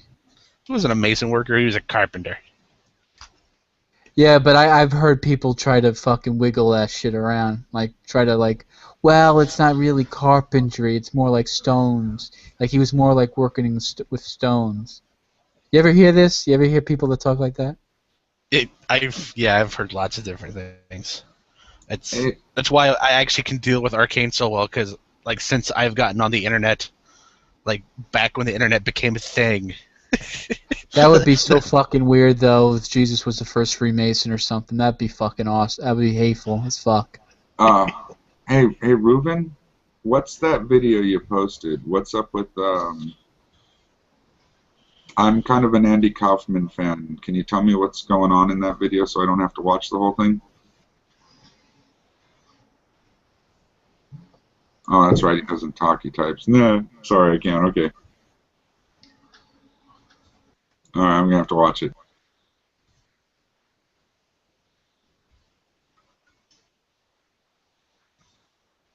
We're gonna have to say that the Arcane next time he comes in. Well, I mean, Jesus Christ was a Freemason. What are you gonna do about that? I'm gonna say I'm just gonna get a Corolla. I mean, you don't even have to go that far. I mean, he didn't. I know he's not gonna go look up what Jesus Christ called himself in Revelations. Yeah, I mean. What is it again? The bright and morning star. Yeah, well, he called himself the day star, and star of the morning. Star. He called himself Lucifer.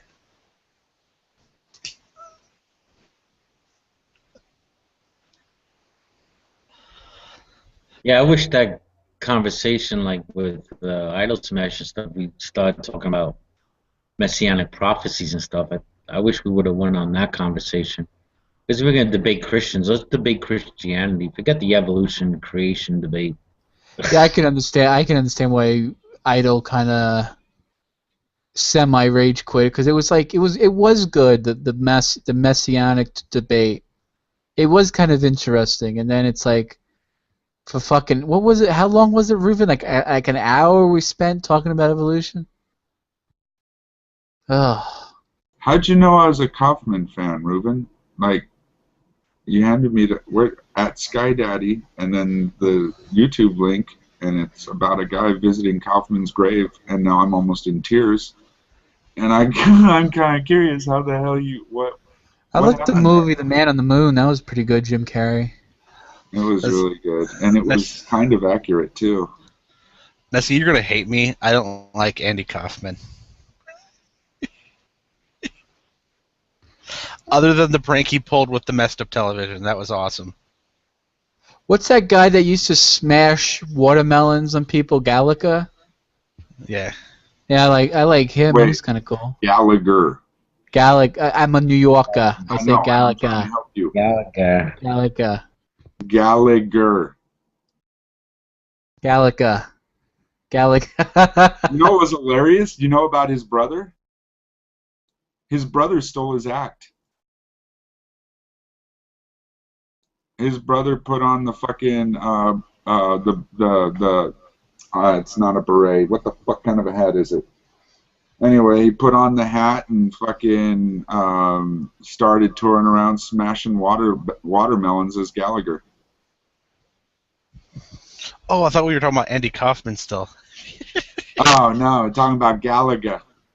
I mean, I know him and his friend took turns as that one character that they did. I forget his name. Bob Samuda and Andy Kaufman both played. What was his fucking name? Yeah, the annoying guy that gets kicked out of every place.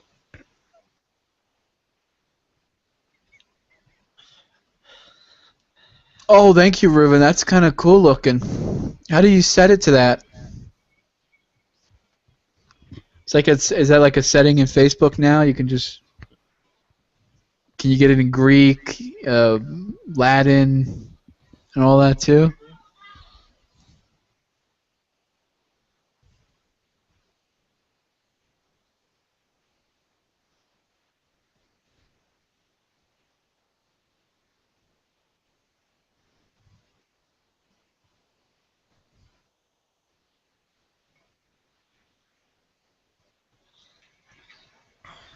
What language that you said, Ruben, I should learn? It was something fucking weird. Finnish or something? Norwegian?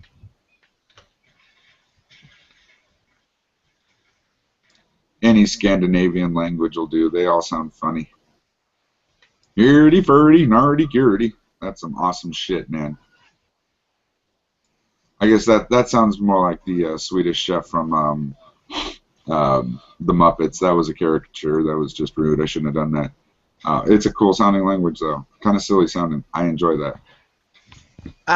Ruben, you know the fucking shit I get on the internet. If I learned Afrikaan, or whatever, how to pronounce that language, that would just I might as well just fucking carve a fucking swastika on my fucking head. Even though I feel bad for those people that get fucked over in Africa, but it's like, you know what I mean, Ruben? You get what I'm saying? Oh, man. There's like the Africans. What's wrong with your car? What's wrong with your car? Didn't you park your car in the car park? There's places in South Africa. A lot of those that speak different languages live really close to each other. So they'll have when they're just talking to each other, they'll use like 3 or 4 different languages in just a couple of sentences, and it's really awesome. And every now and then you'll hear a click. John May, if you want to sound like a New Yorker or someone from New England, you gotta replace the R. It's easy. It's really easy, John. Replace the R with an AH. Ka. Walk. Have you guys heard of Die Antwoord? Who? Die Antwoord? Does not sound familiar.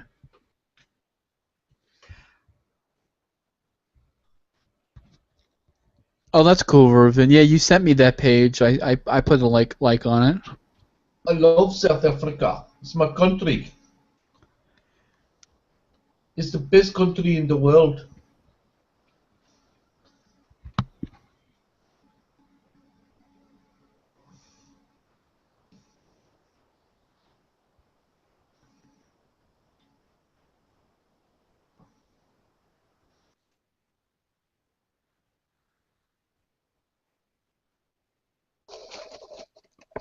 Anybody there? Or still silent? Oh, it almost kind of sounds like English almost, Reuven. I can understand why you said that now. Okay, that wasn't just me hallucinating. Okay.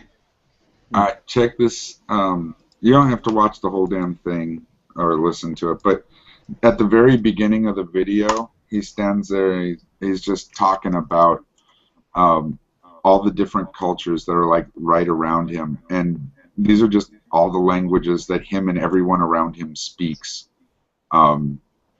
just in normal conversation. I don't know, I feel like if you speak a lot of languages, you have to be more intelligent than you were before you spoke many languages. It's just, I think people that speak a lot of languages are just smarter than people that don't. Because I think and I think everybody else does, because why would I do it differently? Think in words, not so much like pictures, but actual words. And I think the more languages you have, the more situations you can cover with the correct word. Therefore, you're probably thinking better. And that's coming from somebody that's monolingual, by the way. That's not me being self-righteous, saying that people don't speak as many languages as me are stupid.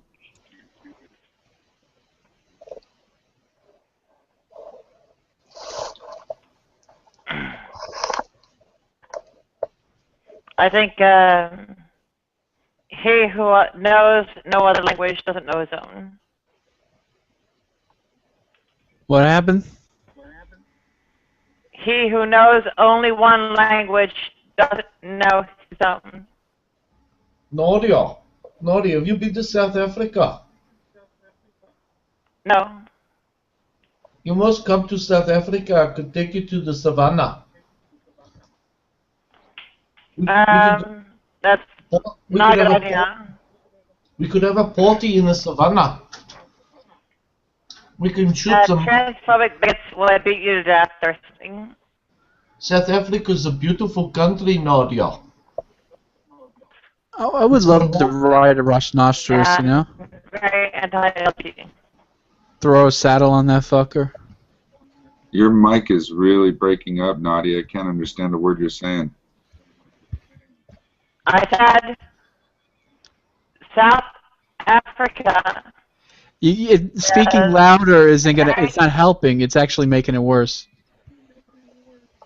South Africa is a very transphobic place. Oh, okay. Nadia, it's okay now. We can take you to the savannah. I could take you into the savannah with my truck. I parked my car in the car park, but we could take the truck. It's called the driveway, not a car park. Come on now. No, it's a car park. No, driveway. We call it driveway. I always park my car in the car park. Oh God, you fucking Aussies are always backwards. Oh. Wait. It's called the driveway. You call it a driveway? Driveway. Yeah, the side of your house where you park your car is a driveway. That's it. You park your car in the car park. Oh, They call it a car park. It's so stupid. I thought a car park was a parking lot to them. No, it's maybe. That you take the car park to ride on rides and eat cotton candy. I think that's a fun fair. What do you call No, a that's where you savannah? take the family. You take the car to the car park.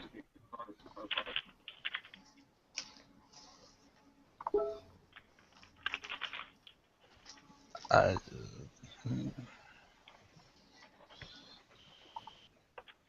like going to the savannah.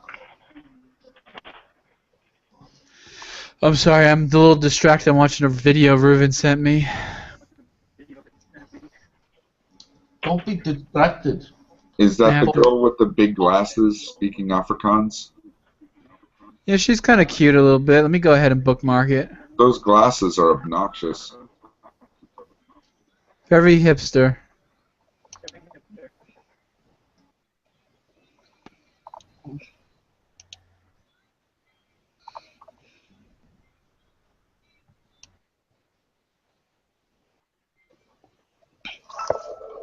If I was going to learn a language, Reuven, it'd probably be Gaelic. Check out that band, though, man.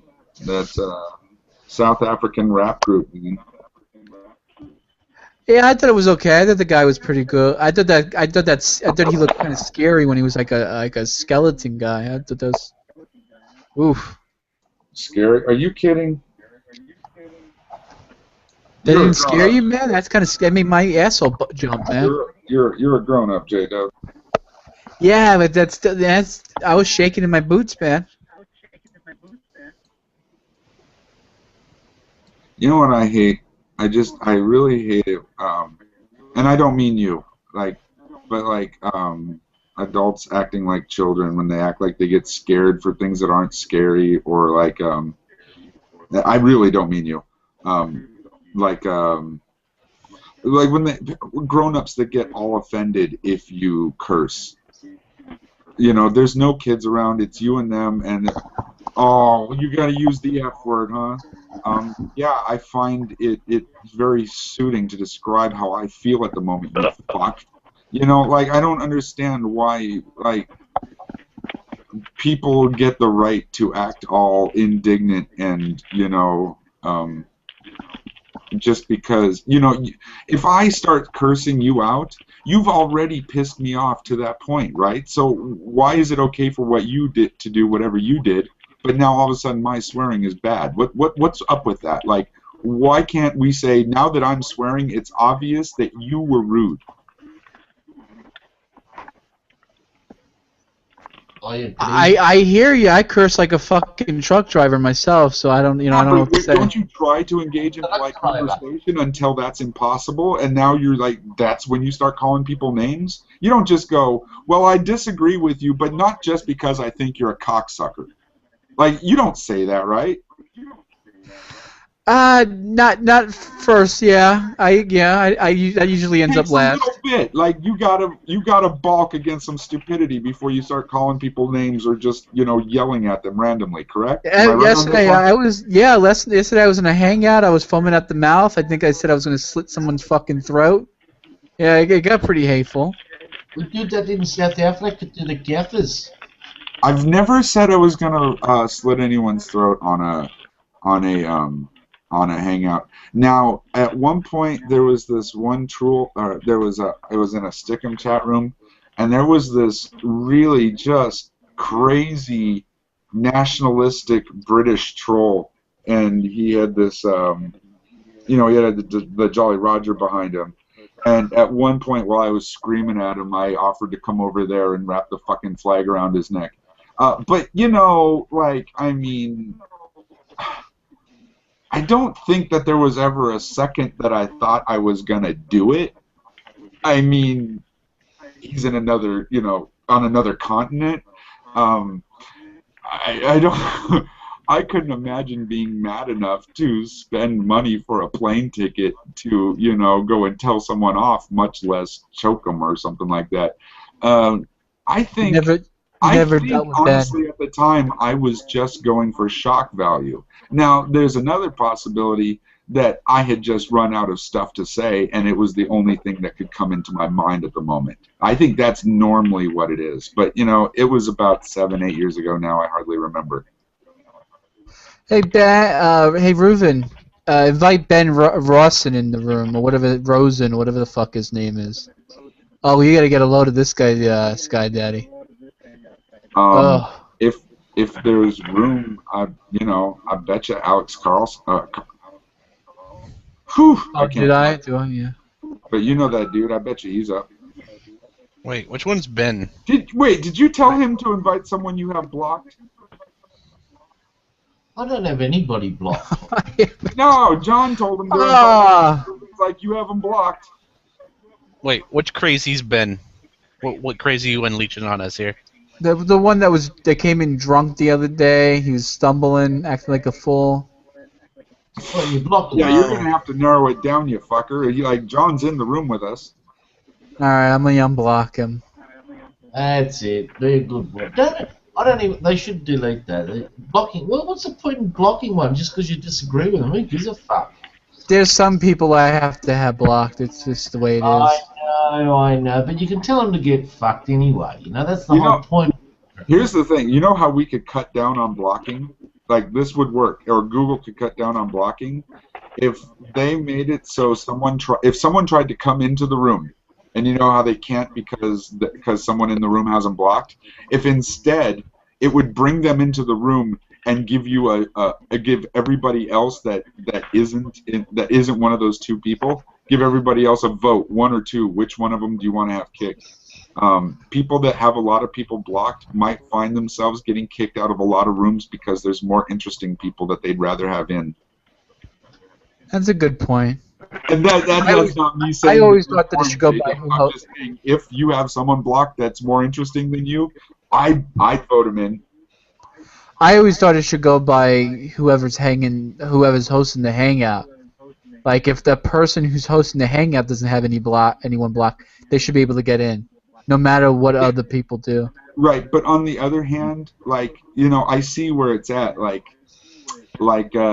Say I've got an extremely racist friend, and I don't know, but you guys have met him before, right? And Reuven starts, talking about Hebrew and Zionism or something like that, and then all of a sudden you've got terrible stuff being flung around in the chat room, and at that point it becomes my fault because I brought him in.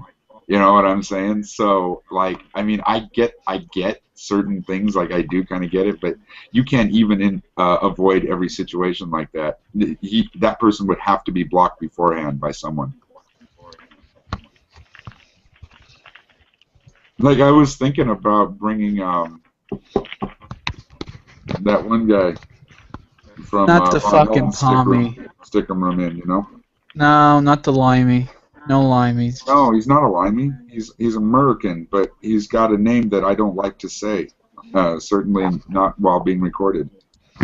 That's alright. No one's gonna be offended. Oh no! When you say his name, here I'll type it in. Someone's gonna be offended. I'll read it. No, I see. Now I'm not gonna type it in. I don't want you to. Oh no! Now you have to. You made a thing of it. Private message it to me. Oh, for fuck's sake! His name is I Gas Jews. Oh, okay. Oh, that's okay. You I know get that it. guy, J-Dubs.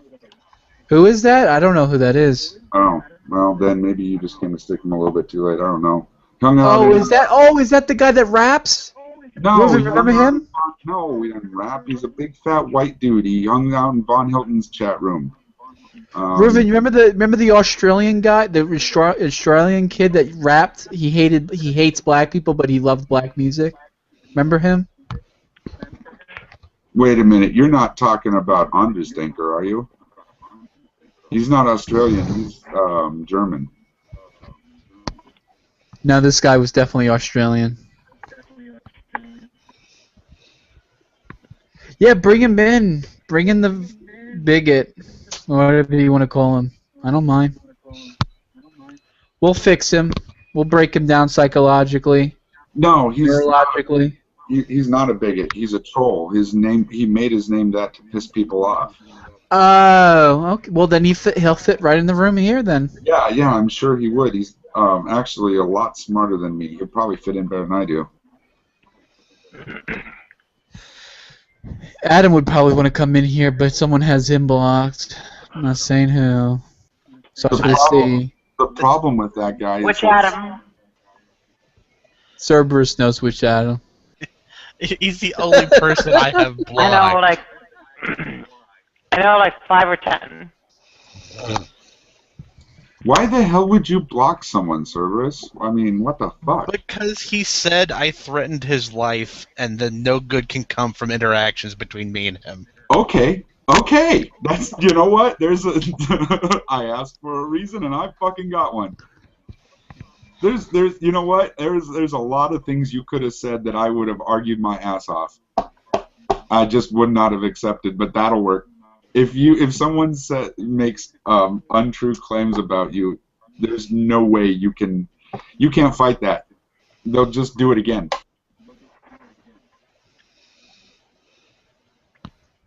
Well, I believe Adam when Cerberus says he's probably said something like that because he was in Neff's room earlier casting spells on Christians. Yeah, but I wasn't actually. Neff said I was. The thing but is, I was just throwing out guesses. Like, Neff, you live near a school. And he freaked out on me. I bet you have a mailbox in front of your house. Here's the thing. I bet you live near a school. That's awesome.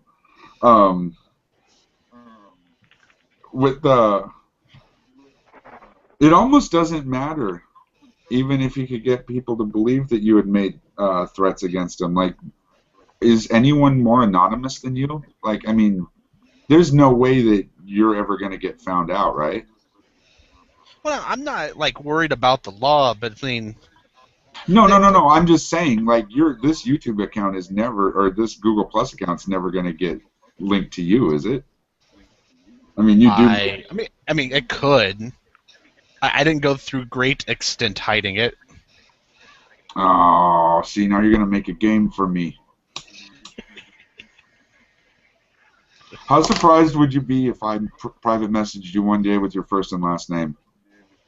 I don't know. Not that surprised. Ah, come on. Man. Now you're just trying to make it not fun for me. You're a dick. Well, I mean, okay, it won't be terribly easy. On away, you know, you're teasing me.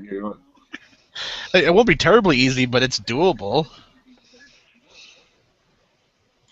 Yeah, it should be doable. I find that I think Reuben would probably be easy to find if you could get a little bit of information on him. I have a feeling that how do you put it? I don't think Reuben's going to be easy to find. No. I said if you could get some information on him. Yeah, he's a Jew. He lives in Los Angeles. Goldstein into your Google search and come up with that dude's name and address. No, I don't buy that. I know your first name. The thing about what I'm saying about in this case is, like, with smart guys like Reuben, Reuben. I love those fucking things with the sauerkraut. Oh man. The mustard. Yeah. Well, yeah. I prefer just fucking horseradish myself, but horseradish mustard would work. But with someone like Reuben, I bet you he's done a lot. I bet you he's maybe written a thing or two. I bet you there's some shit on the internet about. Like me, I could tell you my first and last name, and you can type it into Google search, and you won't get anything. You know why? Because I haven't done anything. I'm not well hidden. I don't have to be. I mean, it's just I've got nothing out there. Where people like Reuben, I bet you there's some shit out there. Yeah, it'd be kind of not. It would actually surprise me if I found that Reuben was like MS-13. He did like 7 years in prison for murder or something. No, that. I don't mean anything like that. I mean, that'd be kind of cool, actually. Got shit that he's written out there. I bet you there's probably some video that he's in. Maybe even teaching a class or two, that kind of thing. But unless he actually tells you who he is. I think Reuben's really Adam Kokesh. We just don't know it. Adam Kokesh fans, I guess. That would surprise me. Well, I mean, politically, they're like identical. Nif's got a fucking hangout going. I'm too coherent. Well, Google me. You'll find my first and former names, and current and former names, and various of my lyrics, kernel contributions. So, Reuven, why do you say that about even someone like me, Reuven, who's a conservative? or well, more conservative than libertarian. I like Adam. How come you don't? How come you don't like Adam?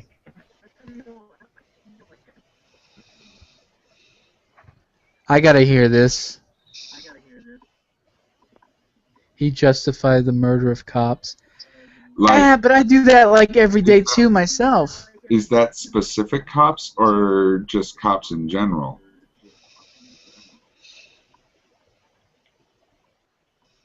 Because I don't think you can really justify the murder of any group of non-specified people, at least in my opinion. Like there was a video I watched on YouTube, and it was about this police officer that killed a dog, and I left a comment that said, "Well, you know what?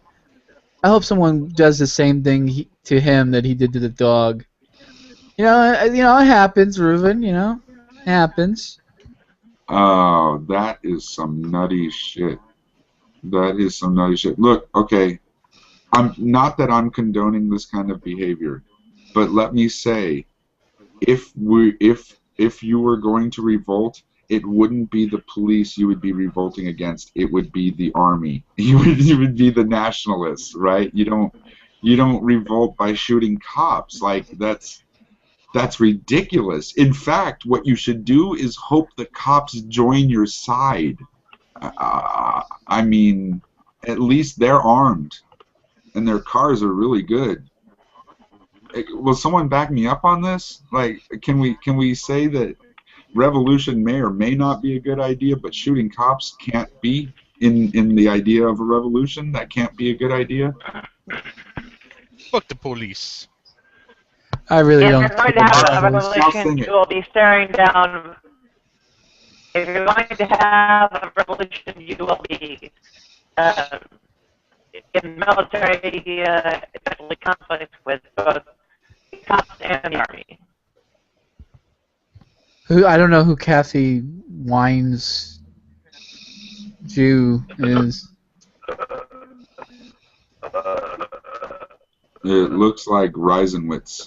Kathy Reisenwitz. That name is a mouthful. Reisenwitz. That should be your last name, Reuven. Reisenwitz. Totally. That is Reuven. Reuven Reisenwitz. Yeah. Okay, this is gonna come out bad, but yeah, like Goldstein's like normal Jew, and that's like super Jew. Right, exactly. You know what? No, I think Goldstein is super Jew. I Well, think if 'cause you that's got gold, gold in your name, yeah. you're one of the big Jews. She doesn't look Jewish. This is horrible. I shouldn't be saying this. This shit's going out on fucking YouTube. I don't mean anything I'm saying here. It's late and I'm joking. Reuven, she doesn't look Jewish. Anyone get that? Was that a nose joke? Spaceballs. So excited when she coming in Alaska. Out there. Oh yeah, verklempt. Verklempt. That's another Yiddish word. I got that one from Saturday Night Live. Oh, I'm getting all verklempt here. Fucking love Yiddish. Language. Pretty. It sounds pretty, and it also sounds kind of rough too. And it, I don't know. When you say all that, you just sound like a schlemiel. Hey, that's another one. The Laverne and Shirley theme was like done in Yiddish, wasn't it? 1, 2, 3, 4, 5, 6, 7, 8. Levizel, Lavazel, Haas and Seth Incorporated. Dun, dun, dun, dun, dun, we're gonna do it, right? She's kind of cute, Reuven. Yeah, bacon strips. I like bacon. So. I mean, it looks like a hospital, orderly shirt or something. Is it just me, or does it look like a schlemiel? Someone over there snoring? Is that you, Nadia? Or is that Peter? No, I said schlemiel. Schlemiel. Okay, it has to be Sapo. All right, we're gonna have to boot him. He fell Sapo, asleep. are you sleeping, brother?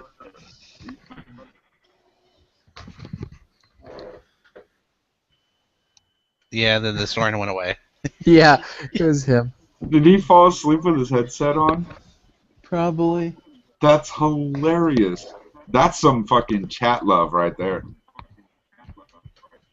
Nadi's done it plenty of times. Yeah, look who's talking. Mr. Well, Fall Asleep. I'm muted though. Do you actually fall asleep at your desk? I could be Someone on. named Juggernaut. Someone named Juggernaut plus one a comment of mine where I said, if Christianity promises lots of anal sex, sign me up.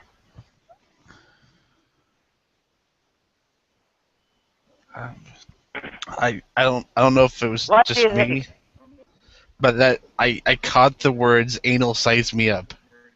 I heard Juggernaut and sex. anal size me up.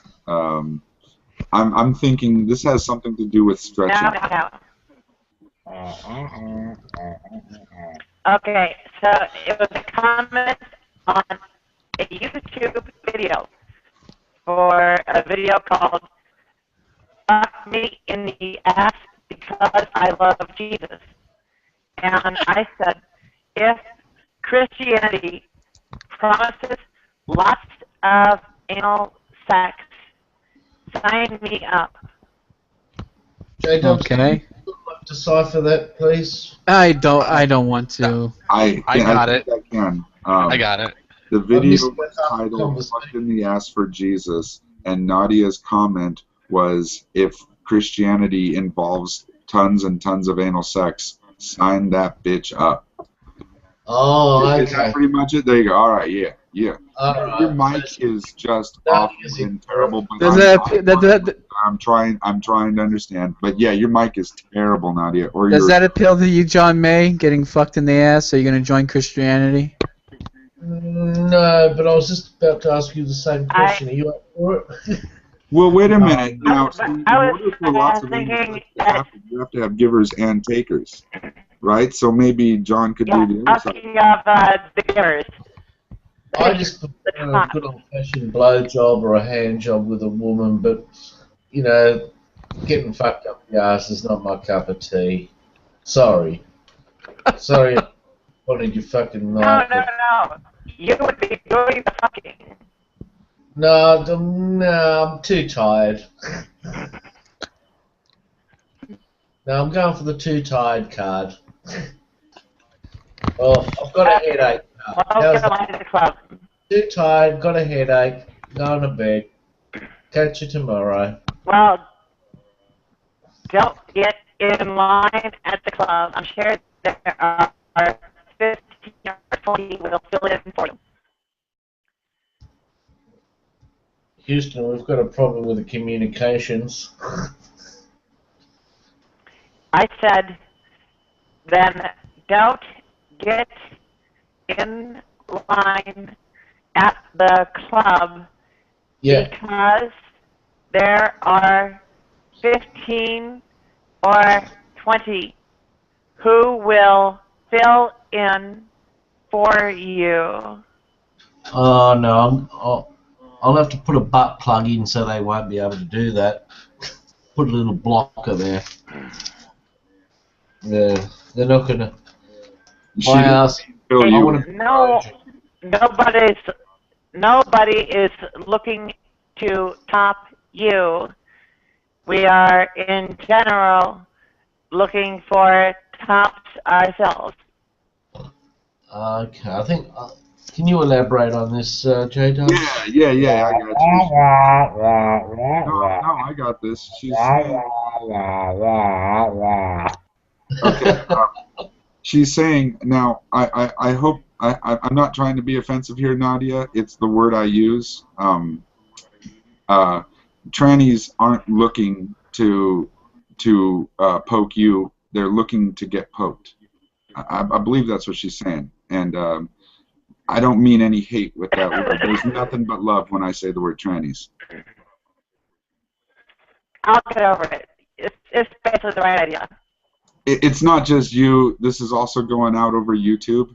And I don't, and you know, I'm not just trying not to offend you. I want people to understand. Like, if I'm going to use a word, you got to know where that word's coming from. It's not. What It's not Guy hateful. Daddy's saying is he wants tranny love. I'm talking about already. I don't think she's saying she wants tranny love. I think she's No, saying. you I are. think, You are. oh, you're saying I'm saying that you are saying that I'm saying that I want tranny love. Yes. Gotcha. Okay. Hmm. I mean, if she's hot. I don't know. I need to lose like a lot of weight so I can show up for the T-Girl Tuesdays at the Power Exchange. And then I can go get gangbanged. Yeah, I didn't understand that. I have to lose a lot of weight so I can go to T-Girl Tuesdays at the Power Exchange, and then I can go get gangbanged. Holy shit! Is that really is that really a something you're looking forward to? Is that a goal of yours? Oh yeah, it is for Nadia. She loves gang. Yeah. Why wouldn't it be? Shit. Just curious. I'm not gonna fucking start insulting you for wanting what you want. You got to understand that. But I might be curious. I might have a few questions or two. What, before the gangbang or after? Fuck, during, for all I care. I got to know. No, because Nadia's right into the gangbang thing, you know, she loves it. You know, it's just her thing. Yeah, see? Thumbs up. Hey, Nadia. So, I don't know, well, you know, if any of you blokes are interested, you know, like, put your name down and Nadia's up for it. You know, don't hold yourself back. Right. You'll be number like, you know, you'll be like number 300 or number 500. But oh, fuck, 300. Before the 10,000 or 15,000 mark. This is like free advertising for you, Nadia. You don't know how many blokes out there are going to book you. Oh, I just noticed you scared J-Dubs away. Oh yeah, he gets scared of shit like that. He's not into gang banging. I think fucking J-Dobbs had to go rub one out. You reckon? I think the conversation got a little bit too hot for J-Dobbs. You think he got a little bit hard, do you? And he's fucking gonna pop his cork. Right. Oh, that's I bet he's got like a secret fetish and has to hide it from everyone. Even pray the line at the clubs to gangbang whoever, because somebody might see him. You know. Well, now I know how to fuck J-Dubs off. You We know, start right. talking gangbangs. We found out his weakness.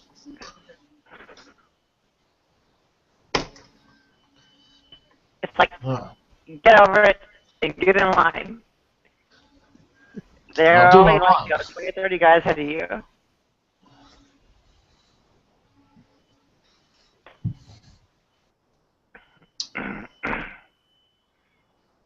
I think Brother John's got a little bit quiet there, and Service, he's got nothing to say, and well, Reuven never says anything. Zappo's There's a question. What do the Masons think about transvestites? We don't really believe anything. I'm a transsexual. I'm a transsexual, not trans. And, yeah, and you like Bacardi. You know, My bad. I said that wrong. I apologize. Yeah, we don't really believe Yeah, anything I've one way already or the got other. I've already got the dirty pair cut off, and I'm looking to chop off number 3 as well. Oh my god. Yeah. Now, see, now you said stuff that those You can words tell it. were put in there, and they can't be taken away. How is that? How is that? Like afterwards, it's called snip and tuck. the recovery, like because like my buddy was what do you call it when they he had the nip Snip. yeah, so he couldn't have kids anymore, and he had that done at lunchtime and went back to work afterwards. Said no problem. He was a little bit sore, but he didn't even walk funny. Those was his words. Wait. Oh, you're talking about vasectomies. Yeah. Yes, thank you. God, that word's too big for me. Sorry. Like I said, vasectomy, but sure. Right after I got it done, I was happily skipping and jumping. The trouble was when the prophylactic antibiotics ran out, it got infected, and then it was hell. Oh. That was about a month later.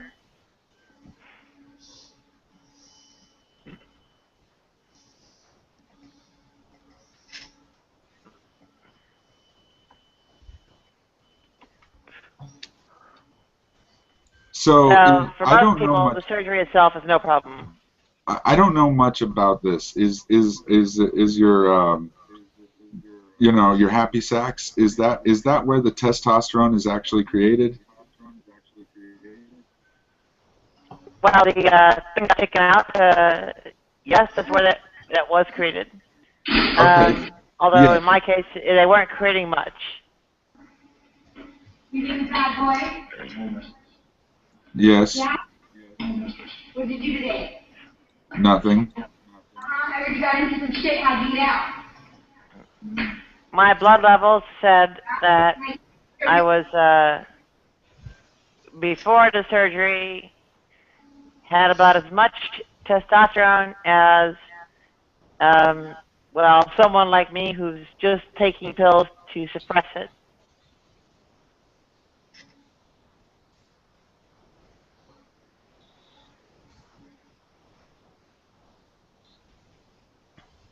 Oh no, J-Dub's abandoned us to go talk to Nephilim Free. Oh, is that where he's gone? That is a kind of self-torture that he wants to inflict that on himself. He can. See, that's Oh, one damn, guy. you have to go to the same thing. That's the only guy I I have. was talking to Nephi for a while. I kind of like get along or whatever. You call him Nephi, that's hilarious. I don't think he's really a Calvinist, but I'm not 100% sure. I tend to get along with Calvinists better, but he's at least an annihilationist, so that helps a little bit. Does he know about you? I'm sorry, Yeah. I can't imagine him getting along with you. No, Nephilim's too worried about the Nephilim and the giant people and the aliens to worry about the lesbians and gays and transsexuals and.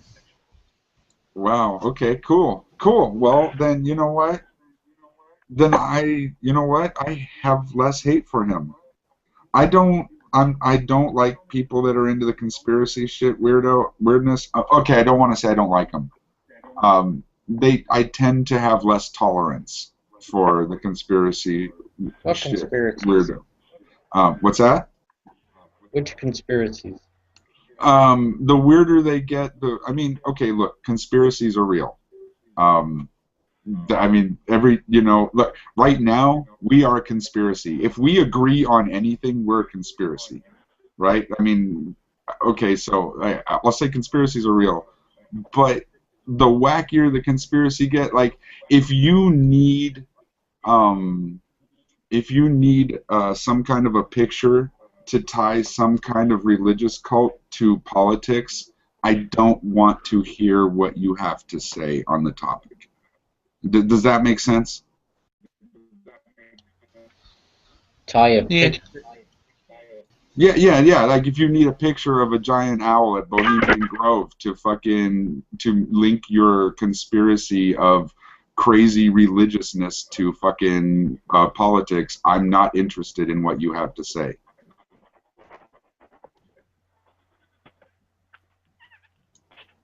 You don't want to see my burning owl video? No, I don't want to see your burning owl fucking video. and you know, things like that, like and people that you know, tell people not to get their children vaccinated make me want to scream at the top of my lungs. Hey, has anybody got that link to the Nephilim Free Hangout?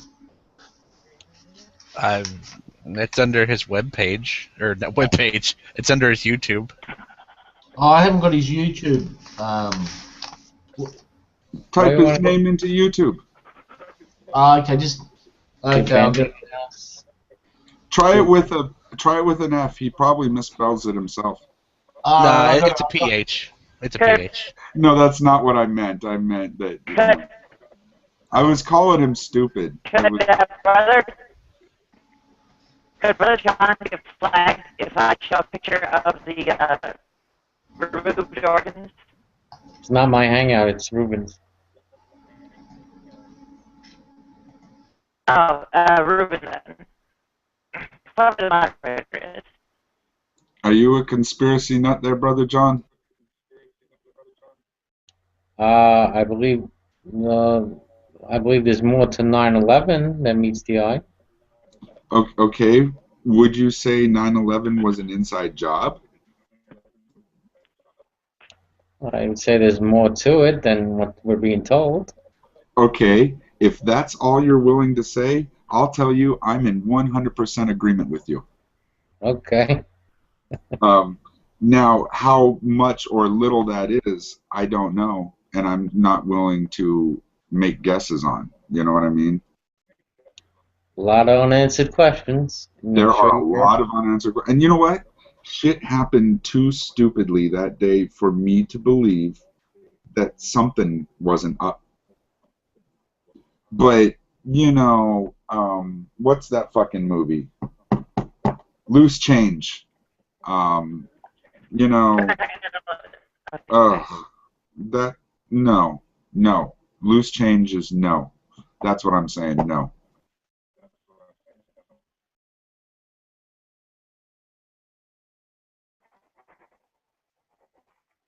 And if I understand what you're saying there, Ruben, then I'm with you. I would pretty much agree with that kind of characterization of it. We didn't get that. You pretty much agree with what? The way you and Brother John are characterizing it. Yeah. There's definitely something up there. You know, there's got to be something up there. But for those fucking, I don't want to hear about Building 7 falling at free fall and all that shit. Like that's tinfoil hat shit. Well, how do you think Building 7 fell? I think it fell the obvious way that it would have fallen. Lots of fucking debris and fucking plane bits and building bits hitting it. But I mean, or not that it fell at free fall, that it didn't fall at free fall, or however that fucking line goes. It's just, I mean,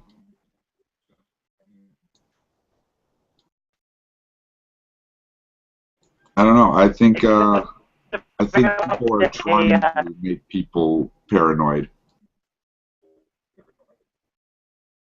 It could very well have been an outside job that was mistreated deliberately. You're saying it could have been an outside job that was what? Misattributed. I don't even hear you, Nadia. Really bad. I said misattributed. So, for instance, if the You're going to have to type it, Nadia. Your mic is not coming through at all right now. I can't type. I can't type. Oh, I that said sucks. miss misattributed. Misattributed. Misattributed. So if the Saudi royal family was involved, there would be The a Saudi royal cover-up. family was involved. If it was, there would have been a cover-up of that. There, it could be all kinds of other things too, but it's pretty easy to see that it doesn't have to be an inside job to have made a cover-up happen. So just so you know, Brother John, since I brought it up and I obviously piqued your interest about what I was saying, I have not yet heard you say anything that I would call crazy or kooky. I guarantee you, if I do, I will speak up because that's the kind of guy I am. I didn't say much. No. I mean, I've been in a few conversations with you now. I mean, I've never heard you say anything that made you sound like a conspiracy nut. That's what I'm saying. I can't say that conspiracies don't exist. That would be a stupid statement, right? I think when you start bringing aliens and religious cults into it, I think you're reaching.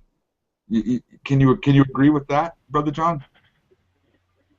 No, I hate the fact that conspiracies, the word is taken on a negative connotation, you know? Yeah, but I mean, look at the kind of people that spout some of these things. But Let's take Nephilim free. But I would say there is some kind of conspiracy. If we're going to take the word for what it means, I would say there is a conspiracy going on among others. Or well, many of them. At every moment in history, there's been lots of conspiracies. You know. Yeah. I totally agree with that. Yeah. I just don't think you have to bring really far out shit into it. You know. I see people like Von Helton trying as hard as they can to link every fucking conspiracy they can to like one global super conspiracy, and that kind of shit drives me nuts. It's like you can't really believe that. I think some of these people are just doing that for some kind of weird publicity. Like you know how like obviously some of the presuppositionalists are really fucked up in the head, but some of those people, you know, they're doing it for money. Like that's their racket. It's a racket. I think we should stop calling it a conspiracy and start calling it a friendship coalition for wrongdoing. There you go. That will take away the the ugliness surrounded by that word. A friendship coalition for what? Wrongdoing. For wrongdoing. Evildoers.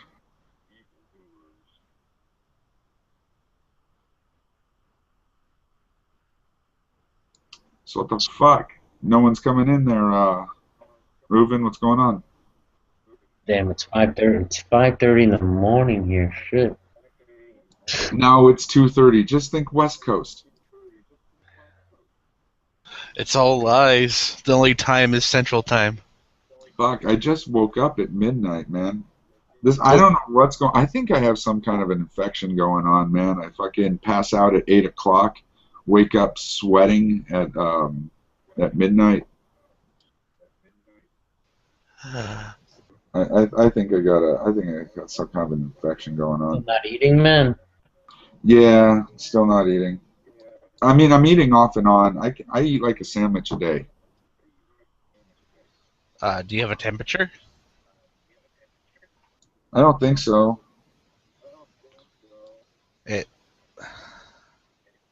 It's usually not an infection unless you have a temperature. Yeah, I know. But I mean, I fall asleep, I wake up, I wind up sleeping in like 2 hour, 3 hour, 4 hour doses, and I wake up in sweating like balls, like golf ball size sweat coming down me, and it just seems like I don't know, I don't fucking know. I got another doctor appointment next week. Oh, then I'm not gonna open my big mouth and sound stupid. I don't think that could possibly happen, sir.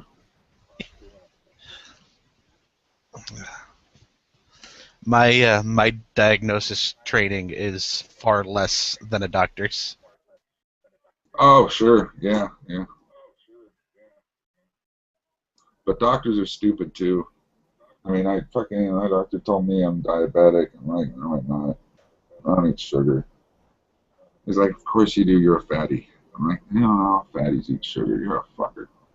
And this isn't really the conversation we had, but this is the sub conversation. You know what I mean? Like he knew what he was saying, and I knew what I was saying, but there was a whole nother level to what was really going on there. And the truth of the matter is, he was calling me fatty, and I was like, fine, but not all fatties are diabetic. Not all fatties are fatty because of eating a lot of cake. I'm a fatty because of meat and potatoes. Yeah, I'm a fatty because of Midwest cooking. And so and then I'm not diabetic. The blood work came back, and I'm not.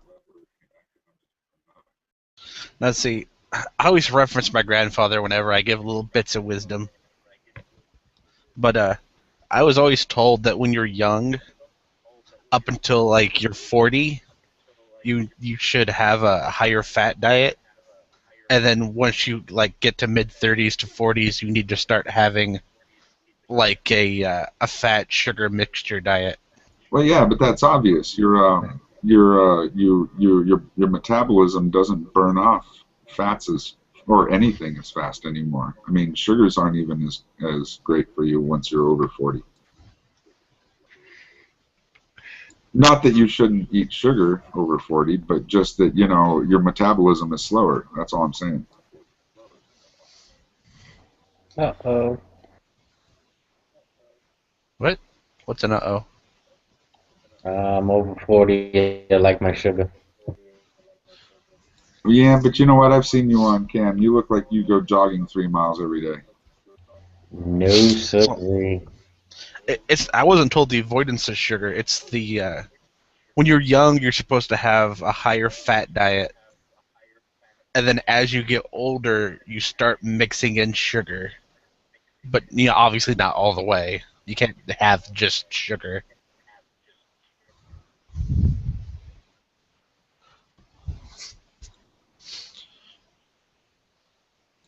You got a good build on you, brother John. Just don't turn into a fatty, and you'll live 100 years. Maybe you'll be like Adam, like 950 years, 900 years, something like that. I could stand to lose 20. I need to lose 20. I'm definitely about 20 pounds overweight.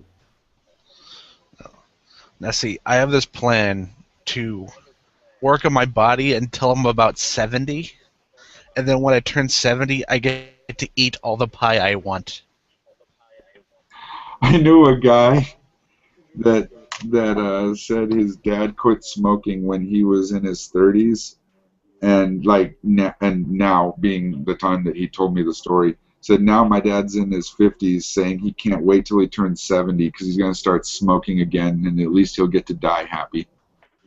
Yeah, I mean, I come to this get you. These cigarettes are the worst thing ever. Kids don't smoke.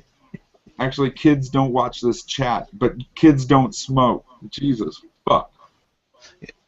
I come to this conclusion because I don't understand. Like, imagine you have an older person, and grandparent, or maybe your parents are older, and they're in their 80s, and their health's kind of waning, and the doctor's trying to get you to make them like eat like super healthy food, but they want other things. Like what's the point? Let them eat whatever the fuck they want to eat.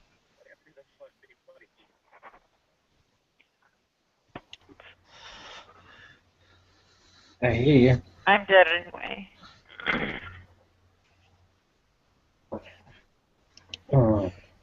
I might as well take the approach your elderly epicures are taking and say, well, yeah, a little bit of this and a little bit of that, and all that shit. Because I'm dead anyway, from something else. So what the fuck happened in here last night? I fucking it like 8:30 happened, and I got all passy outy, and I woke up a bit earlier, about a quarter after 11, and fucking Arcane and Alexander were having it the fuck out. How did that come about? How did Arcane get in here? Tell me the whole story. Was that yesterday? Oh god. Yeah. That was like 26 hours ago. See, I missed that one.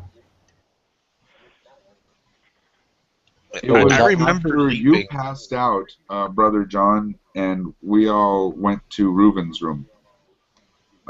We couldn't invite anyone to your room once you had passed out, so we left. Yeah. Was I even there yesterday? I don't think I was. No, I think I missed you, sir. I think I missed you. I thought I went to Eve's room and passed out. Or was it Ruben's room that passed out? I don't remember. I was stoked though when I came in the fucking chat and both Eve and Alex. This is 2 days ago now. I came in the chat and both Eve and Alexander were in here. That was cool as fuck. Oh, that was the night we all went and crashed Neffy's room. I think I stunned everybody a little bit. I went in there, I said, holy shit, I'm rarely in a room with someone this beautiful. And I just, I don't oftentimes get a chance to say to someone that's this lovely of a person. Alexander, I've watched all of your videos. I love them. I'm glad to meet you. Everyone's like, what, you're not talking to the girl? I thought it was funny. Yeah, I mean, everyone assumed because you said beautiful, you were talking to the girl. Men are handsome, damn it. But particularly Eve though, because she gets. I mean, Eve. I've never actually seen Eve's face other than what she puts up. But I'm just kind of assuming she's one of the chicks that get that. Oh, you're so pretty. You're so pretty. I told my son that. My son's 12. I'm like, they don't want to hear that. You're so pretty. You're so pretty. There's a lot of dumbasses out there to say that to them. They don't want to hear that. Don't waste their time or your breath.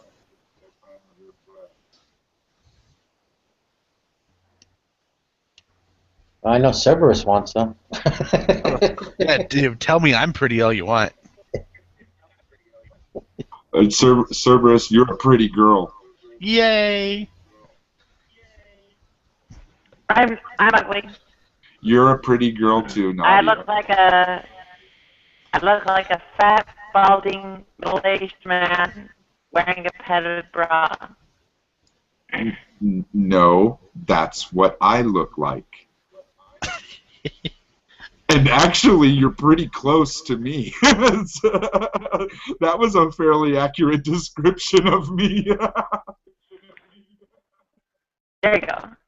We are basically twins. Apart from, well, maybe it looks like I shaved. Although, it doesn't grow. I don't think I've ever seen you, have I, Serb? Do you mean in person? No, there's nothing of you, right? Nothing connected with this. Yeah. No, yeah, I was right in saying you're a pretty girl. I have no clue what you look like.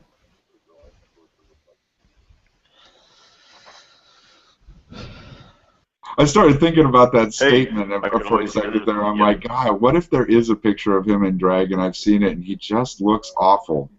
You know, now all of a sudden it looks like I have no taste. Well, you know, like I've called Serb a pretty girl now, and what if the fuck it isn't?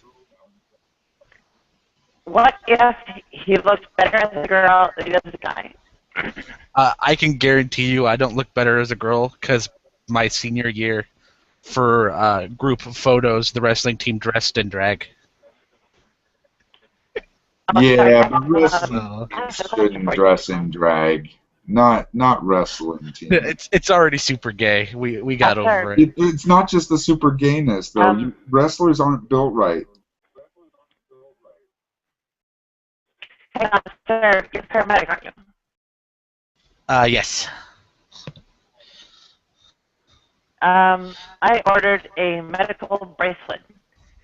And Good job. I should probably have checked with you before I picked what I put on it. But let me ask you about it anyway. Okay.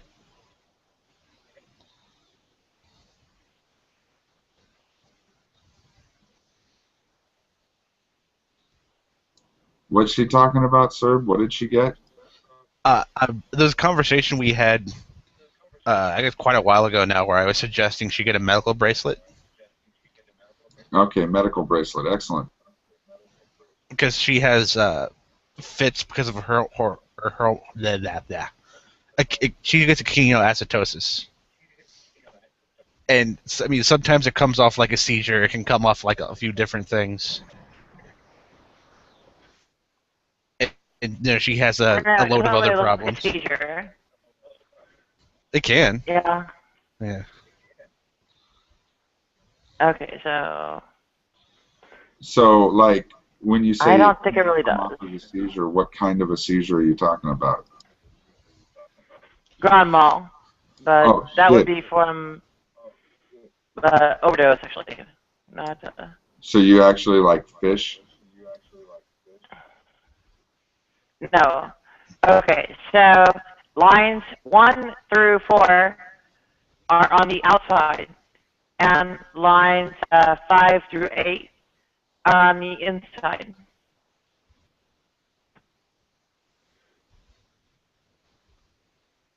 No, that's pretty good. Is it engraved okay, or is good. it what kind of bracelet is it? Right, it's engraved, yeah. Okay. It's all metal. But the question is not so much what I did right, but what I did wrong. I don't know. Like the name is the least important. The DNR, that's personal. It depends on how important you want your DNR to be. I mean, everything else is fine. It better be up front, because if you don't see it up front, you're going to do it by accident anyway. Yeah, I was thinking about having that tattooed on my forehead, actually. DNR? Yeah. You want a tattoo that says "Do not resuscitate"? Yeah, I think it would be appropriate for me. I don't know.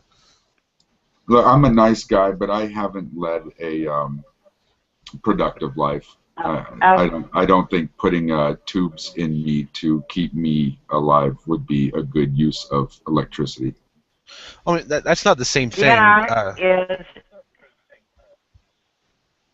DNR is do not resuscitate. Yeah. I know. I was actually kind of making a sick joke. I know there's a difference. I understand. That was a sick joke. That's all. I tell you right now, The I've been spending leave was probably in flight before I actually said that. So I was talking to Guevara, who had actually already left the room. Damn it! I was gonna practice my voodoo magic on him. Your is that your Masonic mysticism? Yeah, my Masonic Luciferian voodoo magic.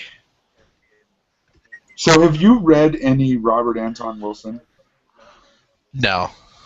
Okay, look, there's a lot of Masons that would probably get offended by it, and I don't see you as being one of those dudes. I think you would find it humorous.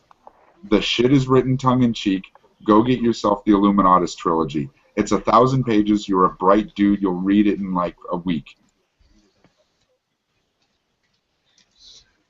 Okay. Oh shit! It's the first thing that pops up. Okay. Oh shit! I muted myself when I meant to unmute. The only problem with that book is it's so good, and it's written like a detective novel, and there's a lot of punchlines that come in at the end. In fact, some of the punchlines have been building since the beginning of the book, so the book is several very elaborate jokes, so that by the time you get to the end, you know that this is a book that you need to read a second time because it's a totally different book. When you know the things that are coming and you see the plot building as it's building, it's like the movie The Usual Suspects. If you've ever seen that movie, you know that once you've seen it, you have to see it that second time because it's a totally different flick. Well, same with that book, the Illuminatus trilogy. You got to read all three of them. If I can harp on the subject,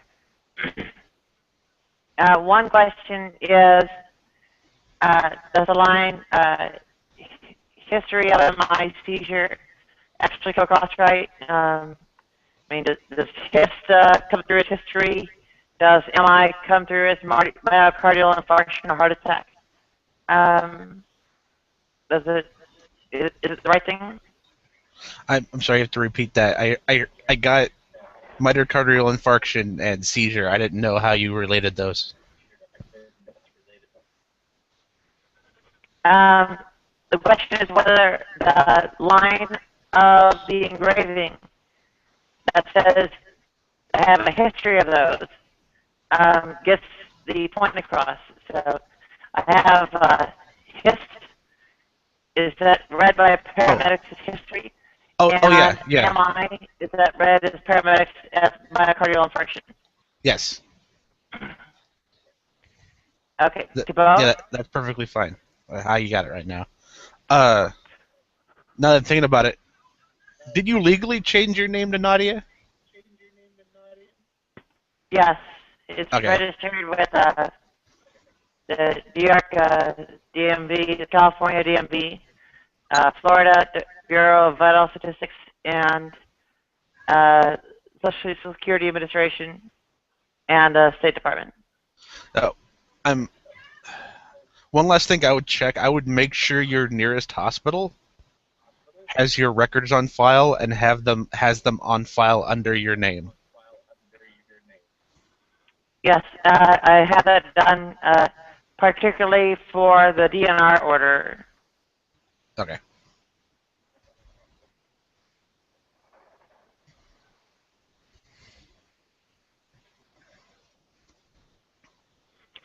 I need to update that actually for the disposition of my remains in the event of my death. I would very much prefer they not be, or that my family not be granted any kind of access to them. I don't really care what happens to mine. I do. I want my body to be burned, and I want the ashes to be put in special gunpowder that they make, and I want the bullet that gunpowder is going to shoot to go through Dick Cheney's head. Can I Okay, rephrase so you know what I was what saying? people do. Go ahead, Nadia. You know what people do to trannies when they die? Wait. They dress them up as their, birth assigned gender. and call them their dead name and hold funerals where they pretend like the part where they well transitioned between genders as that never happened.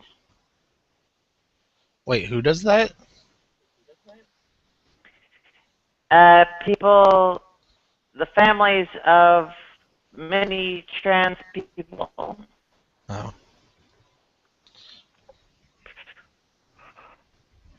I don't think mine would.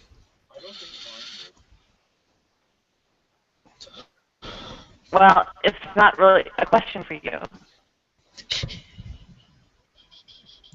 Sorry. In my case, my family would dress up my dead body as a man and tell me, the man's name they gave you when I was born, and pretend like I had never done any of this. No. Now, if you're worried about that, I wouldn't. I mean, you could do what you wish. You can write down what you wish to have done with your body and give it to the hospital to put in your records. But it would be better if you went to your county clerk's office and filed a will with them. Right. And the details of the county clerk's affairs are less clear for California than they are for New York.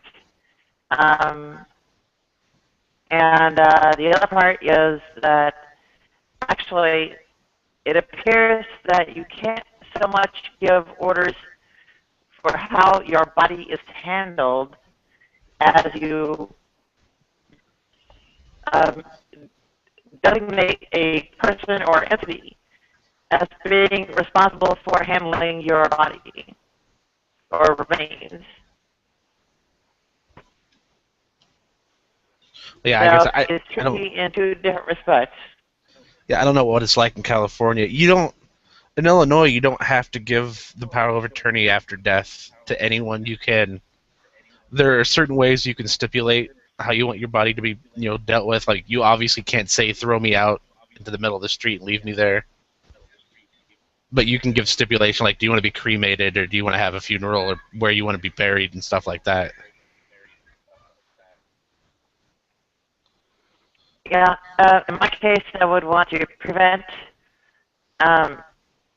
essentially any funeral service for fear of funeral services being held in a disrespectful fashion, and to attempt to prevent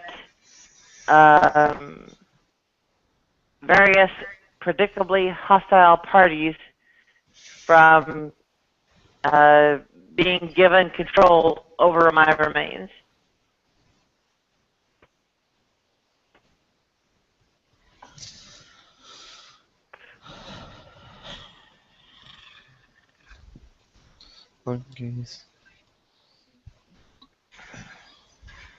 In California, it is a probate code 4701, sections I think 1 through 5. And section 1 actually has most of the things. Section 2 is what the DNR is, and I forget what sections 3, 4, and 5 are. But they're mostly not important, apart from section 1. And section 1 has a few different subsections that the bullet point for the agent responsible for the remains is specified if it's different from the healthcare power of attorney, or sorry, the person granted healthcare power of attorney. So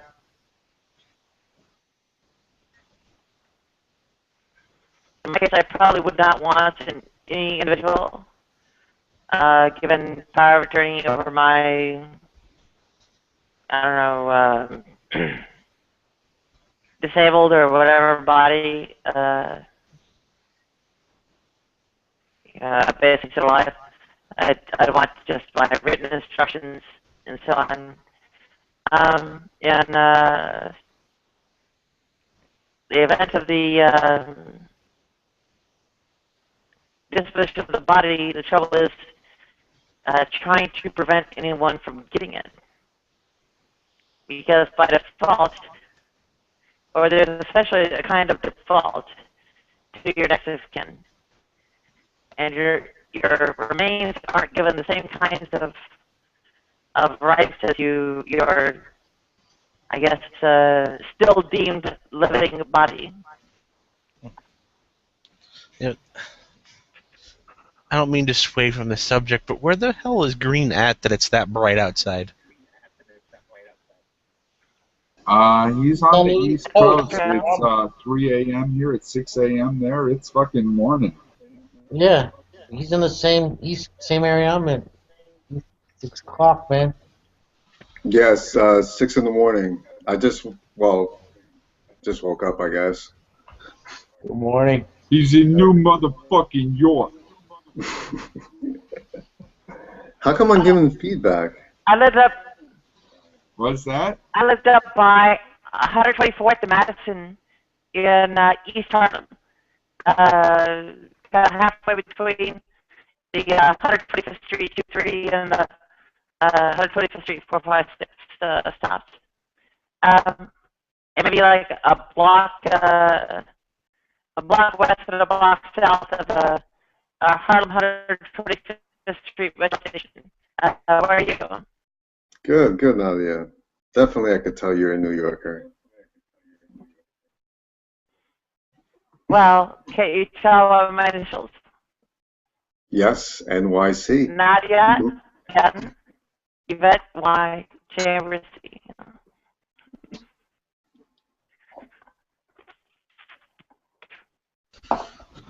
Yeah, I've got all kinds of like photos of people that Chambers Street stop on the I think it's 2 and 3 lines. The one line's out in like the freaking West Village or something.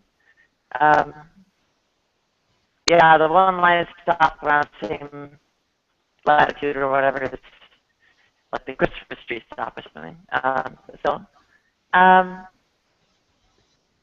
One of the scariest places to go during Halloween is the Village. Why? Oh, I never went to a parade there. I always wanted to go on Halloween. And Halloween, you seen grown men dress up as butterflies. I never seen so many butterflies in one spot. Wait a minute, though. I got a question, though, because the terminology is important, right? You specifically said scary. Like, there's people at that they call them haunted houses. You pay a few bucks to go in, and people run around with like chainsaws turned on, but the chain off of it, so it's not dangerous. But and they're running around chasing you with hockey masks. You said scary. Men dressed as butterflies is scary to you comparatively to a big dude with a hockey mask and a chainsaw. Oh yeah, because you don't know what their mental state is. Like if he's a grown man dressing like a fucking butterfly, I don't know what he's capable of doing. I imagine very little. A grown man dressed as a butterfly, if I'm going to make any assumptions about his mental state, I'm thinking childlike. That may not be the case, but, you know, I'm not worried about, like... A whole gang? Man. A gang, come on. Are they wearing the same colors? Wait, what do you call a gang of butterflies? Are they a murder of butterflies? Cast spells? Like, come on, what are you talking about, man? You're talking about like a whole group of guys, freaking big guys, dressed up as freaking butterflies. One pink and purple and freaking glitter and all that shit. Nothing to be scared of, my friend. Nothing to be scared of. I promise you would not even get raped in a situation like that. Those guys have nothing to be afraid of. Nothing to be afraid of. I have to defend Green here for just 1 second.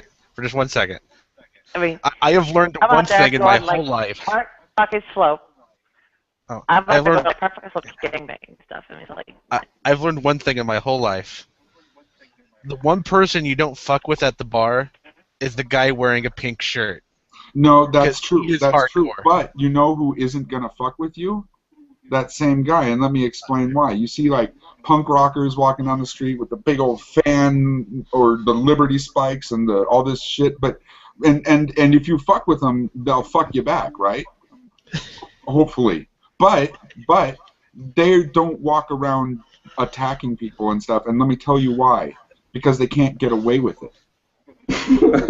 The freakier you look, the more recognizable you are. You're not gonna get away with that shit. So some dude that goes around dressing up like a butterfly is like the norm.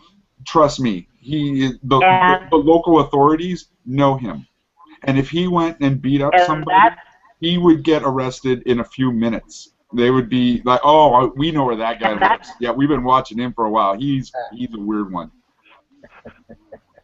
And that is why I always get waved through every freaking stop at the airport security check ever. Fucking Green's hiding his laughter. Even though it takes you like half an hour to fucking take off and put back on all the freaking belts and shoes and whatever else that is setting off the alarms. It's like, Forget the blood and crips. Frank's afraid of the butterflies. No, I'm afraid of gang of security butterflies. people like the TSA. A gang. There's that word again. The security types like the TSA know what Sky Daddy is saying. They know that because I stand out so much that there's no way I think I can get away with shit. And therefore, I think I am not a threat. I want to make one clarification. Big groups of butterflies are not called gangs; they're called murders. There is a murder of butterflies. Come on! No, those are crows. I told you. No, those There's are a reason why I was scared. No. Are they really called murder? No, they're not. But that's what I would call it: a murder of butterflies. Oh man, It really is a murder of crows, though. That's what a group of crows is called. That's a fucked up thing. Why? Why is that a thing? Why do we call that that? I'm gonna blame Edgar Allan Poe. Okay. Nobody really says that. They all just say flock, and like maybe every once in a while somebody will dress up medieval thing where. Oh no, I call them a murder. I think it sounds awesome. I totally use that word every chance I get. Not the word murder, but like in reference to a whole bunch of crows.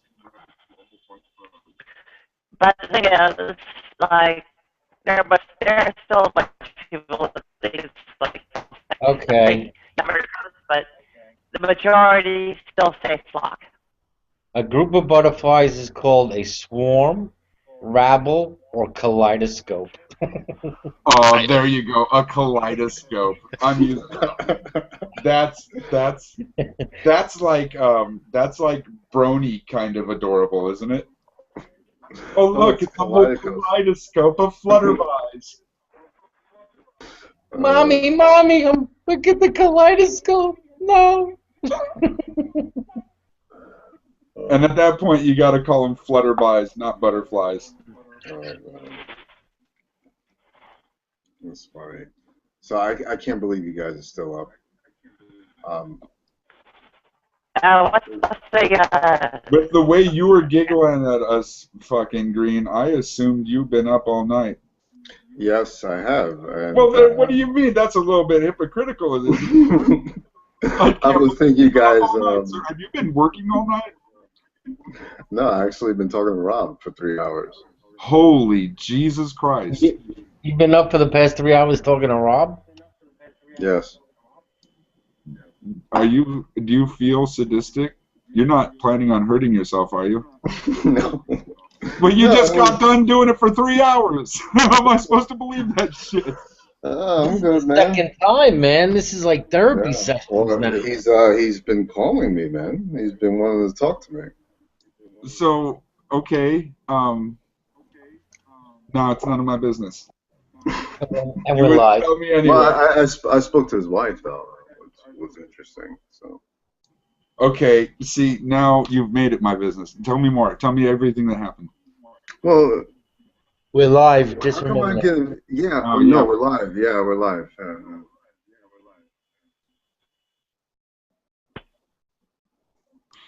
So I'm was getting it? feedback? So was it about Jesus? Was it about the Gnostic Jesus? No. 3 hours and no Gnostic Jesus at all? He mentioned it, but it was not. That was not the bulk of the conversation. Awesome. See, I'd be willing to talk to him for 3 hours if he could not talk about any Gospels or Jesus at all in that time period. Well, it's a lot of listening. I'll tell you that. So, it's a. Okay. Yeah, I go don't want ahead. to pull out. I don't want to pull out too much information, but is it about chapter 2? Oh no, No. Okay. no. This went beyond that shit. Yeah, I'm sure it's none of our business. Yeah, it's live. I can't. Rob, we only talk about you because we care and we are interested in you. Yeah, he's fascinating. He's a fascinating guy. Hey, was that guy Brandon here? No, I didn't see him tonight. Does that kid talk? Grant? No, not Grant. Brandon. You said Brandon. I thought you said Grant. Brandon, I think I saw him briefly. I think there was a couple Brandon. The one that has. A Christian? Yeah, I think so. He had that thinking man. You know that icon of the thinking The man. statue?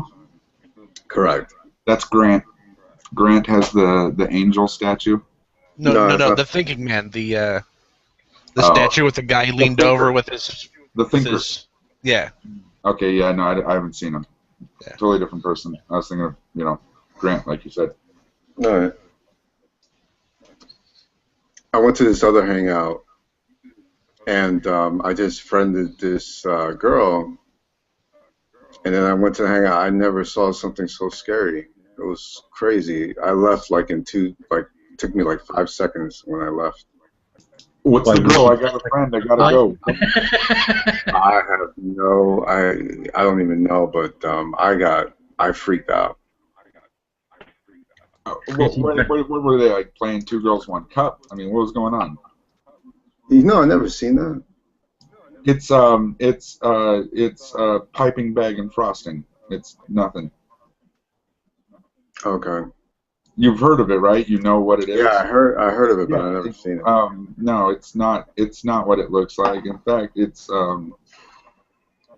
nothing.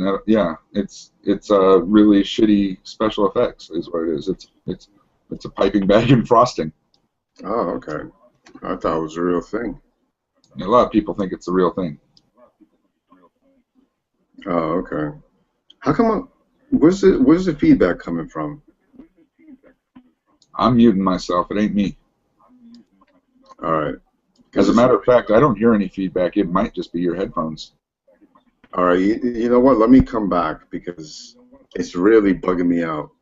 Please do. We miss you so much when you're gone.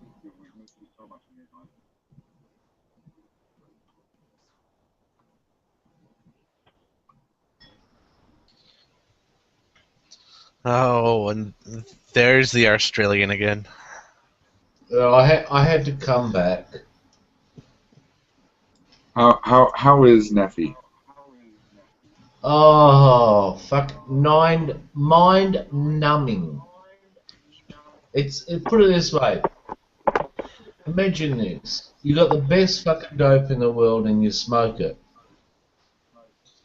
Go into his room, and the way he talks is even better. More mind numbing. No, okay, I've never gone into his room, but I've seen his videos, and the guy kills my buzz. Well, that's why. Dead. Yeah, that's why I it's tell you mind. what, I could get drunk off my ass and go and listen to one of his videos for an hour, and drive home. Kills my buzz. look, J Dubs was in there with me, and we didn't even say a word. And J Dubs says, "Oh, look, I've had enough. I'm going to bed." And I says, "Yeah, see you later." And I listened for about another half hour or so, whatever. And the fucking nonsense, absolute fucking mind-numbing fucking nonsense. And I really, really wanted to fucking interject. And I thought, nah, if I fucking do, I'm going to go insane. And then J-Dub said, we were talking in the fucking hangout, and J-Dub says, "Oh, do you need a gun?" And I said, "No, I need some fucking bullets." No, you need some Valium. Wow, I need both. those guys. Down. Hey, Each other's any nonsense. chance you could send me? Is there any chance you could send me both? I kind of, need them both. Yeah, no. There's no way I'm sending you both. Oh, mate, those they Well, actually Franco. bullshit. The main thing is, there are a lot of transphobes out there, and for self-defense and such, it'd be very helpful. And I've got all kinds of restrictions because I, try to do surgery on myself to, because the doctors aren't getting around to it. So. Oh, fucking hell. Where did Frank go? He said he was getting some feedback into his cans, so he's rebooting or something. He said he'd be right back. Okay. Oh, mate. I was thinking about interjecting and sort of like challenging them on some shit, but I just let them go and go there. They started talking about, the planets and the fucking orbits, how they're spinning like this and that one's spinning like that, and science can't explain it. And I'm going, oh my fucking god.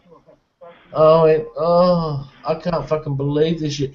And I thought, why would I want to fucking interject? They've got their fucking mindset on this fucking nonsense, and then they started talking about other things, and it just went on and on and on, and they're going, the atheists can't explain this, and they can't explain that, and they can't explain this, and they can't explain that, and I thought, mate, I would have to be in there for like 5 or 6 hours, and even if I did explain it, they'd still go, no. Mate, that's what I call mind-numbing. That's exactly where it comes from. These cunts here, they're actually feeding off each other. They're actually agreeing with each other, going, "Oh, what a good point. Yeah, you're right. Yeah, they can't explain that. Yeah, and they've tried to." And I felt like saying, "Well, why don't they fucking teach fucking the Bible shit in fucking schools?" That's what I felt like saying. But I just couldn't be bothered. It was just like, fuck it. I haven't got fucking time to waste for those cunts. Oh god, don't go there. I did go there. That's a horrible question to ask them because they agree with that question. In America, that's a whole battle going on. Don't. No, the battle's finished. You don't let them. They're not. No, it's not. Unfortunately, they're winning court cases because. No, they're not. They've never won a fucking court case. I watched the internet. They've lost every single one. They've never been. I love the internet. That's awesome. I know somebody that got fired because he sent out an email saying that he would not be praying.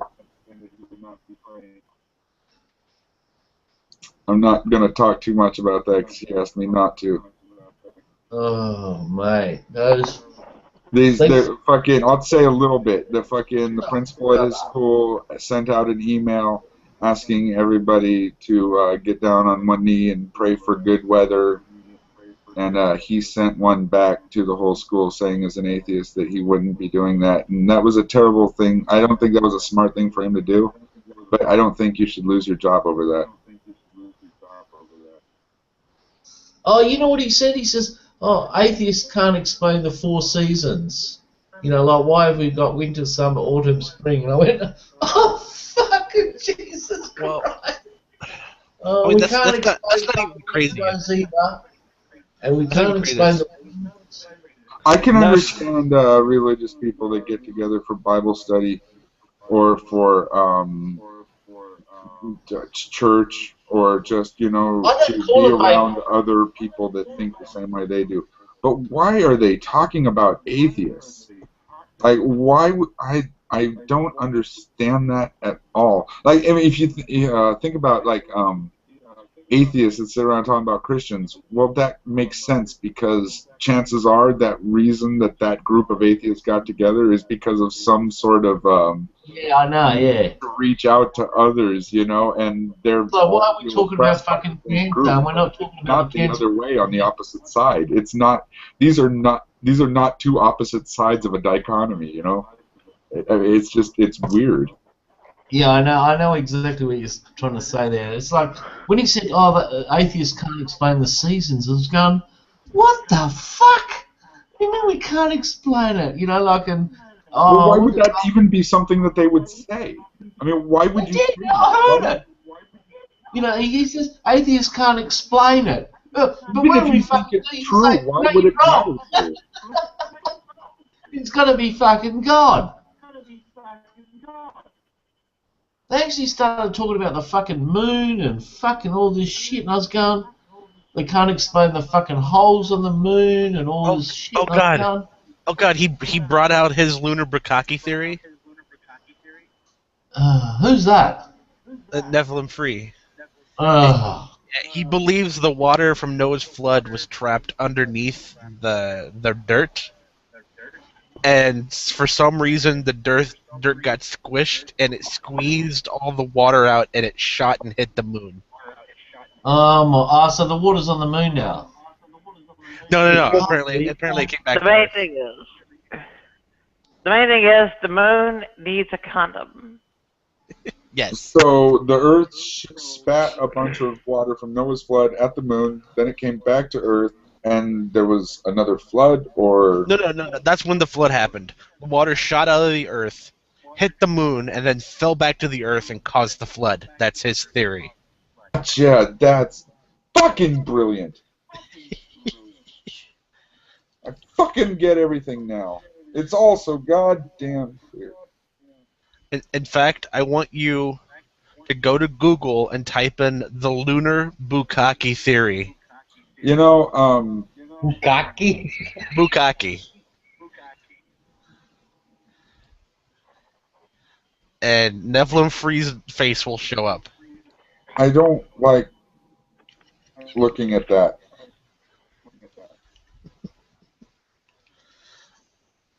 Nephilim's Free's face.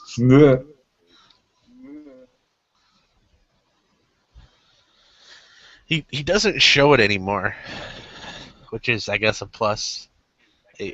I don't know. I hate Nephilim Free because like when I look at him, I'm like, there but for the grace of God go I. It's like his place looks just as shitty as mine. I'm like, I am that dude with reason. Like if I went insane, I could be him. I would need a huge pair of headphones, but like I could be him, and it's like I kind of teeter on insanity anyway. I sort of enjoy the brink of I don't know if I could tolerate being Nephilim free. Mate, Well, I don't want to. There's four heavens. I was going, oh, fuck, I thought there was only one. I was listening to this shit, and he's gone, and then I thought, oh, I want to know where they are. And the first one says, oh, the first heaven is in the atmosphere, and the second one is in outer space, and then there's the other heaven which is out of outer space, and the other one is in, say, like God's kingdom. I was going, mate, there's four heavens. I says, you fucking beauty, take your pick. Oh, it's fucking abs. Oh, mate. I don't want to hate on how the guy looks, but like he manages. He manages to pull off everything you need to pull off to look like a pedophile. No, when I was hating on how he looks, I was saying his place looks just as shitty as mine. You know, and that shit you just said about him, you could probably say the same shit about me. That's why I can't stand like to be around that guy. I'm like, it reminds me of how pathetic I look. I don't know. There's this picture floating around the internet of him like freaking out, looking at his camera and like eating a piece of paper. Oh, And really? You got that? Yeah, I've seen it. Yeah. I can probably look it up. He looks fucking crazy. Because he actually put up a fucking video, not for anybody, not for me, because I didn't talk to him, but he actually put up a video of Aaron Ra spitting the dummy. And I thought, alright, I want to see this. And it's all been fucking dubbed. You know, it's all been fucking edited and all this sort of shit. And I went, oh, mate, he's a cunt. I've never seen a That picture guy- of him. I've never seen him either. I want to have a look too. I've Wait, seen you've like never a seen the cartoon thing, but I don't know if that was of him. fucking Nadia's got me calling him Neffy now. That's hilarious. Nappy. That really, you know, that takes the bite out of him, doesn't it? Call him Neffy. It does, Neffy. Just call him Neffy. If you ever start talking to him, just say, "Hey, Neffy." Can you take the bite out of all of them that way? Like maybe call him G guy or G Yeah. dude. Yeah, I'll do. I'll By fucking the way. The woman reference? Hey, Rob, you're supposed to be in bed. Look who it is! Good morning. You speak of the fucking devil and he pops up right in the chat. Yeah, well, it's miracles, Rob, mate. Rob, Jesus we're does talking miracles. about you. Rob, we were talking about you. Who just shut up? Okay, Rob. Okay. Praise the Gnostic Jesus.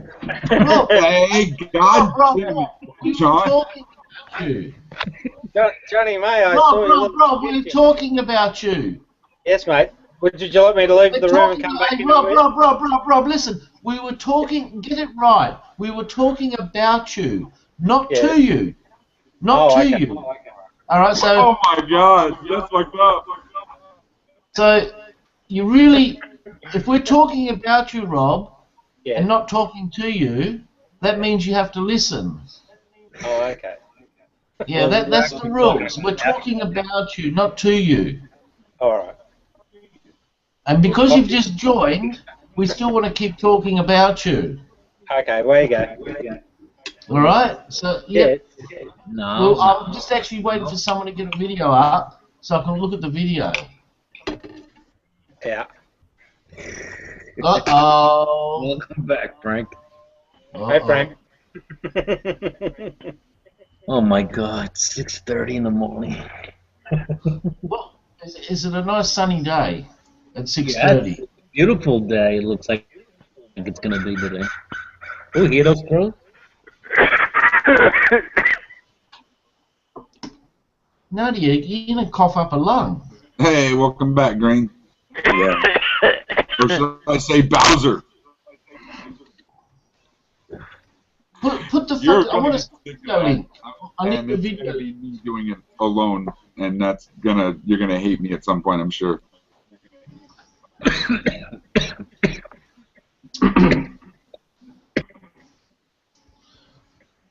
I just need that link. I'm trying to find the video right now. I found the picture. Show me the picture. Okay, one sec. Images. I need to start getting pictures. I gotta start getting back into Manicam. Why'd you shave the beard off, Frank? I have an interview. Hmm. Hey, Frank, did you have a beard? Yeah, I used to. It's Get a gonna go nice bad. little one of these down here. Yep. I'm still getting the feedback. You guys don't get it? Not at all. I can hear it, Frank. You can hear it? Yeah, I can hear the feedback. I wonder if it's a session here. I think it's fucking Nadia. It's her fucking. It's always Nadia's. Okay, I'll try turning the Nadia. volume down on my headset.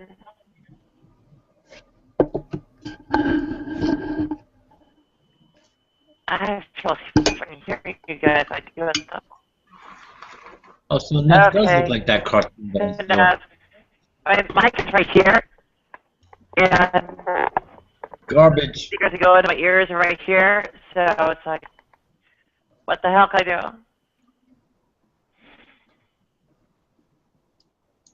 Holy shit! I found one of his old videos archived. Okay, you gotta watch this. This is gold. I do not. You can't No, no, trick no. me. Seriously, it's hilarious. No, He, honestly, I probably watched it back in the day. like, he's not preaching the Bible or anything. He's actually just being crazy. Who's this?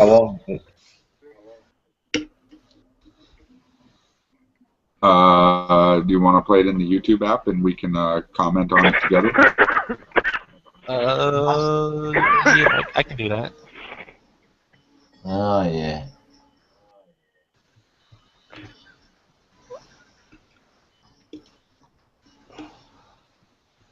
Mate, he's one crazy motherfucker. He is. He is fucking. Whew. Be sure to join us in here for the commentary, Frank. Oh, this is Nephilim? Yes, it is right there. Yeah, you guys in here? Yeah, yeah. You see, I'm still getting the feedback. It's Nadia's. Is it coming from me? Yes. Yeah, can you mute your mic and just see? I'm not sure. It takes me several minutes to mute or unmute. Okay. So I better just turn it down even further. This is a pretty epic intro. It's very long. Oh yeah, he put work into this. Okay, is it still echoing? Yeah. I turned it down further. When I say epic, I mean like Gilgamesh in duration. Put it on. Put it on.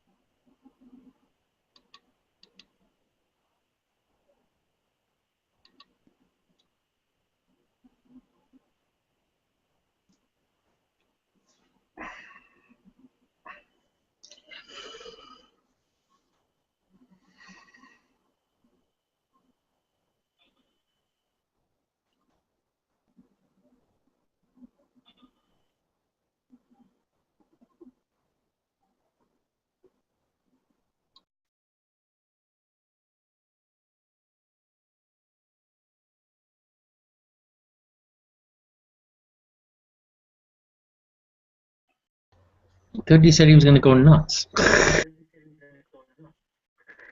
Oh no, like he's not like freaking out. He's just crazy.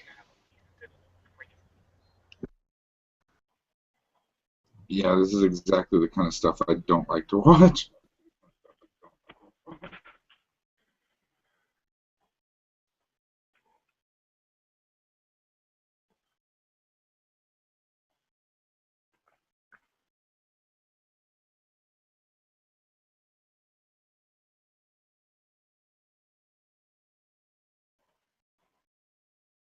Where does Satan being the father of lies come from? What is that about anyway? It's in the New Testament, it says that. John 8:44.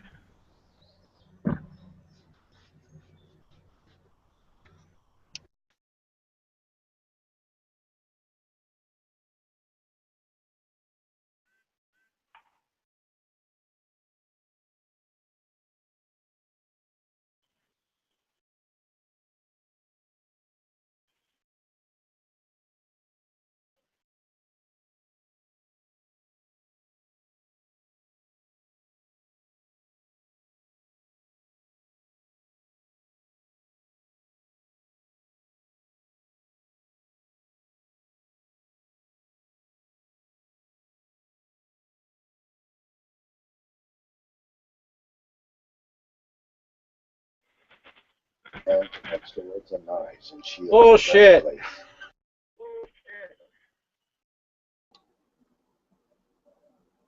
¿Qué está pasando ya? That's some really big hair.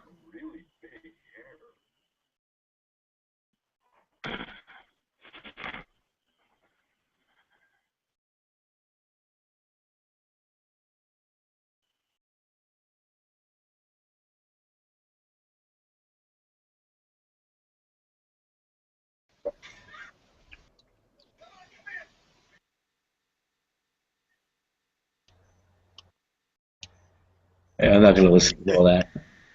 Seriously, John, you rewinded it. I fast I don't forward. see anything. Well, he had to make sure he got that last bit. This is long and boring. I mean, like I can't even. There isn't even anything worth making fun of. It's.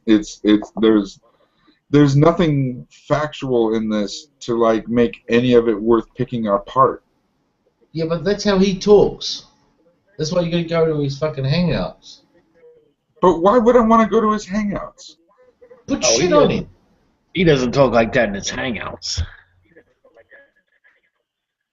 Here he's just like narrating the video. I mean, he's in the hangouts. He's talking over you and loud and. I'd He's the rather only put shit on you guys because I like you guys and I think you'll probably forgive me for it. I think you like me back, so I can get away with putting some shit on you. You know what I mean? I can sit here call Green Bowser all day, and he's gonna be like, "Yeah, but you know, whatever." Maybe he'll poke some fun back at me. You know, maybe eventually he starts calling me Fat Man. That's okay. You do it. I don't mind when my friends poke fun at me.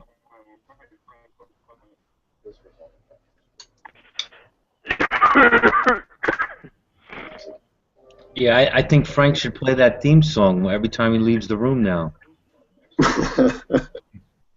Good night, sweet darling. It's time to go.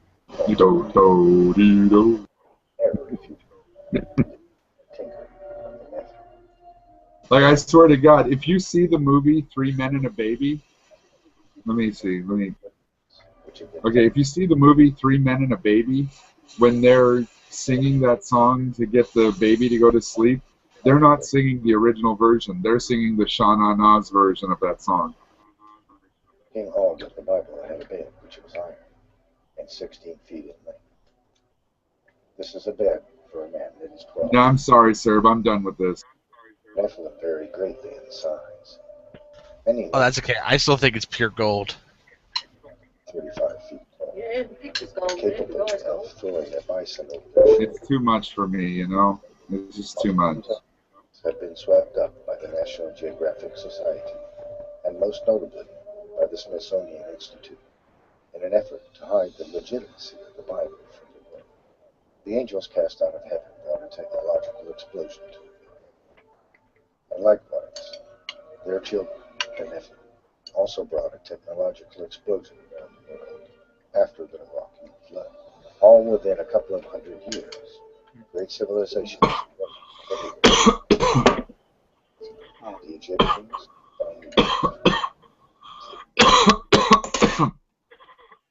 Oh shit, I left my mic open to cough. That's awesome. Thank you, sir.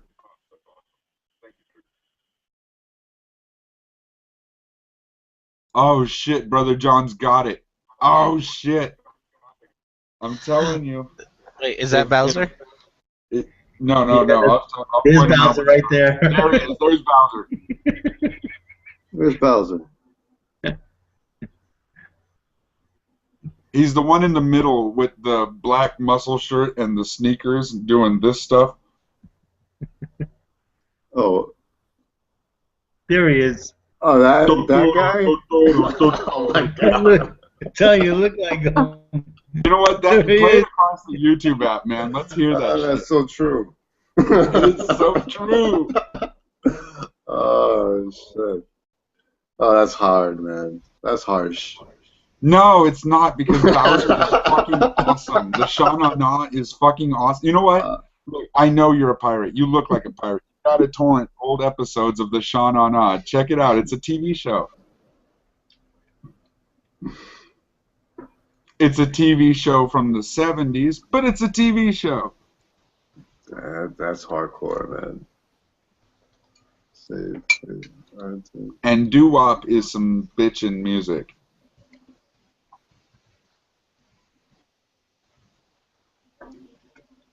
Hey, how do I go to my YouTube channel on YouTube?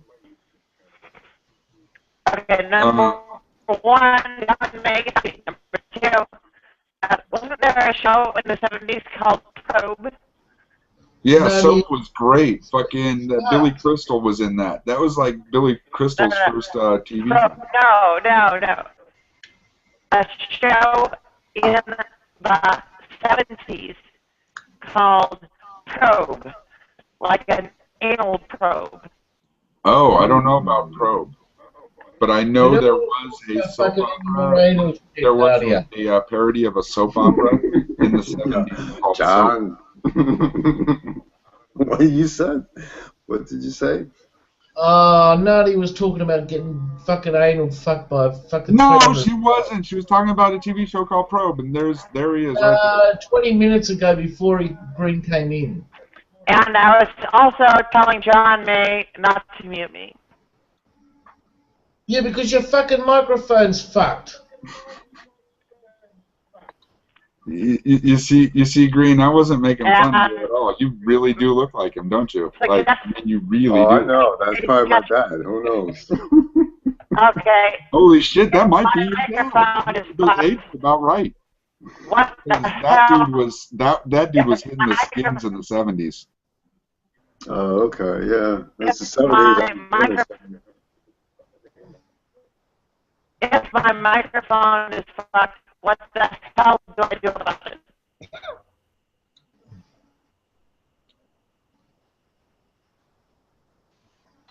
Start singing. Where the hell does the money come from to do anything about it? I don't know, Nadia, but it's not our fucking problem. Stop kidding me. It's the only way Fucking pray to fucking Jesus and hope that a fucking check comes in the mail, and if it fucking doesn't, do something about it. That's what I fucking do. And checks just keep pouring in, left, right, and centre. They fucking actually shut. They don't even put them in the fucking letterbox. They shove them under me doors. You think I don't beg for money? You think I don't fucking panhandle? You think I don't go to social services? Nobody's sending money.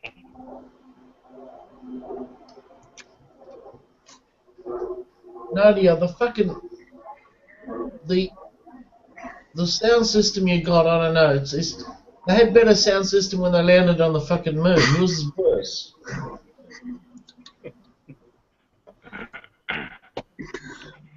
If you can still understand what I'm saying. Yeah. Every second fucking word I have to fucking put together.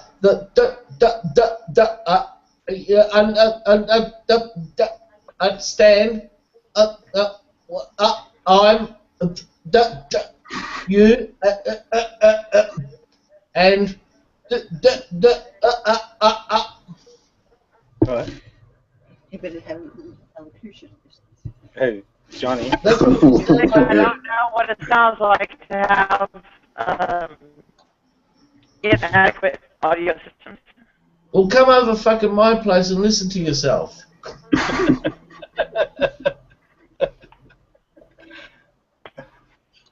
I can already see and hear myself in YouTube recordings of on-air hangouts.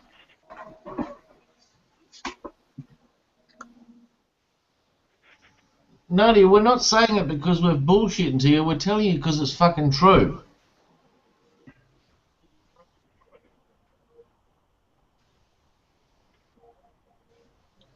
I know my sound quality is shit.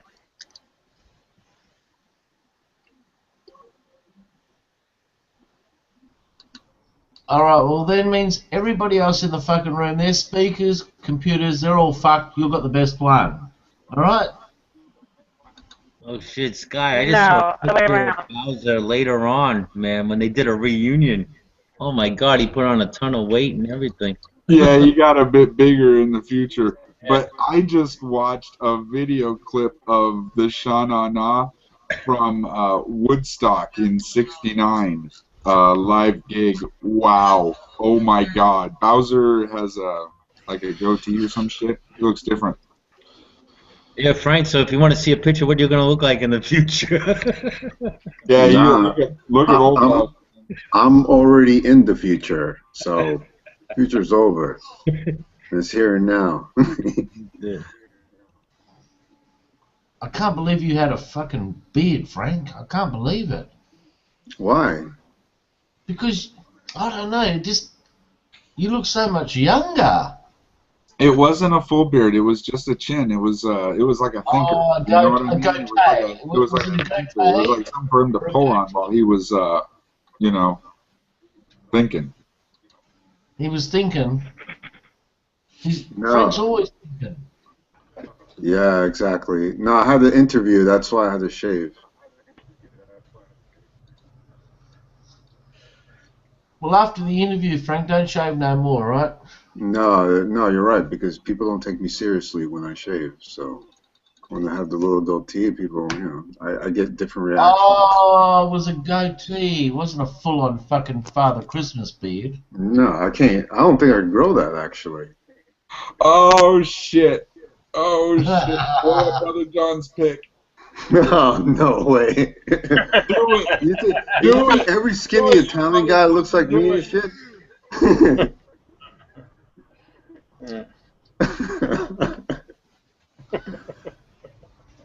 come on, Frank, do a profile. On, do it. Come on, imitate the picture, Frank. Come on.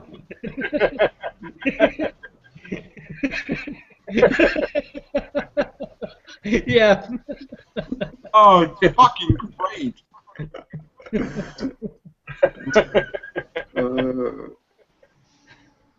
Oh shit, my head hurts. I laughed too hard. So fucking my head hurt. Oh shit! No fucking way, bro. That is your fucking dad.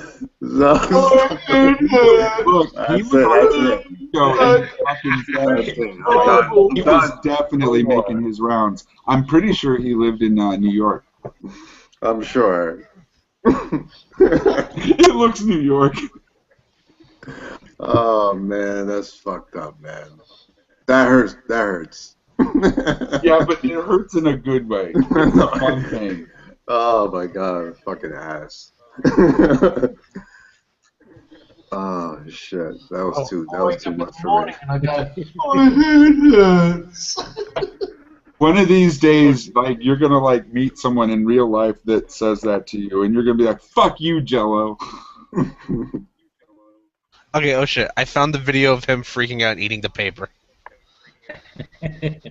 Oh, fucking put it on. I think he's kidding. No, literally. No, he's freaking out eating paper. Wait, he's freaking out by himself? Yeah, like he's talking to the camera. Like Here, how about he's saying something. I'm G-Man. That's Alexander Carson put up a new video. Let's watch that and comment on it. I just put it up. Nifflin free.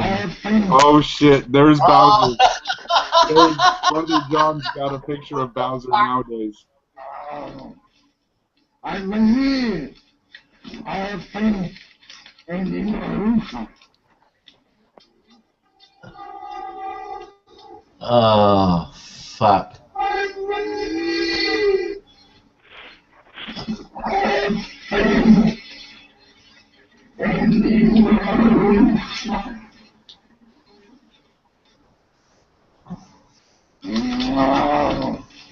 Hey, Green, see that one? I have been in the roof. What the hell? What's wrong? See Brothers John's doc now? There's your future, my friend. Mate, we have to fucking ring up those blokes in the white coats. Send him round to his fucking house, take him away, give him some medication, and go there. You know, you calm down. And when he doesn't calm down, you give him a couple of other fucking pills. That's what he needs. And I don't know, Green, you don't have any access to all those good pills, do you? I got access to everything. Oh, mate, fucking get over there and fucking give him, you know that jacket where you put your arms through? You know, the one where you put your arms through first? Put him in one of those. The straight jackets? He's not gonna Oh, need that. yeah. A hug myself coat. It's a hug. He needs it. It's a I gotta love me jacket. Okay, yeah. That's okay. that's Tell me the Green. I gotta know. Do you and a bunch of your friends in the medical industry prescribe each other MMJ?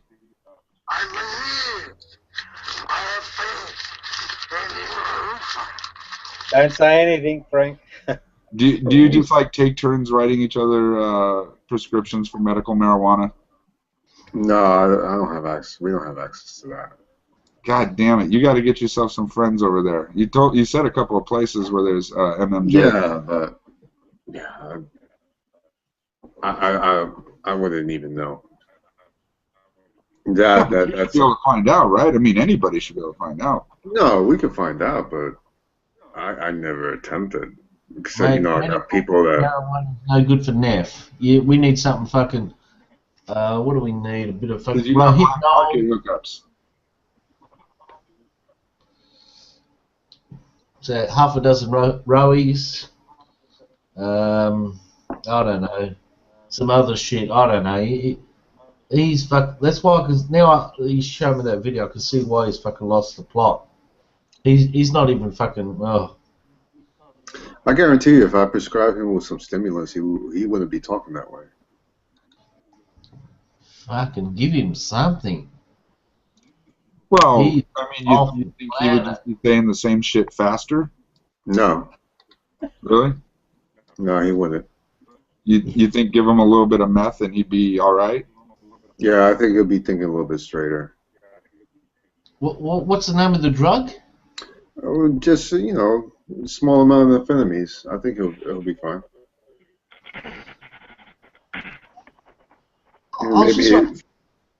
Does he have a job? This. I just want to say one more time. This is Probably live. not. Going to YouTube. Just saying. Still docs. Fucking hell.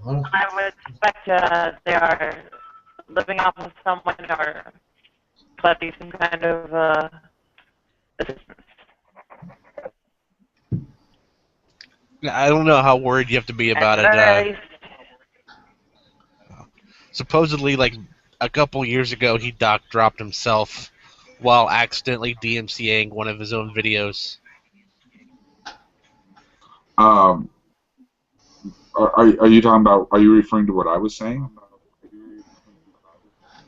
Someone said this is live, and I thought we were still talking about Neff. Yeah, we were, and I was talking about it being live, but I wasn't talking about.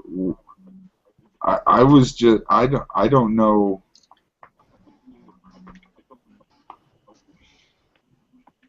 I don't know how to say it. I don't want to say it. Yeah, when it's live, it's kind of risky. Like there's certain things I want to say, but I don't think. Okay, well then I'll go ahead and say it since he's already alluded to it. What I was trying not to say is I don't know. I don't know if Green can get in trouble for saying certain things. Yeah, there's certain Green things I can. specifically, not you or me. I can say whatever I want. Fuck it. I mean, worst that can happen to me is like a slander lawsuit, but good fucking luck. But Green's in a different kind of position. Yeah.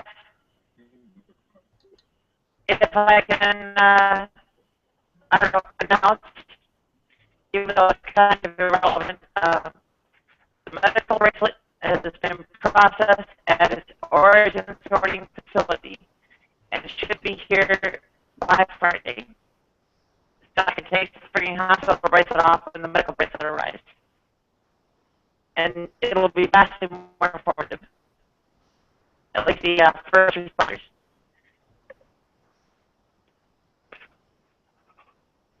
The paramedic can't do shit on hospital bracelet.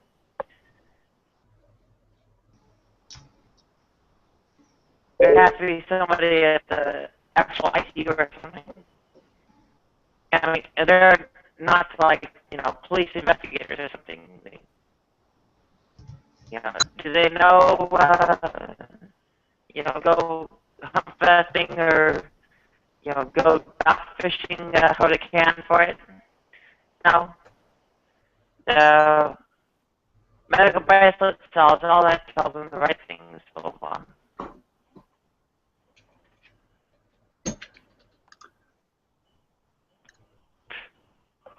And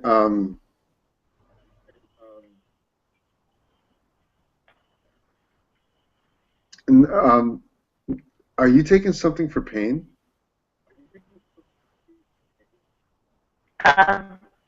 No, most of the painkillers aggravate my nausea problems, and I've already got to take enough pills and stuff for that, so I pretty much go without.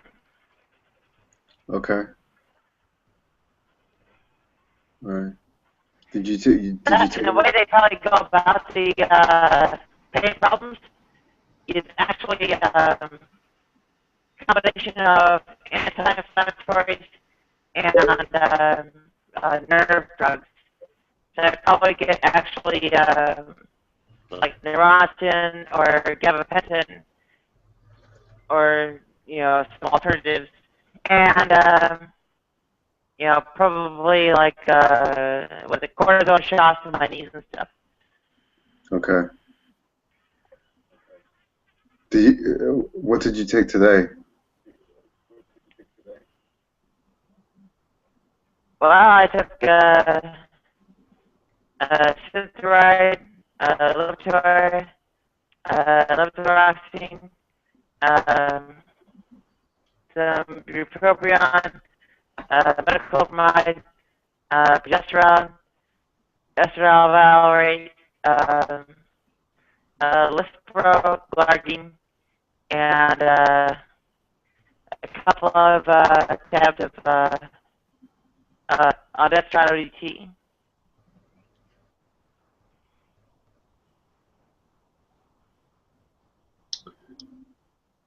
How are you feeling right now? That's kind of like on a regular basis.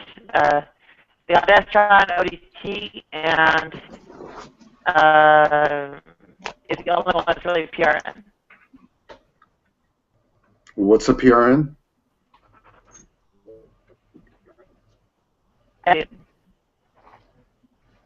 So there might be a day where I don't need it all. Okay. Yeah, cool. Did you sleep today? Wow, I thought that was not putting in the R. Nah, I typed it out, but I did it 3 times because I thought I it have wasn't been putting having the R. trouble with sorry? Say it Sorry, again, no, I'm sorry. your mic was breaking up. I didn't realize I was talking over you. I apologize. Oh, I thought I had lag and I was talking over you. Oh.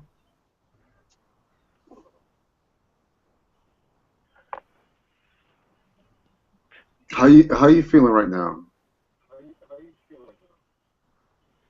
I try to knock myself out with some trouble here, and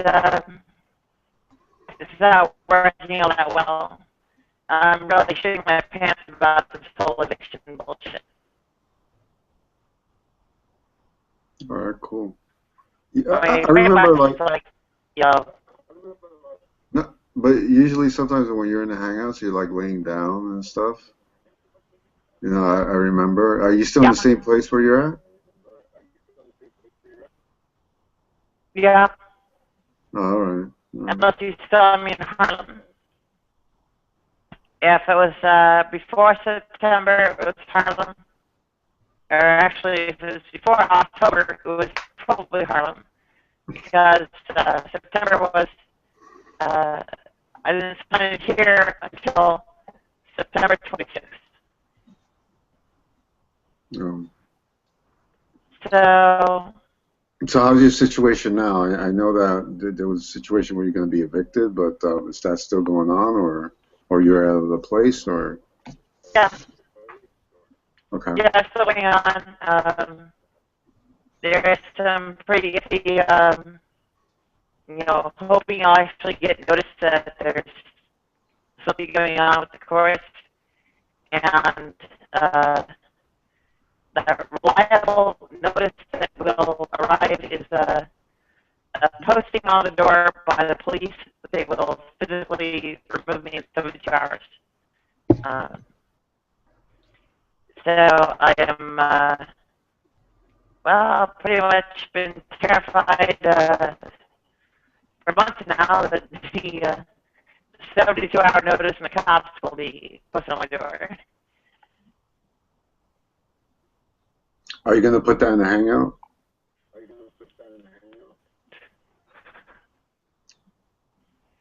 I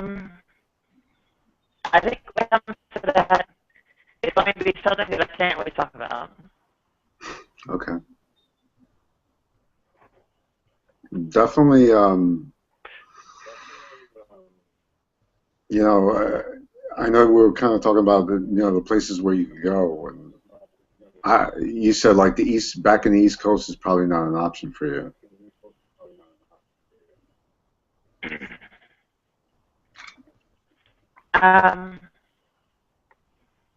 Yeah, I mean, there's the basic facts of the income and relocation expenses and so on. The job would usually pay to fly me out there, shit like stuff. Well, assuming I had any, but I don't anymore. And so on and so forth. Nowadays, my work history is shots of balls for combination of medical crises and, transphobic and other kinds of higher discrimination that I'm pretty much dead in water. But do you have... won't take me on to actually, it won't take me on to actually carry out my career, and they also won't take me on to quote unquote downshift or to do shit jobs and humiliate myself. Because they see I have experience in these professional fields or whatever, and you do something with computers, right? Yeah, I program the Linux kernel.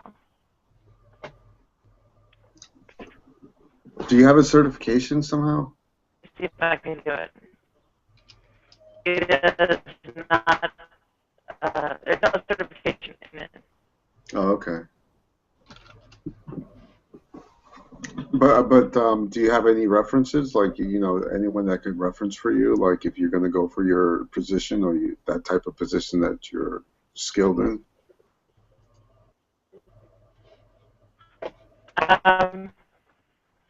That's a very good question.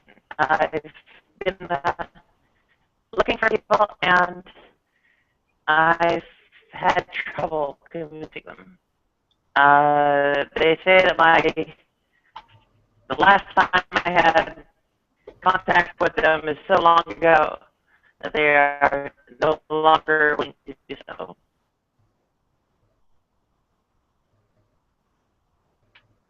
Okay. How about family?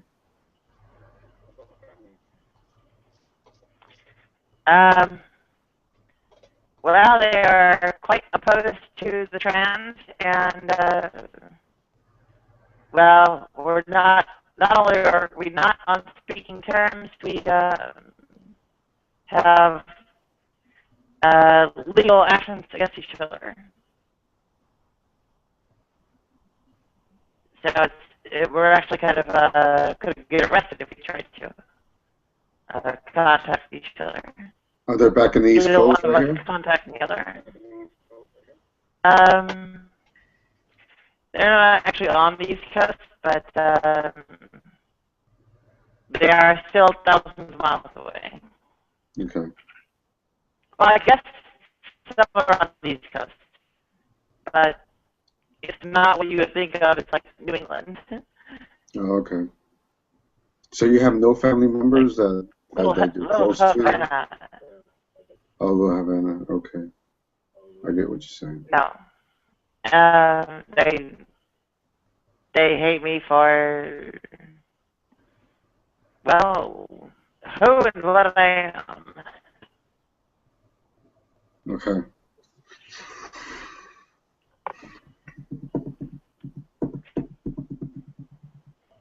Any plans? Let me see if I can do this.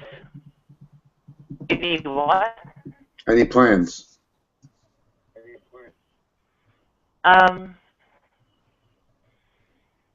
I can't really discuss them. Okay, no, that's cool. That's cool. Okay, there's my, I guess, a pointer to the fact that I've done work on.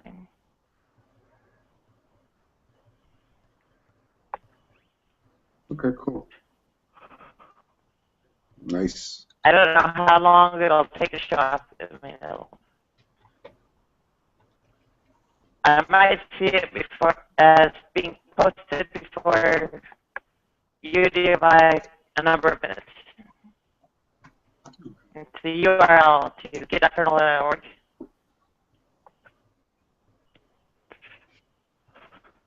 In the internal text chat. I don't know if you can see that, or if you're on a mobile device, like a tablet or a phone.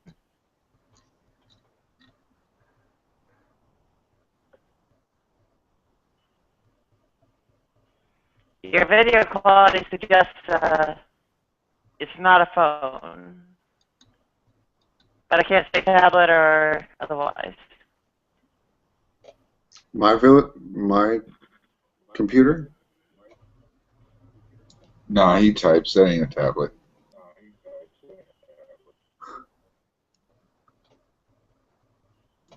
That's the difference. You can tell someone like yourself uses a phone or some other like device versus someone that uses a PC if they type or can't mute themselves. Oh, I see that you sent a message so you can see, you're not on a mobile device, you can see the internal chat. Okay. At some point in the next probably half hour, you'll probably see a URL for me in the internal text chat on the host get.kernel.org, git.kernel.org. Kernel is covering kernel.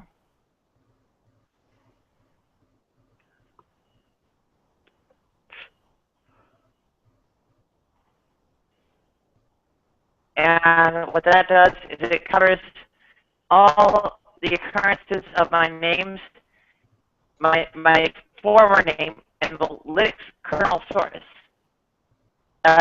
It gives instructions to update them to my current name, and the number of occurrences and the how critical their locations are should give some indication of the magnitude of my contributions to the Linux kernel.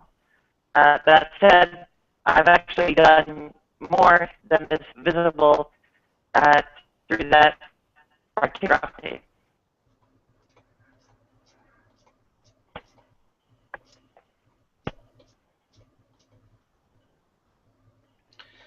Nadia, Yes.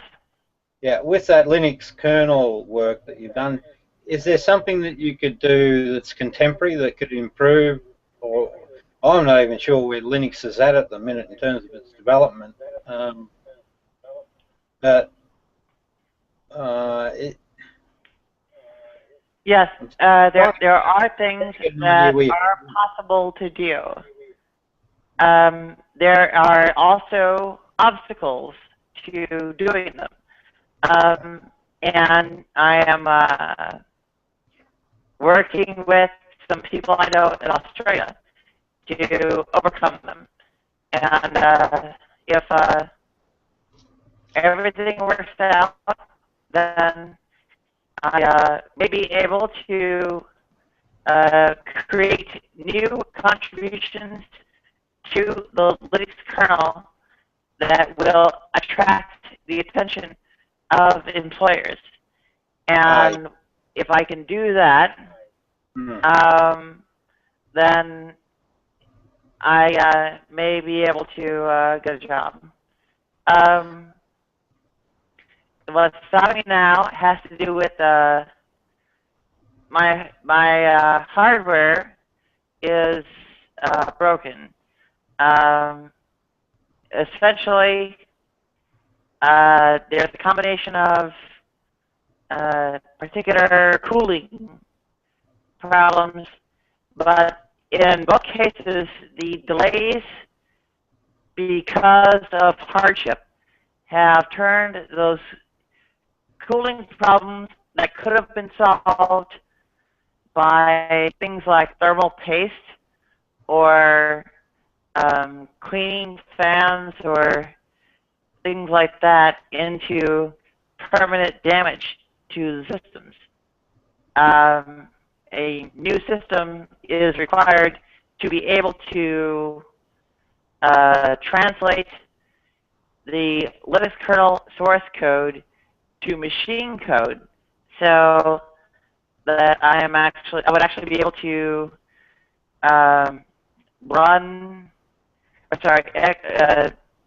create a Linux kernel executable file that can be loaded into memory and executed as a program, and beyond that, also to reliably execute that file so that hardware errors wouldn't prevent you from, I guess, concluding that a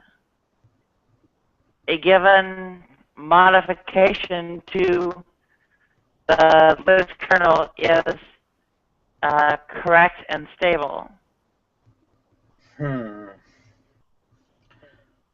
How much of that came through? Yeah, no, I got it. But here's is that really? I mean, that's open source, isn't it? And so it's not an earner in its own right. You have to establish your credentials, and then that could translate into employment. So the question then becomes: is there a way you can take that skill and use it in something that's currently commercial?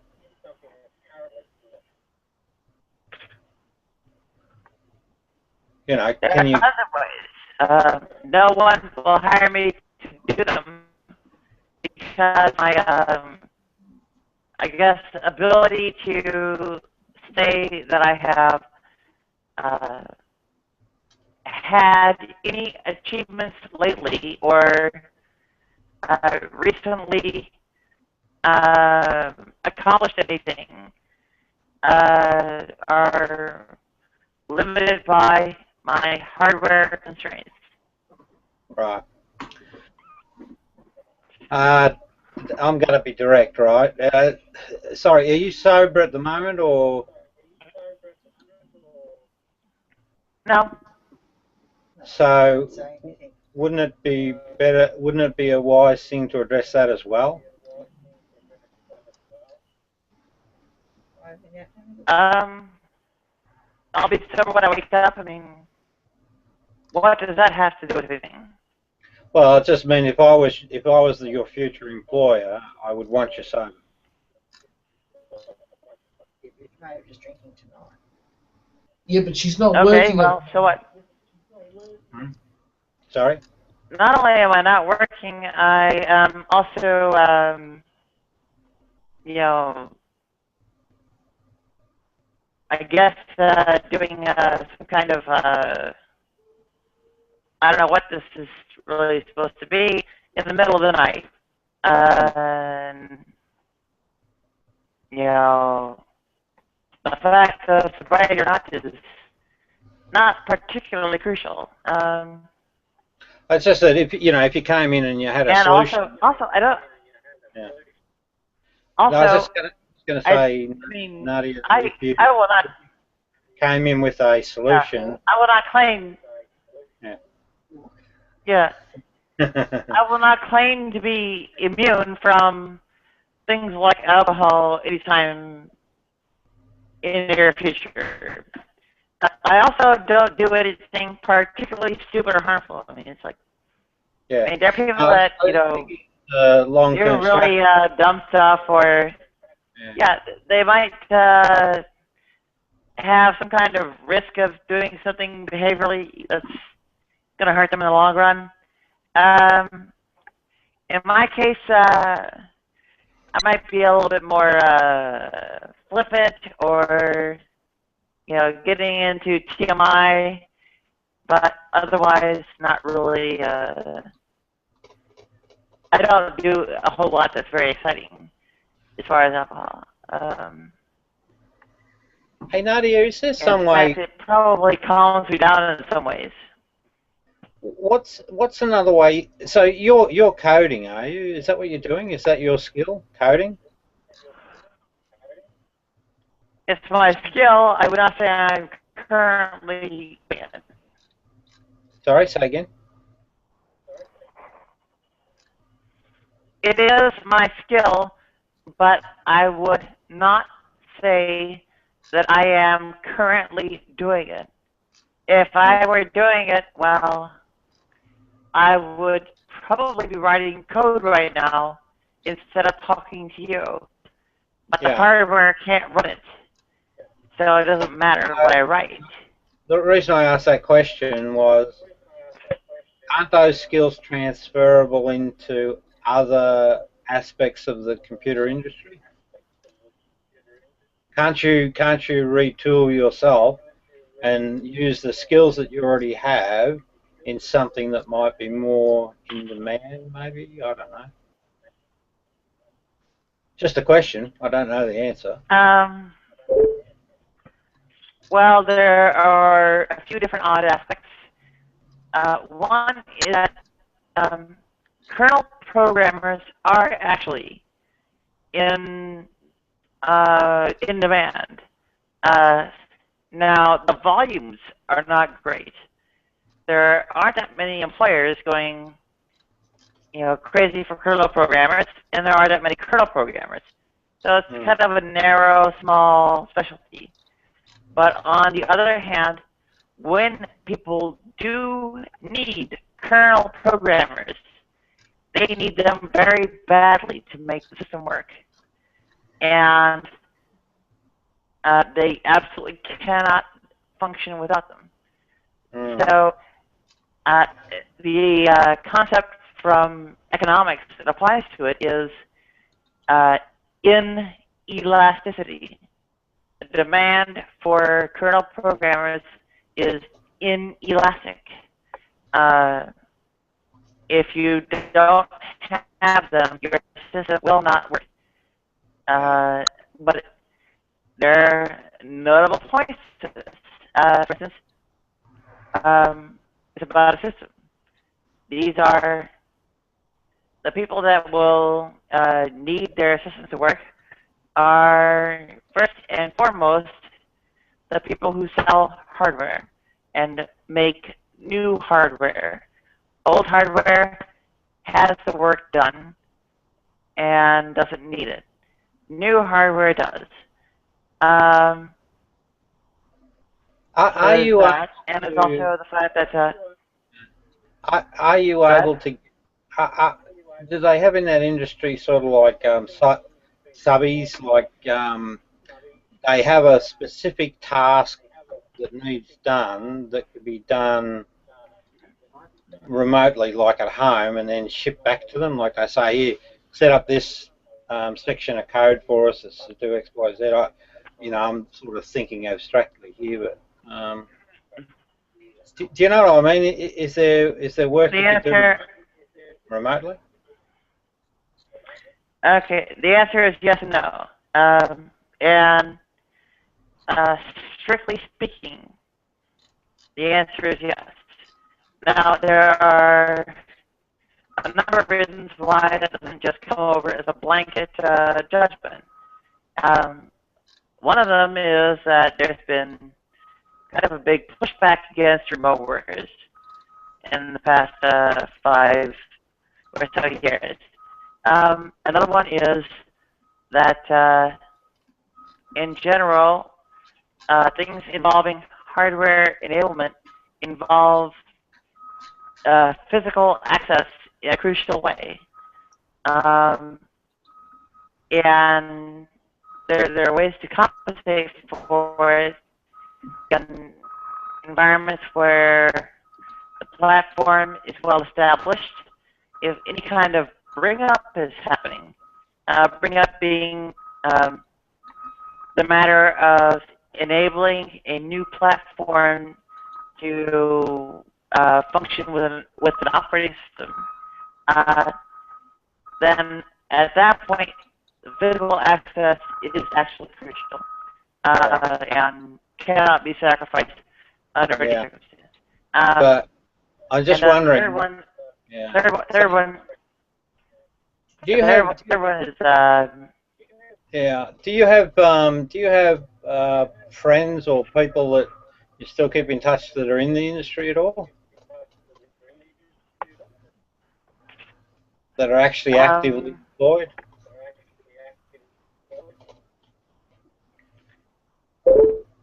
Well, the answer is yes and no as well. And the issue is that these relationships have degraded over time. For instance, a number of the people that I used to use as references claim that they are no longer willing to do so because it's been too long since I've worked with them. There are also what?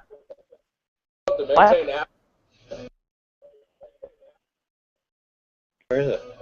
Rob, I think you're too distant for your mic. Eating only like 1,000 calories a day, thinking that they're going to get ripped that way. Where is it? Most guys don't realize that I eat about 4,000 calories a day, man. Sometimes even more.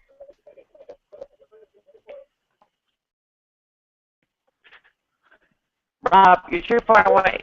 I can hear the fact that you're talking, but I can't understand you. Foods I like, steak, mashed potatoes. I love scrambled eggs, pork chops. What the hell's going on? Even yeah, Rob. How could I? Sorry. I think it might be a person that is not actually you. Hey, I'm just gonna. Do the very same thing. Who's watching a YouTube video, for fuck's sake? Work out and I gotta eat about 4,000 calories a day. I'm doing a new. Oh shit! Hang on. Rob, Rob, whoever's talking into your mic, I am getting that poor enough sound quality that I can't understand them, though I can tell they're talking. But you yourself, I seem to be able to understand what you're saying. Can you tell me at a quick summary what they were trying to say?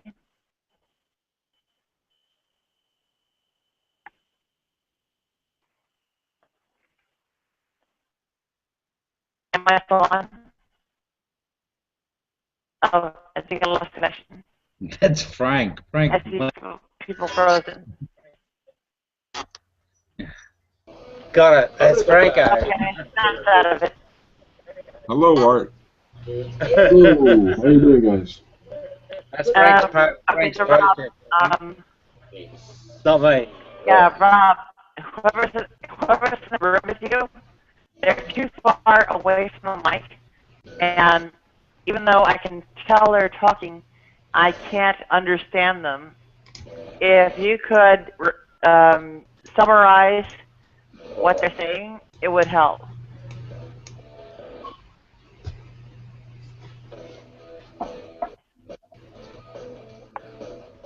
I don't know. That's not me. Cerberus?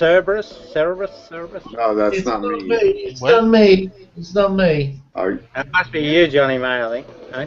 It's you, Rob. Now stop fucking around with the computer, all right? Oh, okay. All right. Hang on. I'll mute myself. Everybody. Yo, I heard Rob say, that's good. Pass in the fucking buck. That's what this shit is. If I may, It's not me, okay? there are a few different tactics used to attract employer attention. One is simply the number of patches one submits to the Linux kernel and successfully gets merged on a weekly or similar basis. Another one is the Skydiving. gets the applicability of one's patches to a vendor's particular hardware, in which cases, going over the hardware from a given vendor and improving it in various ways will help one get a job with them. And the recommendation that comes from that is to go over what's called drivers/staging. And this is a sort of location or a directory, subdirectory of the kernel that deals with drivers that have yet to be merged into mainline because they have pending issues. And the merging into mainline is often a prerequisite for distributions to distribute it along with their own package kernels, as well as a way to incorporate it for, I suppose, what you would call maintenance being done on one's behalf.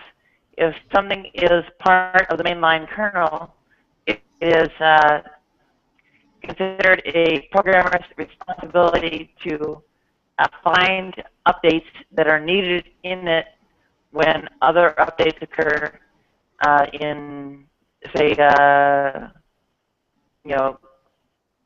code that it depends on.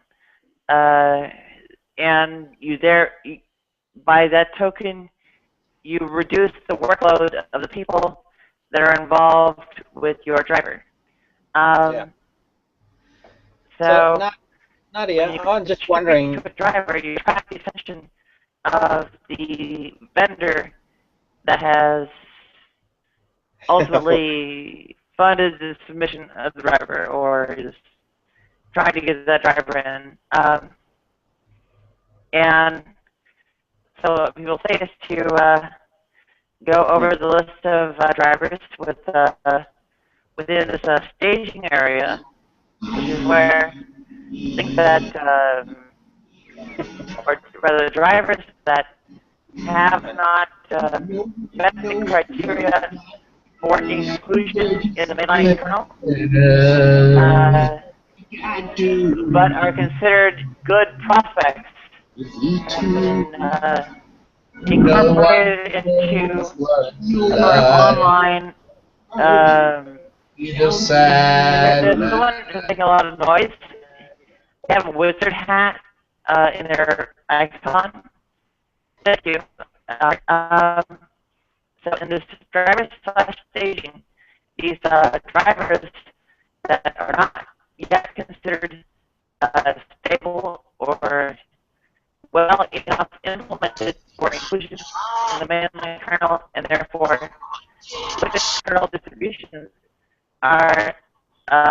put into an online repository that goes along with the rest of the kernel so that they can be normalized, stabilized, and incorporated eventually.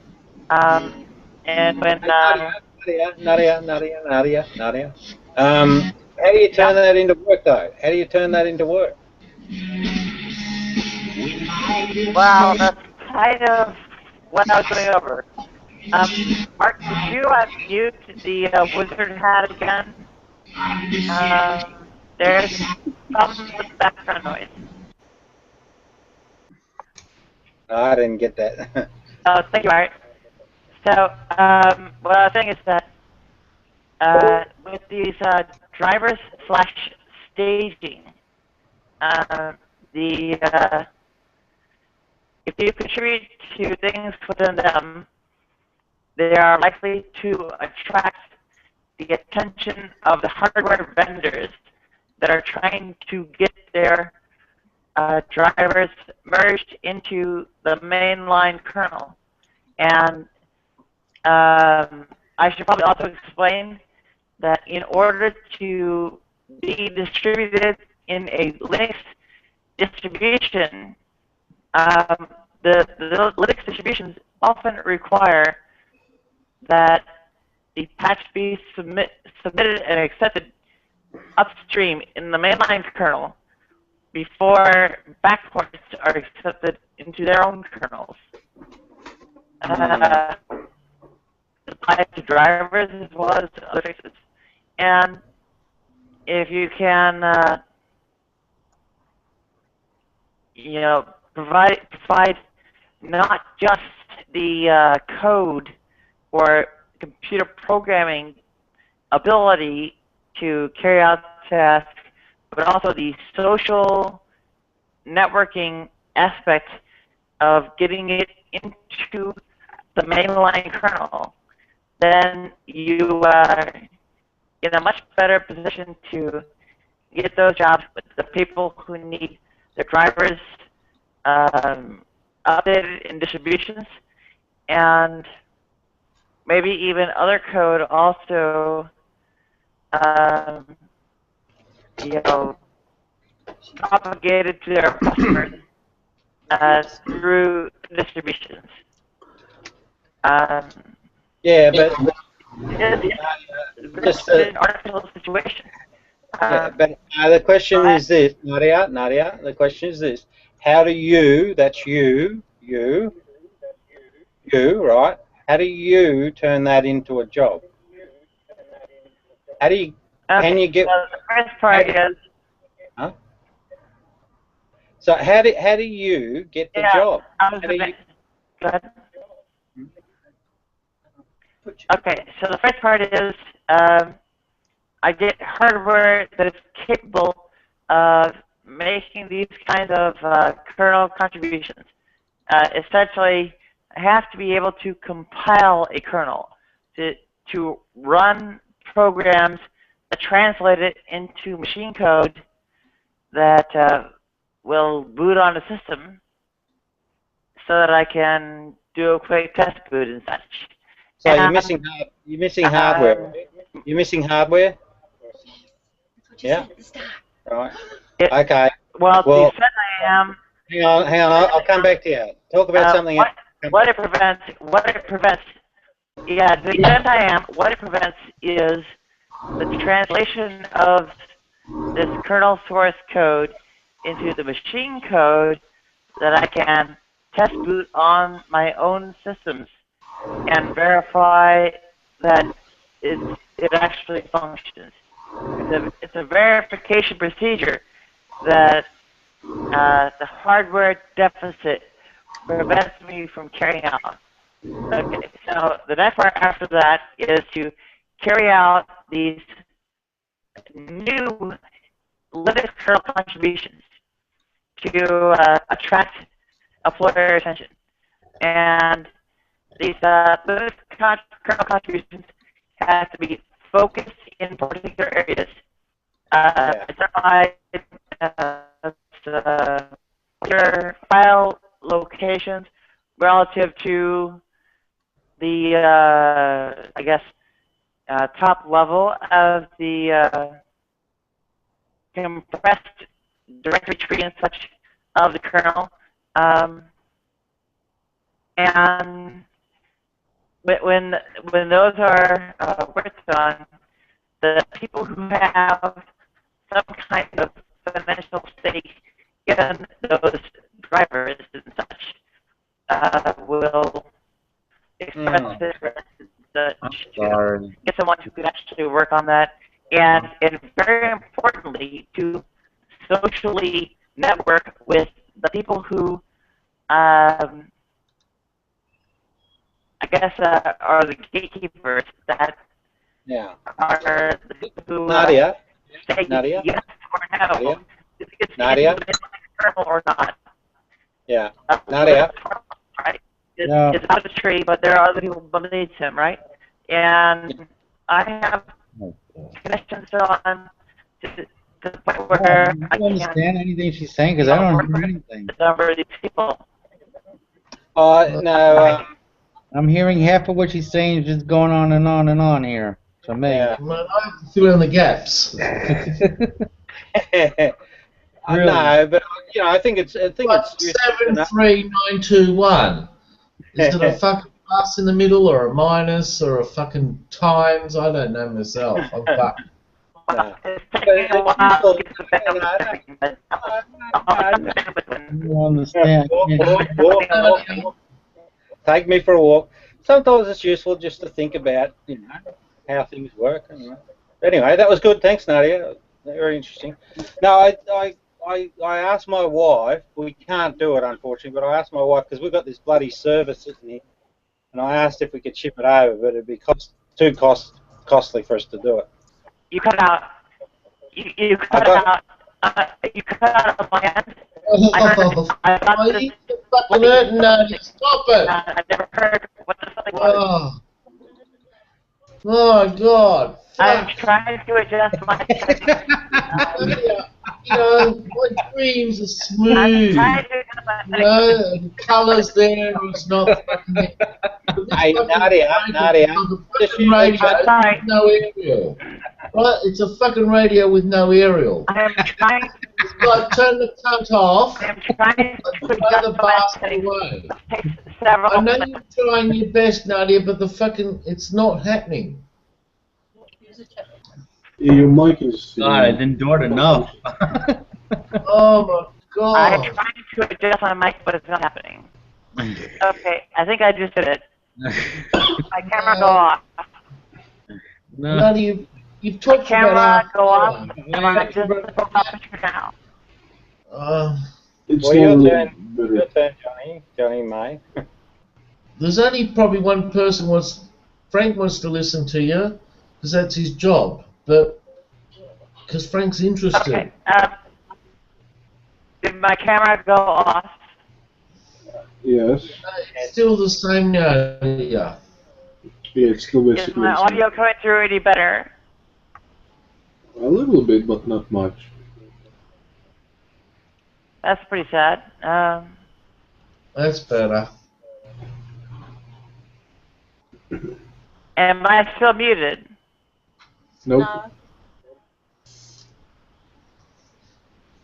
I know you've. Yeah, some jackass muted me. It takes usually several minutes to unmute, but the menu is still up when right when it happened. Brother John muted me. Nadia, I've had 6 fucking beers. That's how long you've been talking for. I'm sorry. You're Could tired. you say that again? So am I. I said, I am this is sorry. Could you say that again? I've had 6 beers. That's how long you've been talking for. Well, either you're a horrible drunk or she talks too long. No, fuck. You just joined. I'm not a horrible drunk. I'm not a good or bad. On Nadia's behalf, John does drink another quick water. Oh my God.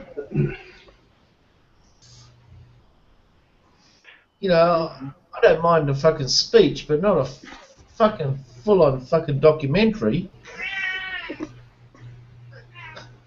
What are you killing your cat over there, Art? Who's got the fucking cats? Killing the cat, Art. Oh yeah, that's my cat actually.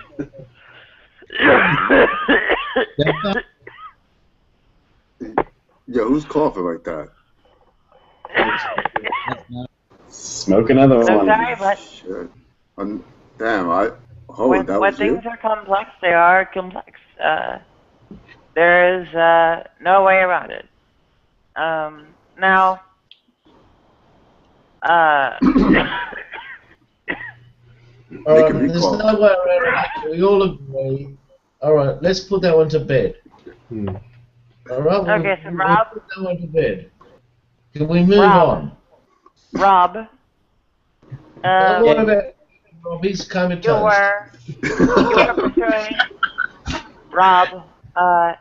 Yes, Rob was pursuing a more general point that the What a fucking talk Now we've better leave it there. Thanks for the response. Fucking hell. All right, John, mate, where you go? Poor I feel sorry for Frank because he's going to have to decipher all this because this is his fucking job. You got your work cut out for you, Frank. He's got those magic headsets. He can actually understand her. Yeah, I think he's going to have to do a fucking couple of replays to go, hang on, I think I've missed something there. You know. He's not shitting it or not. You go back later and watch the YouTube video, and you'll see it's really hard to understand most of what you're saying. What the book version? Wait. If you go back over, if you go back over the YouTube video, what will happen again? You can hear how poor your mic is for most of it. Like a lot of what you're saying is unintelligible. I think is the word. Unintelligible is the word. Yes. Okay, I have routinely used the Hangout on Air feature to discover, I suppose, the sound of my own voice. I have routinely used the Hangout on Air feature to, I have routinely used the Hangout on Air feature to provide recordings of my own voice. And unfortunately, I missed that first part. Excuse me. I have routinely used the, excuse me.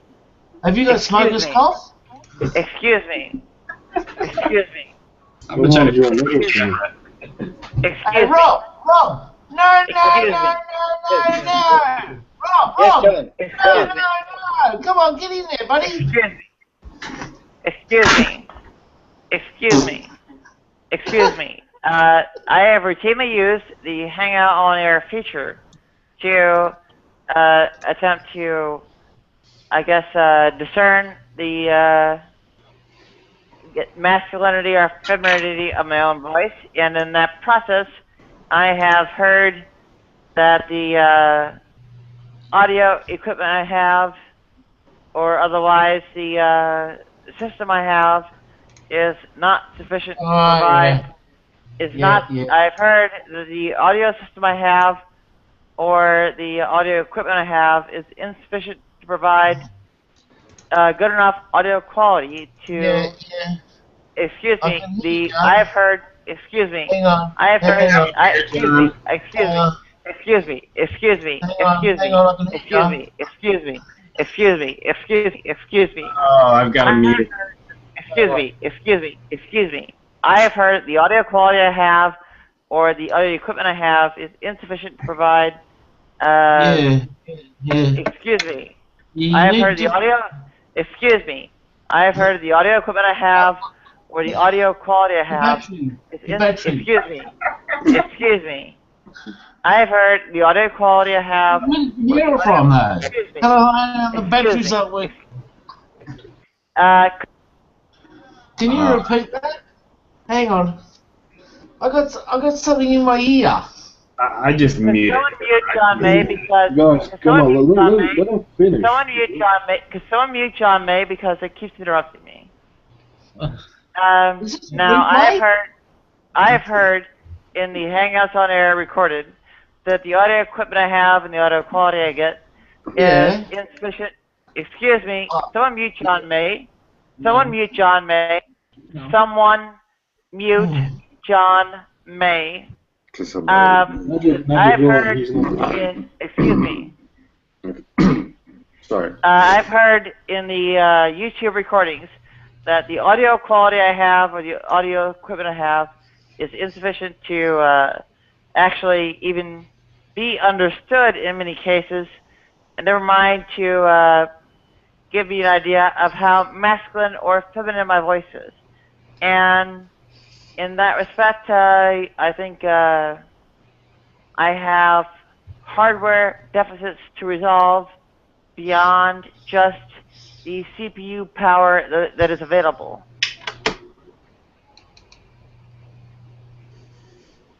Hey, that's a clear picture. Yeah. Yeah. And thank you, Ruben, for shutting that idiot up long enough for me to actually get that out.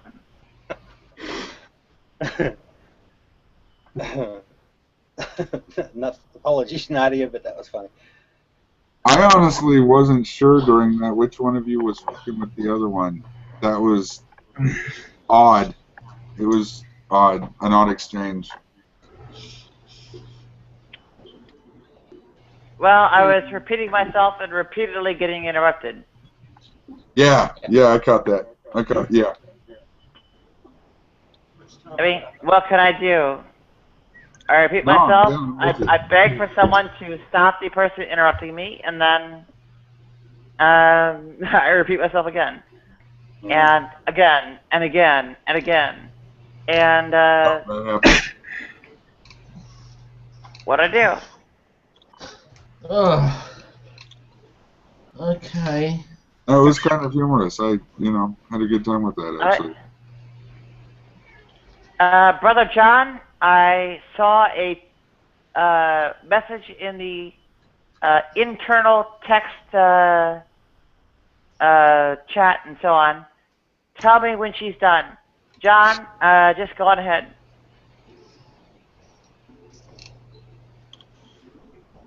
What, you talking to me? No, I'm talking to Brother John.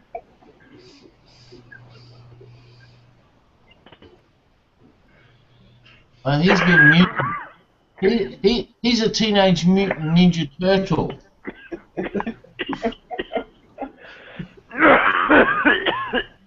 Oh, cough up that lung, buddy. Cough it up. That's it. Get it out of your system. So what's the topic today, anyway, guys? We're talking about Teenage Mutant Ninja Turtles. Penis. A lot of penises.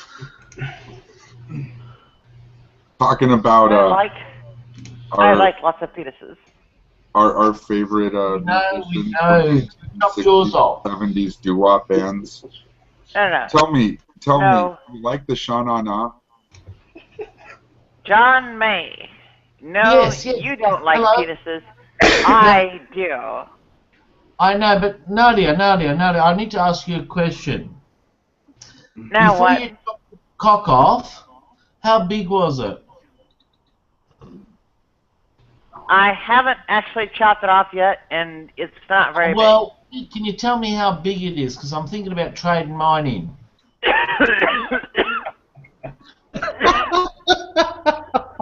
mean, John, don't you think it's a little bit inappropriate? Well, number one, I'm not sure what kind of description of size you're looking for.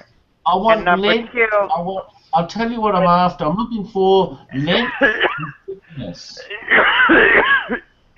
I think length and girth. Circumcised or not, you tell me. You know when you got a big boner. Okay, the number two part is. You know when you got a boner. How big is it? Is it 6 inches, 7, 8? Have you got a 12-incher? Well, the problem is that I don't actually get full boners, and never did. Well, okay. How big is it on the flop? If it is entirely flaccid, it's I guess somewhere between like a half-inch and inch and a half. Oh, fuck you. I'm not chopping mine off. Fuck you. You keep your own. Fuck it.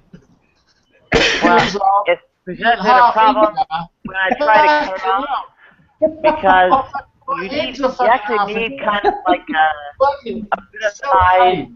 All right, enough. Enough. Dude, this is not appropriate, Jude. Yeah, you actually need a bit of size to tie a tourniquet around when you're trying to cut it off, so it's been a problem for me as well. Yeah, let's change the topic, okay? Enough about penises.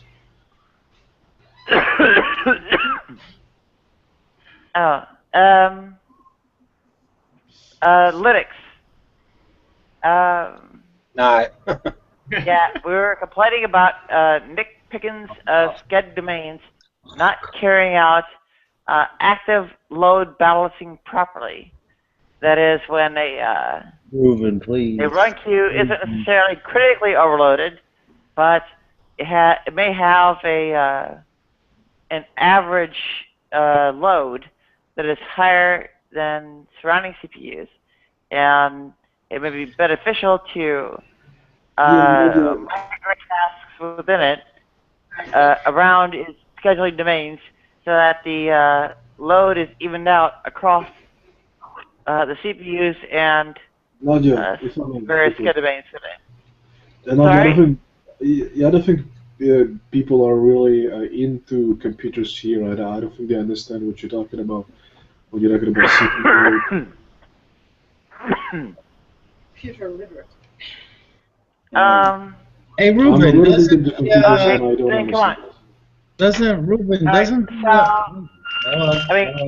here doesn't? Ruben, doesn't the live hangout end after 8 hours? I thought automatically. I mean, who here does not know what an iCache flush is? This has been going for more than 8 hours. Yeah, we've been going more than 8 hours, and it's 8 hours live for sure. Take it off there, Ruben. I believe it used to be 8 hours, and recently got extended to 12. Oh, God. But I can't be sure. I myself have not been able to host on-air hangouts since my YouTube channel got flagged in something like April. Roof, take it off air, buddy. We want to let loose. Yeah. Yeah, I can't even say anything.